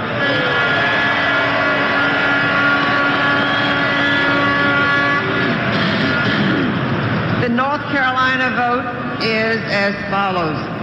44.5 votes for Vice President Humphrey, 2 votes for Senator McCarthy, 1/2 vote for Senator McGovern, and 12 votes for Governor Moore. North Dakota, 25. Madam Chairman, North Dakota, the state that modestly admits being cleaner and greener in the summer and whiter and brighter in the winter, cast 7 votes for Senator McCarthy, 18 votes for Vice President Humphrey. The North Dakota vote, 18 votes for Vice President Humphrey and 7 votes for Senator McCarthy. Ohio, 115 votes. Ohio votes for 1 vote for Senator Edward Kennedy, 2 votes for Senator George McGovern, 18 votes for Senator Eugene McCarthy, and 94 votes for Vice President Hubert Humphrey.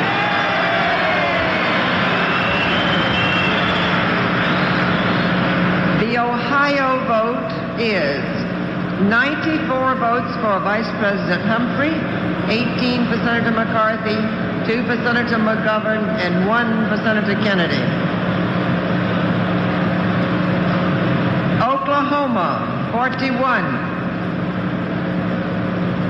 Oklahoma cast 1/2 vote for Phillips, 1/2 vote for McGovern, 2.5 votes for Senator McCarthy, 37.5 votes for Vice President Humphrey.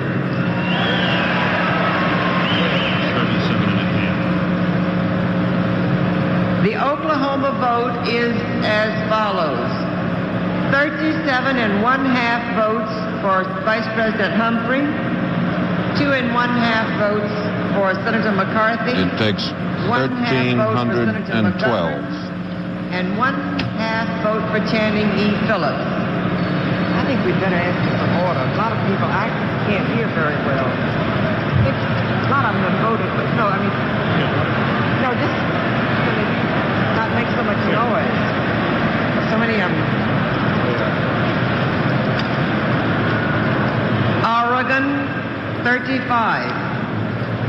Oregon votes 35 for Senator McCarthy. Oregon cast 35 votes for Senator McCarthy. Pennsylvania, 130 votes. This could do it.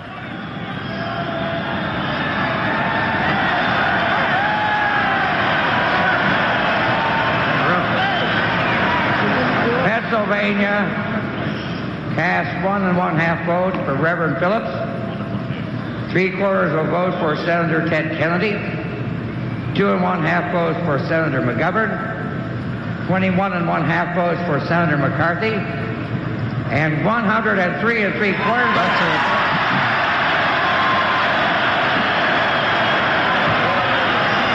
Hubert H. Humphrey is the nominee of the Democratic Party.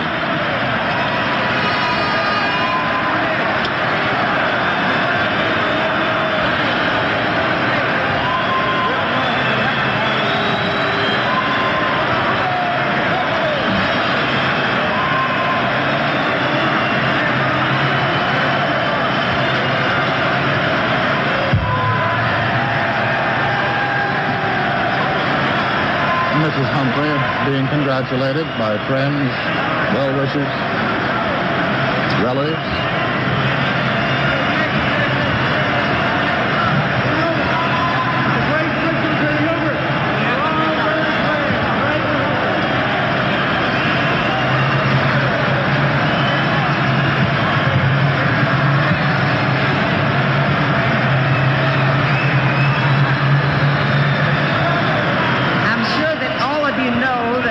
The Pennsylvania vote has now been cast, and I'd like to read it. You apparently all know what it was exactly. But for the record, I'd like to say that the Pennsylvania vote, 103 3/4 vote for Vice President Hubert Humphrey, 21.5 votes for Senator McCarthy, 2.5 votes for Senator McGovern, 1.5 votes for Channing E. Phillips, and 3/4 vote for Senator Kennedy. Puerto Rico, 8. Mr. President, the Commonwealth of Puerto Rico cast 8 votes for our beloved Vice President, Hubert H. Humphrey.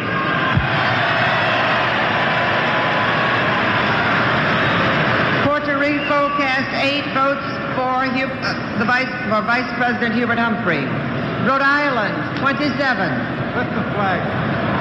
Madam Secretary, Rhode Island cast 2.5 votes for Senator McCarthy, 23.5 votes for Vice President Hubert Humphrey, and 1 absent.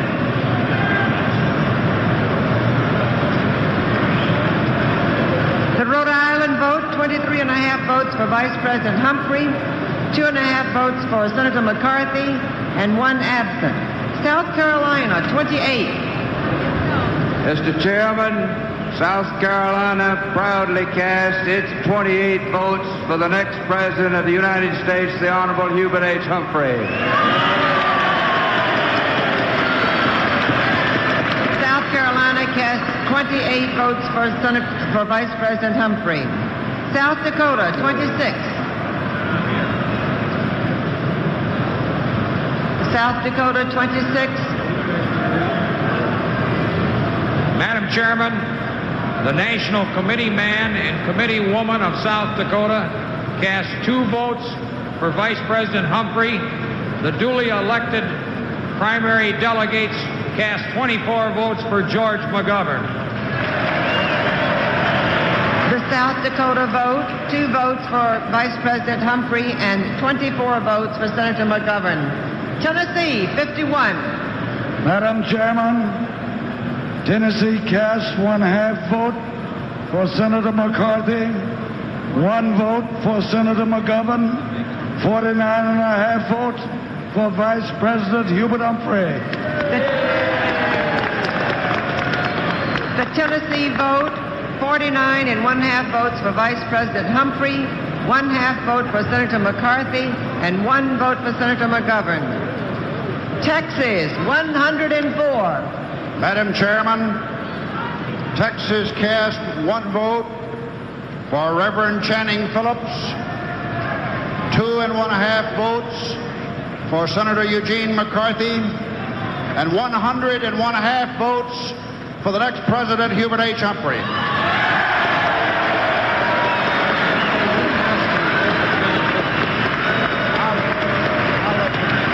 The Texas vote, 101.5 votes for Vice President Humphrey, 2.5 votes for Senator McCarthy, and 1 for the Reverend Channing E. Phillips. Utah, 26. Madam Secretary, Utah casts 1 vote for Reverend Channing Phillips, 2 votes for Senator McCarthy, 23 votes for Hubert H. Humphrey. The Utah vote, 26 votes for the Vice President Hubert Humphrey, 2 for Senator McCarthy, and 1 for the Reverend Channing E. Phillips. Vermont, 22. Madam Chairman, Yes. Vermont, home of the beckoning country, cast 6 votes for McCarthy, 9 votes for Vice President Humphrey, and 7 votes for McGovern. Over 1, but that's our woman missing. The Vermont vote, 9 votes for Vice President Humphrey, 6 votes for Senator McCarthy, and 7 for Senator McGovern. Virginia, 54. Madam Secretary, Virginia cast 5.5 votes for Senator McCarthy, 3 votes for Governor Moore, 2 votes for Reverend Phillips, 1 present and not voting, and 42.5 votes for our Vice President Humphrey, our next president.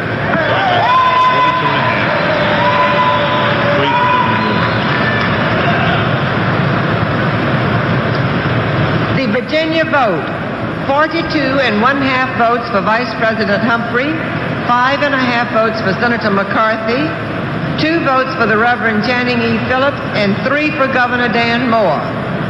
Virgin Islands, 5. Virgin Islands cast its 5 votes for Vice President Hubert Humphrey. The Virgin Islands votes 5 votes for Vice President Humphrey. Washington, 47. Madam Secretary, State of Washington cast 6 votes for Senator McGovern, 8.5 votes for Senator McCarthy, 32.5 votes for Vice President Hubert Humphrey. The Washington vote, 32.5 votes for Vice President Humphrey, 8.5 votes for Senator McCarthy, and 6 votes for Senator McGovern. West Virginia, 38. Madam Chairman, West Virginia cast 1 vote for Senator Ted Kennedy, 3 votes for Senator Eugene McCarthy, and 34 votes for our great dear friend, the Vice President and the next President of the United States, Hubert H. Humphrey. The West Virginia vote, 34 votes for Vice President Humphrey, 3 votes for Senator McCarthy, and 1 vote for Senator Ted Kennedy. Wisconsin, 59. Now, Mr. Chairman, as a matter of common courtesy, will you please advise me the disposition of my previous motion?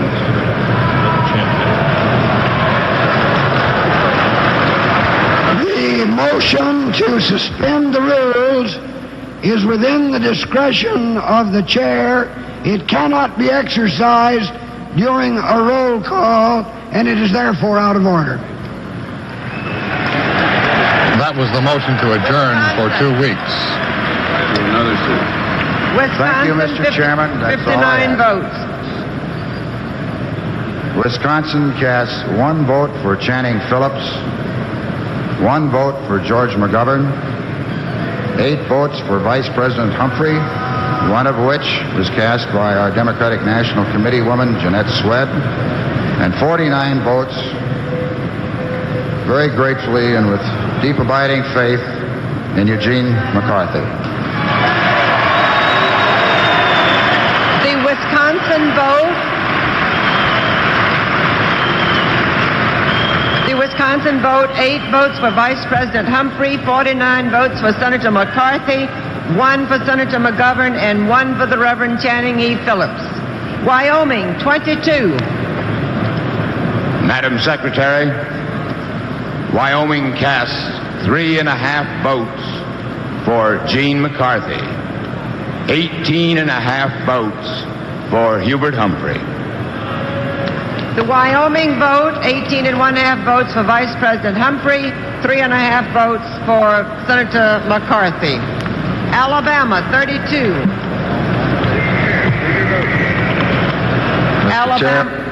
Mr. Chairman, it is my duty to record the following vote. Alabama cast for Senator Kennedy 3.5 votes. For Governor Moore, 1/2 vote. For Paul E. Bryant, 1.5 votes. 1/2 of 1 vote for George C. Wallace. 3 abstentions.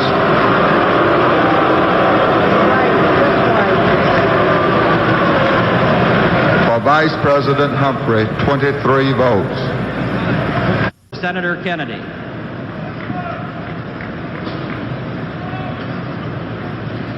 The Iowa vote is as follows. 18.5 votes for Vice President Humphrey, 19.5 votes for Senator McCarthy, 5 votes for Senator McGovern, and 3 votes for Senator Ted Kennedy.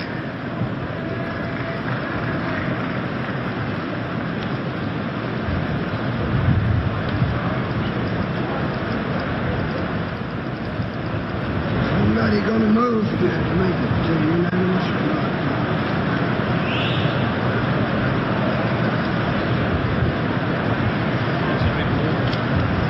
Yeah. On this call of the states,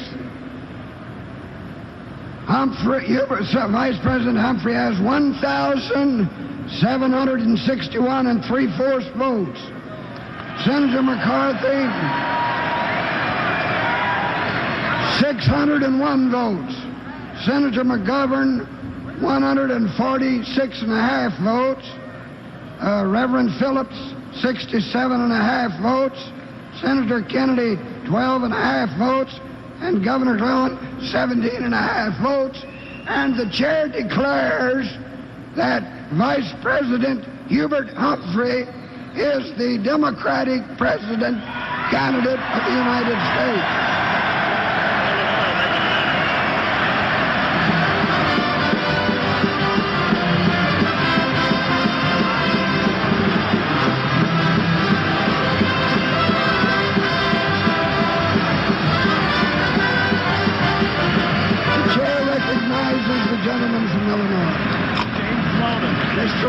That decision came almost precisely on the stroke of 12 midnight Chicago time. Illinois moves to make the... Mr. Chairman.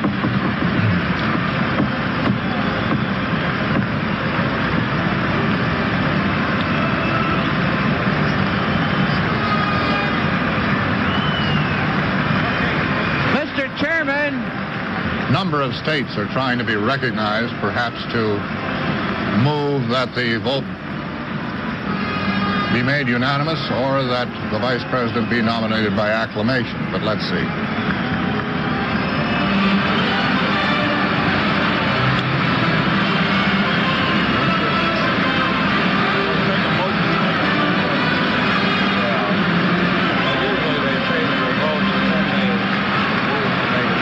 The chair recognizes the delegate from Illinois.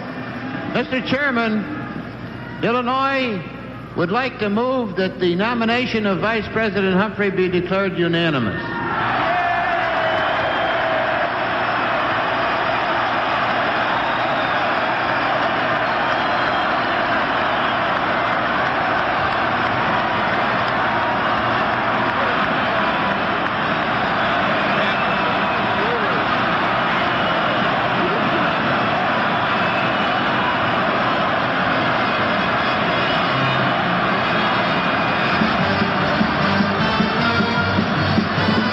We've all seen motions of this kind carry.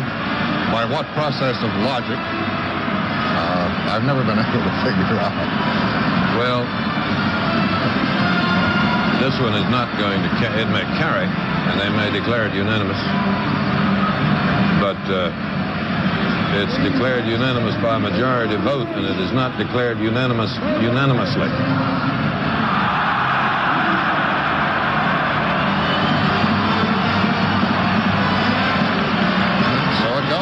When they take voice votes, when they take a voice vote in the auditorium, only the delegates are entitled to vote, not the alternates, not the hangers-on, not the spectators, no one else. But when they take the vote, everybody in the room shouts.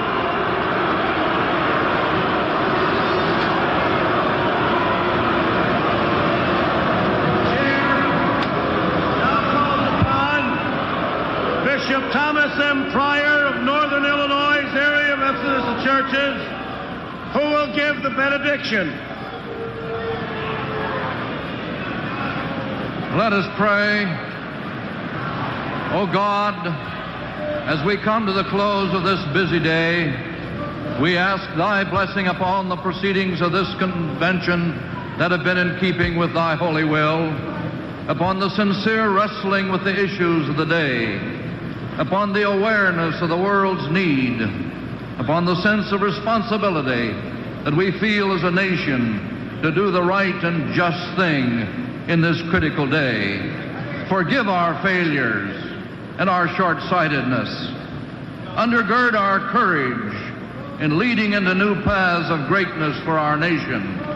May we always remember that you are the supreme leader and guide, and that the destiny of our country rests in our recognizing this. We pray especially for the one who has been chosen for leadership by his party tonight. Undergird him with thy presence and sustain him by thy Holy Spirit as he assumes this heavy responsibility. Bless us as we strive to build a better world and make us a blessing to thee, for we ask it in the name of Christ. Amen. The chair now recognizes the Honorable Joe Dorley, Mayor of Providence, Rhode Island.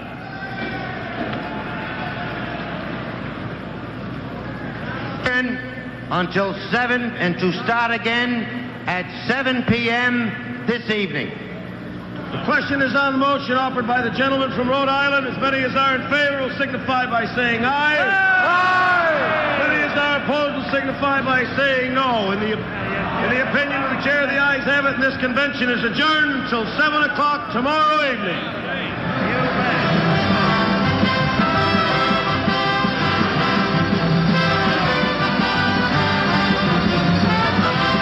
Time now for a message from Gulf.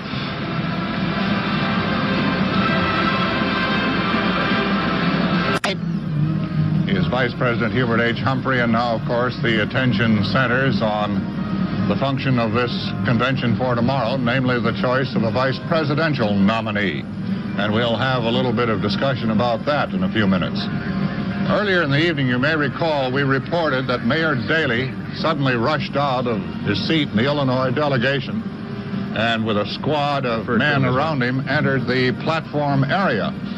NBC correspondent Len O'Connor says that Mayor Daley has been angry over ticket allocation since this convention began. He, too, we might put in parentheses. And he was privately seething tonight that the balcony behind the rostrum was loaded with what he called McCarthyites. Daley was charging that National Chairman Bailey caved in under pressure of the McCarthy people, that they were getting a bad deal. With the result, according to Daley, that seats originally set aside for the press were made available to the McCarthy people at the expense of the Humphrey supporters. Daley has something in the neighborhood of 3,500 precinct captains in his Chicago headquarters, and he's angry because he didn't have any tickets or credentials for them. Len O'Connor, whom we just quoted, he is standing by. I don't know just where, but let's switch to him anyhow for some information on vice presidential possibilities.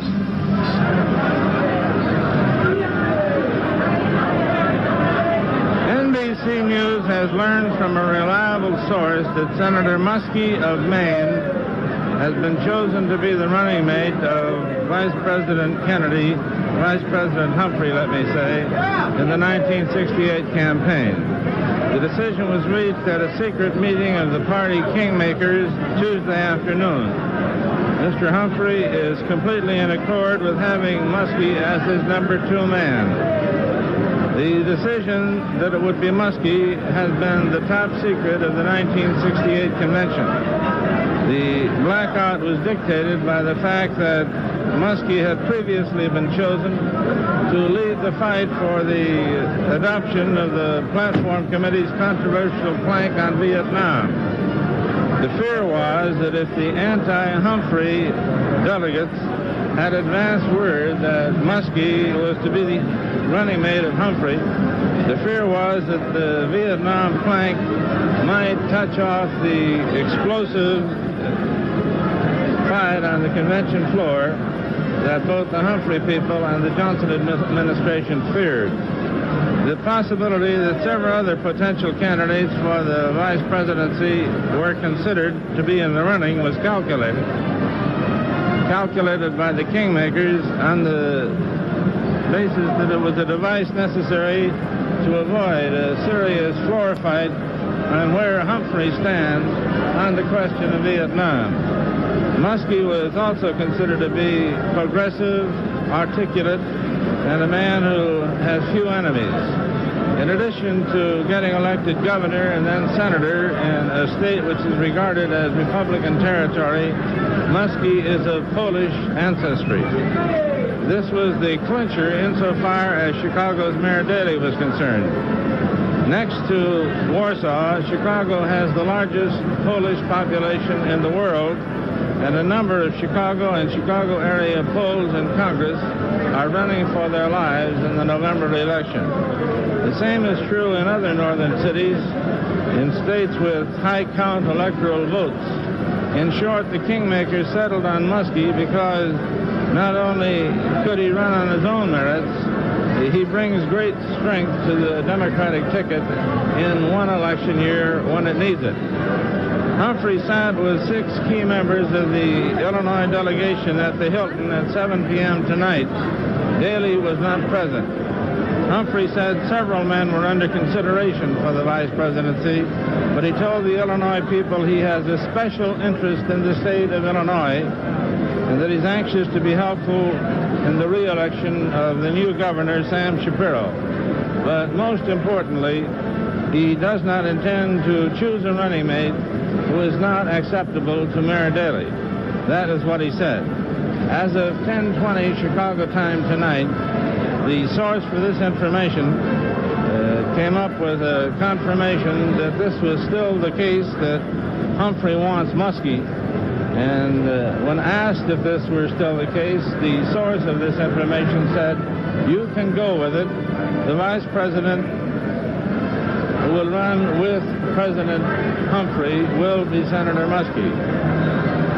this is not quite the surprise that Nixon pulled off down in Miami Beach in nominating Governor Agnew of Maryland, but the big cities are expected to roar a vote of approval for the senator from Maine. If Muskie knows that Humphrey is about to tap him for the vice presidency, he has been playing it with a poker face, although the senator has been absent from the floor a good deal during the past 2 days. And an air of expectation seems to be permeating the Maine delegation. This is Len O'Connor reporting. Len O'Connor is a veteran political reporter for NBC News in Chicago. As expected, Vice President Humphrey came in with an enormous lead on the first ballot, and Senator McCarthy came a rather distant second. He did extremely well in the primaries and extremely poorly in the smoke-filled rooms. Frank McGee has a report for us from the convention floor. Frank? Yes, David, we're with Mr. Don Peterson of the Wisconsin delegation. Mr. Peterson, there is to be a peace seminar and sit-in the convention hall tonight, or at least there is a plan to that effect. Are you going to take part in it? Would you repeat it, please? There was a distraction. Yes, I understand. We understand from this paper that there will be a peace seminar and a sit-in here in the convention hall tonight to, as it says, discuss the issues and dramatize the fact that a desire for a change still exists in a large part of the Democratic Party. My question is, do you plan to participate in this sit-in? Not right now. We're sympathetic to it, but the practicalities of it are that we're going to go upstairs and caucus very briefly in caucus room 1, and then go home and caucus individually and contact the various states and see what further action we should take tomorrow. Mr. Peterson, it's my understanding that the New York delegation is also caucusing in caucus room number 1. Is this a joint caucus between the two states? Yes, I think New York and California are involved as well, and New Hampshire, which I see right here now, and probably Colorado, Mississippi, Georgia.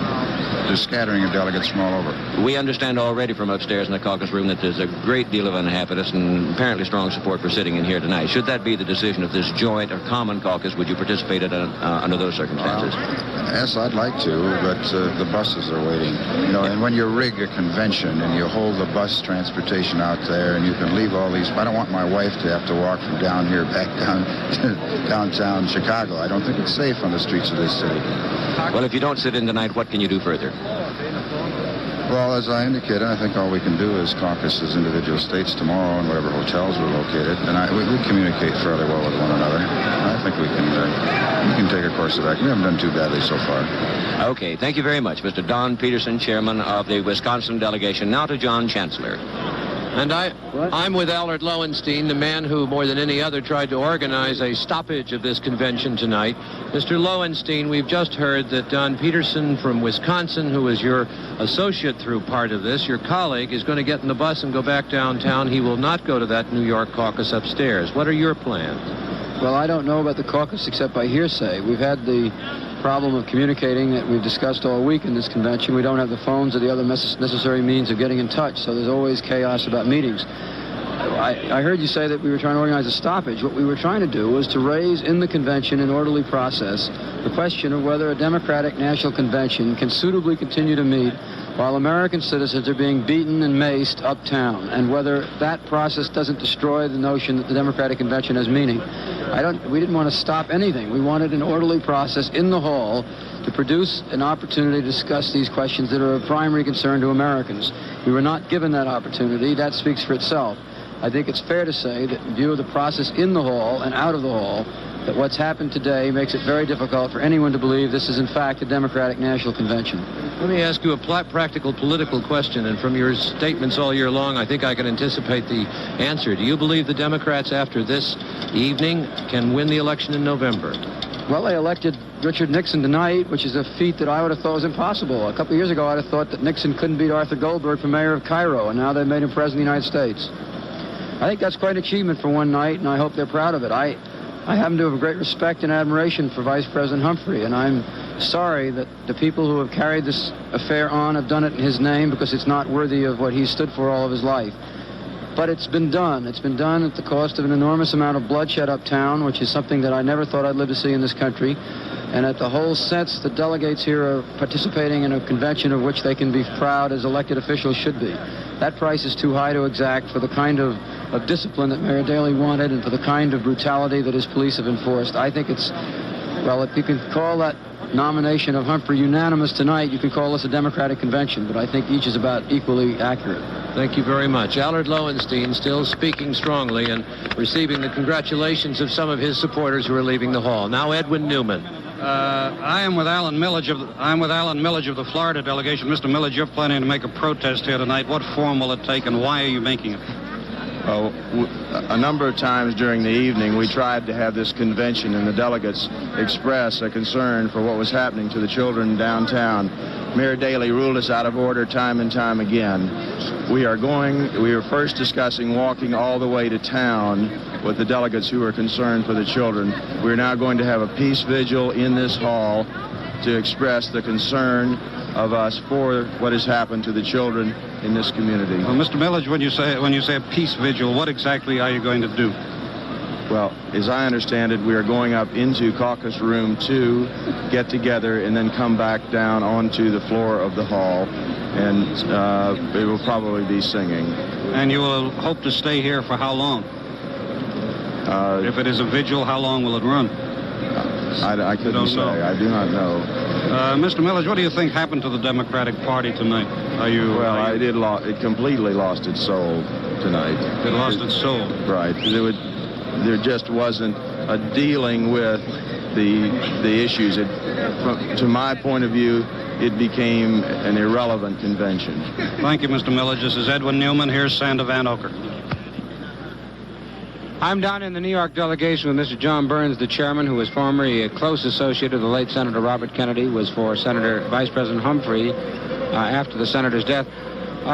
Chairman Burns, in a state like New York, which is one of the states that a candidate in the Democratic Party usually has to carry to win, what do you think of all the things that have happened here in Chicago and the effect on that on your chances in November? I think it's very distressing. The news we've heard from outside, of course, we've been on the floor and we haven't really seen it, but from what I've heard, it's quite distressing. But I hope nobody in any way casts any blame on Vice President Humphrey for that. I mean, he is a very fine man. I think he's a great, devoted liberal, and I think that he can carry the state of New York. Well, that raises the question, who is responsible? One usually assumes that the man who is going to run the party has some responsibility for the convention. Even a front runner has that sort of responsibility. Who does one talk in terms of who's running this convention? Is it Mr. Criswell, the president, Marvin Watson, or is it Vice President Humphrey? Well, I was referring to what was going down at the How about here in the stadium? Well, the officers are running the convention. As far as I know, the National Committee ran the convention in the early stages by appointing the various committees, such as the Credentials Committee, the Platform Committee, and so forth. And the chairman of them, when the states appointed the members. But it was pretty much in the hands of the National Committee all the way through. Criswell played a big role in it, of course. How do the members of your delegation feel, even those who voted for the vice president, about what's going on here in the last 4 days? Well, we've had a very tumultuous time here in New York. We've had some battles and squabbles of our own.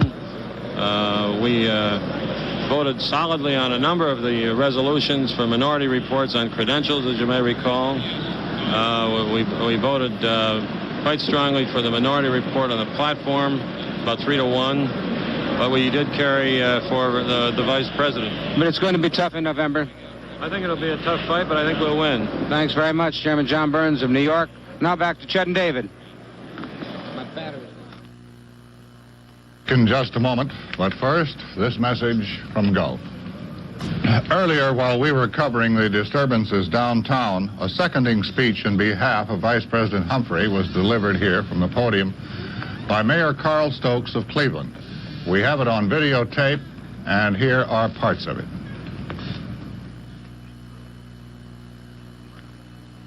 I have the privilege tonight to second the nomination of the next President of the United States, Hubert H. Humphrey.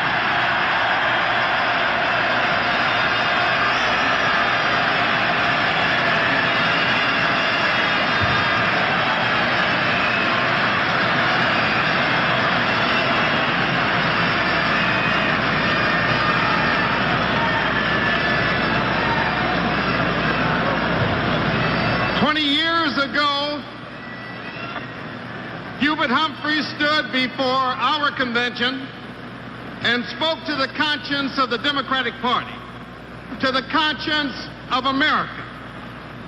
People, he said, human beings, this is the issue of the 20th century. People, all kinds, all sorts, and all colors of people, look to America for leadership, for help, and for guidance. And he called us to action on that day in 1948, and you, the Democratic Convention, answered him. We then began 2 decades of effort to make people the concern, not only of our party, but of this entire nation. And we have succeeded. There is no one in America today who has not benefited in some measure in his own life from this 20-year effort by the Democratic Party and by Hubert H. Humphrey.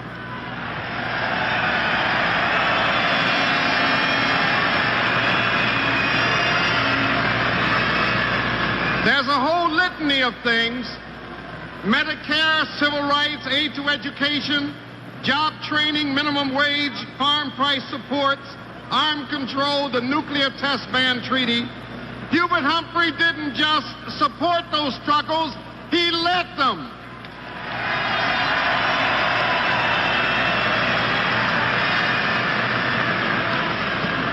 And today, Hubert Humphrey again calls us to action, to put aside our divisions as a party, our divisions as a people, our divisions as a nation, to face up to the problems of a troubled America, to act without fear, without hesitation, but without obscuring a single problem, a single issue, or a single hard fact.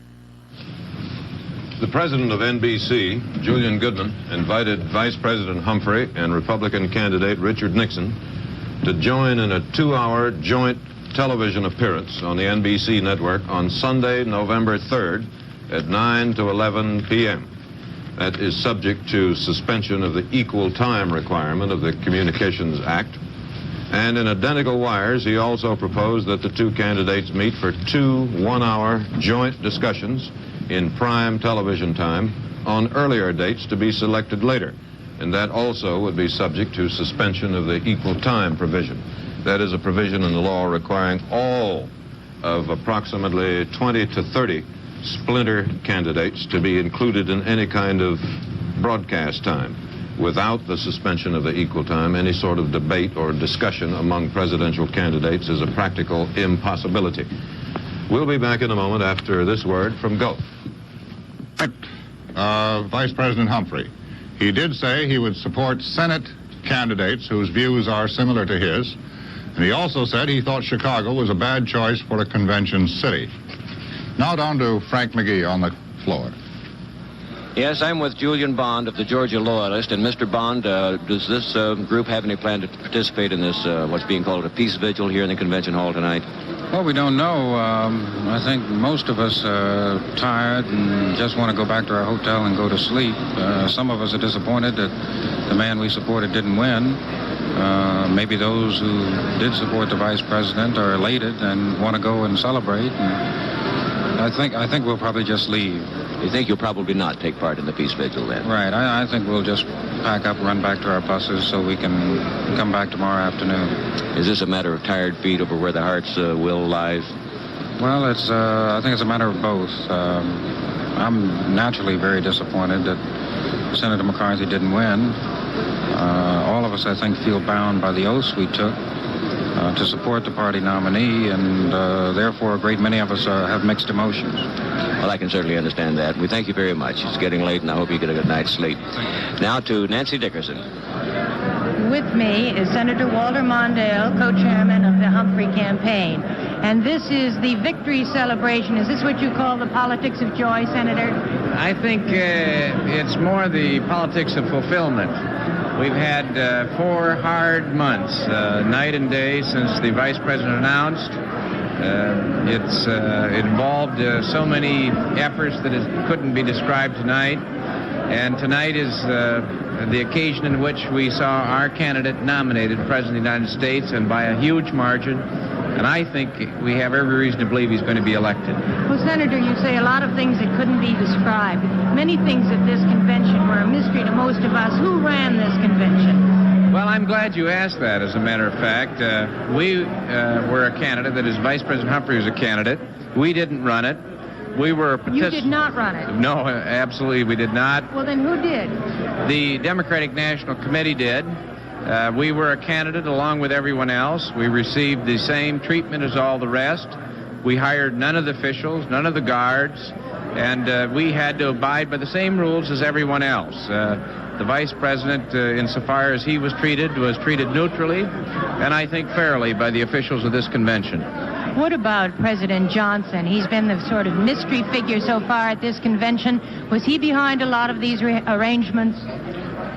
Well, I have no knowledge about that, but I think my statement still is accurate and unassailable, and that is that the Vice President was a candidate along with the rest.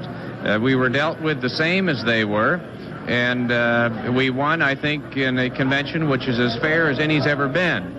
The convention was also about as hotly contested as any has ever been, and I think some of the emotions started to come, and the personalities and the people involved here sort of fell apart toward the end, but I think it was a fair and decent convention. One last thing, with all the fighting and bickering here, would you think this nomination... Now we go to Ed Newman. Say, Lord.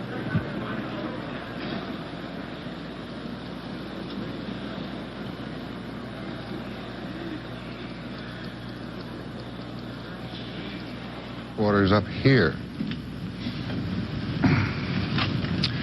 We're trying to figure out what's going on. Either a cable was pulled out of its socket. Cables have been cut on a couple of occasions. We don't know what happened to it. Since we all came to Chicago. Well, what should have been a very happy evening for Vice President Humphrey, his being nominated, earlier at any rate, was something less than that because of the violence outside of the Hilton Hotel, which he saw, and he said when he looked at it that I don't feel so good tonight with what's going on down there. Edwin Newman has a report for us now. Ed? I'm with Arthur Miller. I'm with Arthur Miller, delegate from Connecticut, and of course the famous American playwright, author of The Price, Death of a Salesman, A View from the Bridge, and so on. Mr. Miller, you have come out of this, your first convention, or 3/4 of your first convention, somewhat distressed from what you tell me. Well, frankly, I'm still in a state of semi-shock, to tell you the truth. Not for the obvious reasons alone. The obvious reasons being the slaughter in the downtown area that I was able to see on television when I left the floor occasionally. But also because the one time when this convention came to its feet and seemed to have been moved and reached, aside, of course, from the speeches of the people who propose candidates. Naturally, when a candidate's name is mentioned, his partisans are going to stand up and yell, which is perfectly normal and fine. But during the 2 days of speeches and 2 days of resolutions and so forth, it was a pretty deadly thing, as you know. It was very boring. And then suddenly, I think his name is Wayne Hayes, a senator, I believe. Representative from Ohio. Representative from Ohio, got up and made a speech in which he attacked the people, the young people, the people with hair, the people who didn't march in step, the people who were on protest marches and so on. And then suddenly an electricity went through this place. And I saw the whole mob standing up and banging their hands together. And there's where the violence was to me. It seemed to me suddenly that they hated the young. You think that this convention demonstrated it hated the young, Mr. Miller? I think so. I think that there is a certain kind of aged bitterness up on that platform among the leadership. a sneering refusal to look at these kids and say, these are our children. Mr. Miller, I'm sorry, we're having some technical troubles and they're losing this picture, but I think they've got John Chancellor, I think, on another camera. I'm standing here with Channing Phillips, the favorite son from the District of Columbia, who received 67.5 votes in this convention tonight. Was this your first convention, Reverend Phillips? It's my first convention, that's right. Is this your first time in active politics? This year has been my first year in active politics, that's correct. What observations do you have about what you saw here tonight? You're maybe not a veteran, but I know you have some strong feelings about it. Well, it confirms all that I've seen about conventions and read and heard and talked about about conventions. I have a serious question about the openness of it, the difficulty of translating moral and philosophical ideas into delegate strength. Sometimes takes the form of I'm sure, muscular pressures and other kinds of economic pressures. It's been an interesting process to watch. Reverend Phillips, a number of delegates tonight told me that we're doing the people's business here, that this is as much a governmental function as anything else we have in this country. It belongs to the people. Do you think the people were represented here tonight? In some sense, yes. But I don't think in a true sense or in a proportionate sense. There are some delegations here that quite obviously were picked delegations, hand-picked delegations by particular machines, and they were controlled by machines. I don't think such delegations can represent the people in a district at all. On the other hand, there are other delegations that grew out of the real, genuine democratic process, and I think the vote on these issues reflected which delegations were which. So I don't think that the convention is a truly representative convention, but it has its problems, and we're working trying to correct them. Thank you very, very much. The Reverend Channing Phillips, favorite son from the District of Columbia, 67.5 votes tonight. Now, here's Sander Van Oker. I'm down here in the Florida delegation with two McCarthy workers who are just leaving. They're young, Bob Bernand and Judy Sullivan. They live in Chicago. Tell me, what do you think of your first political convention? What'd you do, and how did it impress you? Well, I'm sort of disappointed. First of all, because I thought that McCarthy would have a better chance than he was given. And I came into this convention with a certain amount of excitement, the feeling of excitement, but I was very much disappointed because I don't think Mr. McCarthy was given a fair chance. What do you mean by a fair chance? I think it was kind of stacked against him, personally, and from what I saw working with the Rhode Island delegation and the different delegations, I think that the people who were more or less parasites, the people who were looking for a shoe-in to be brought in by the vice president, they were trying to get the man who they thought could bring the most power and continue the so to speak continual grafting. I don't know whether the word's grafting or not, but I think these people are making money off different people. Let me talk to Judy for a second. Judy, what do you think? Do you agree with Bob about it? I agree with him. I think I was disillusioned, too. I thought McCarthy had a better chance than he did. Well, I know, everybody has to win and somebody has to lose. Some people win and some lose. But what about the things you saw on the floor in your work? What did that make you feel about your first taste of politics? On the floor, I thought it was so exciting, and especially the moment right before Humphrey got the 1,300 votes that he needed. I thought everything was done so diplomatically. I thought it was good. Okay, thank you very much. Two McCarthy workers, one slightly happier than the other. Now back to Chet and David. At his news conference this evening, Senator McCarthy was asked why he lost, and his answer was, "I think we lost because the political procedures don't respond to the will of the people." Here is another item. Tension is building up again downtown Chicago.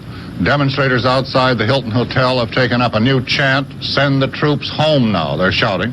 This is a reference to National Guard soldiers who now have replaced Chicago police in guarding the official hotel. The demonstrators, some estimates are as high as 2,000 of them, have now reassembled in Grant Park across Michigan Avenue from the headquarters hotel.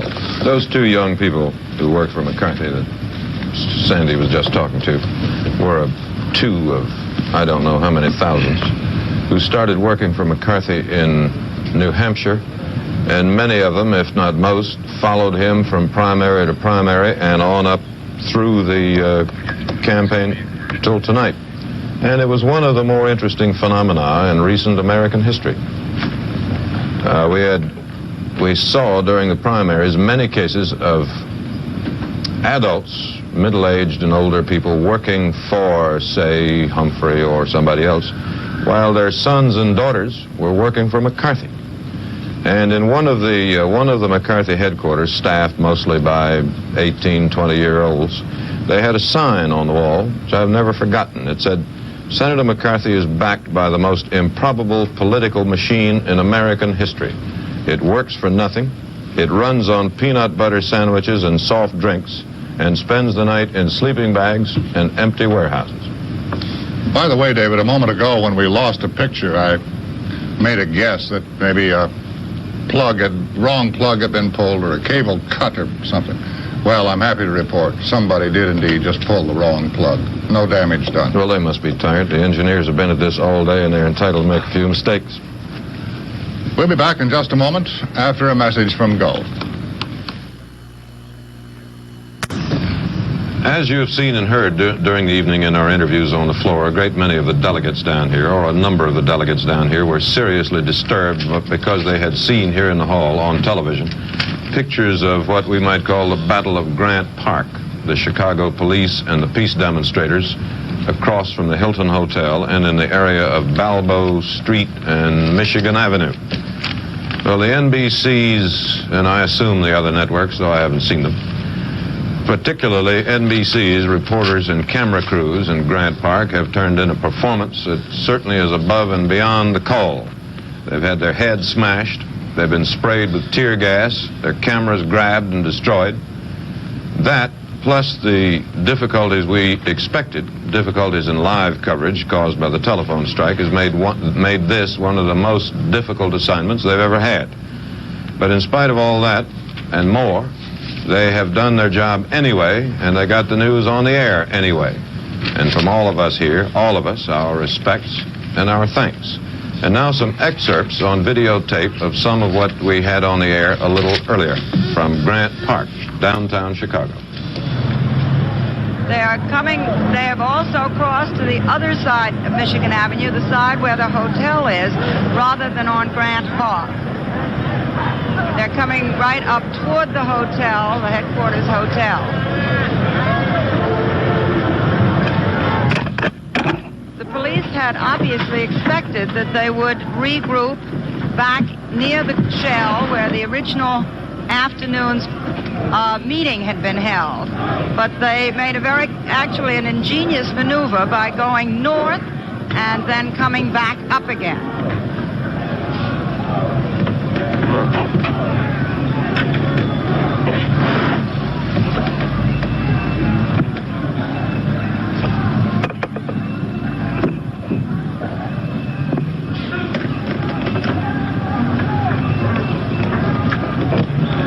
Both sides of Michigan Avenue are now filled with people walking south.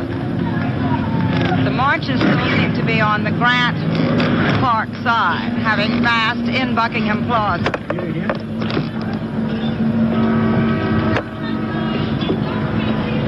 One wonders if it were a directive or not. Last night, the police were standing in rather rigid attention side by side. Tonight, they've been as if informally chatting in groups, but obviously alert. What's happening? The tear gas is now coming up in this direction. There's lots of it. We're coughing. We haven't any masks. People are sneezing and fleeing into the hotel lobby. A lot of people were out just as observers and are now finding that it's not too pleasant to observe this kind of activity.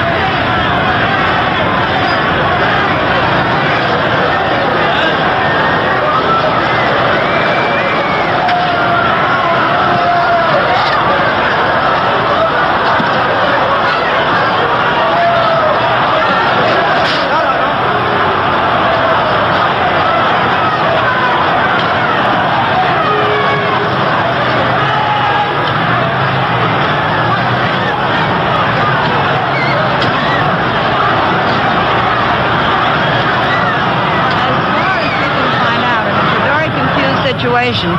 The poor people had a permit, and that's why they were allowed to get through. And I asked one of the poor people, and he said, I'm just a field marshal, I don't know. But I think it must have been because we applied for a permit. Now, you may have heard the yelling before. The others all feel that if they get out into the loop section,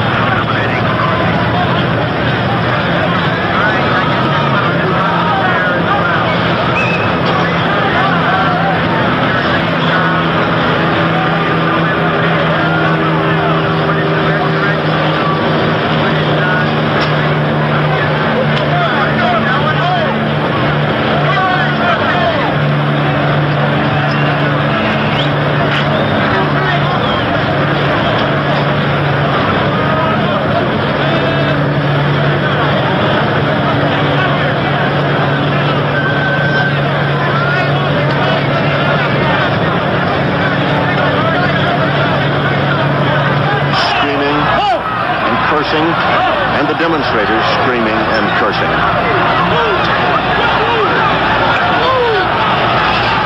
A girl being carried off to a paddy wagon in something less than a nonviolent manner. It was supposed to be a nonviolent demonstration today.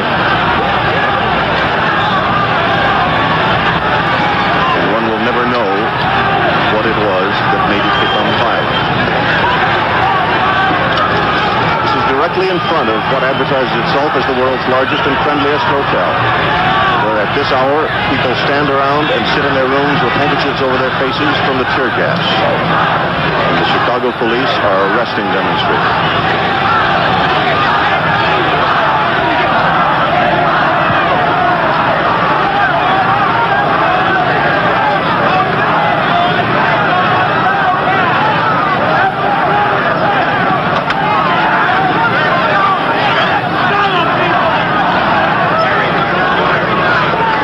places, plainclothesmen helping make the arrests.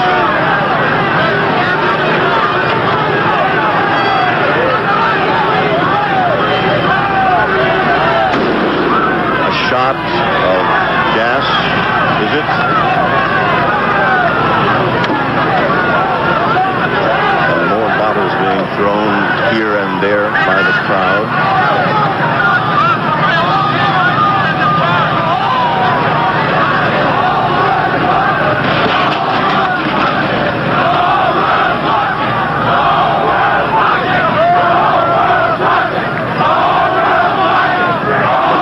Is watching Chance the crowd on this side.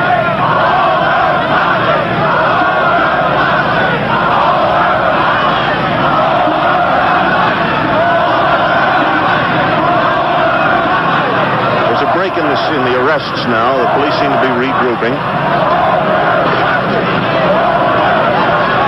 And now moving off down Balboa Street, and the crowd is running. And the police are chasing them into Jackson, into Grant Park.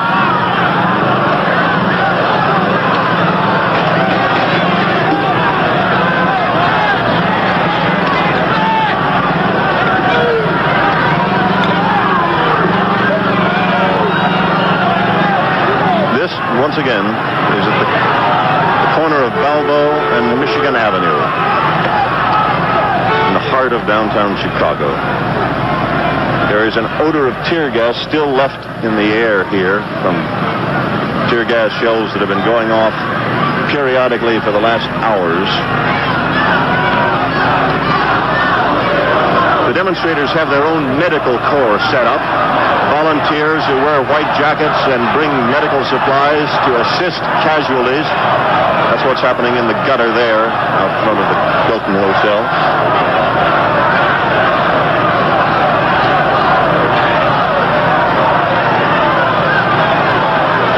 Police reinforcements moving down Balboa Street now. Well, I should think, David, what we've seen requires no comment. It's just unpleasant. Go ahead. No, you're good. Let's I have see. nothing further to say about it. We do need to say that the session tomorrow night begins at 7 o'clock Central Time. So we'll be on the air at 7:30 Eastern Time, 7:30 Eastern Time, and 6:30 Central Time, with the Thursday session of the convention, at which time the Vice President will be nominated, whoever it turns out to be. Vice President Humphrey will make his acceptance speech, and that'll be the end of it. Chet? I think that's a good night. All right, good night.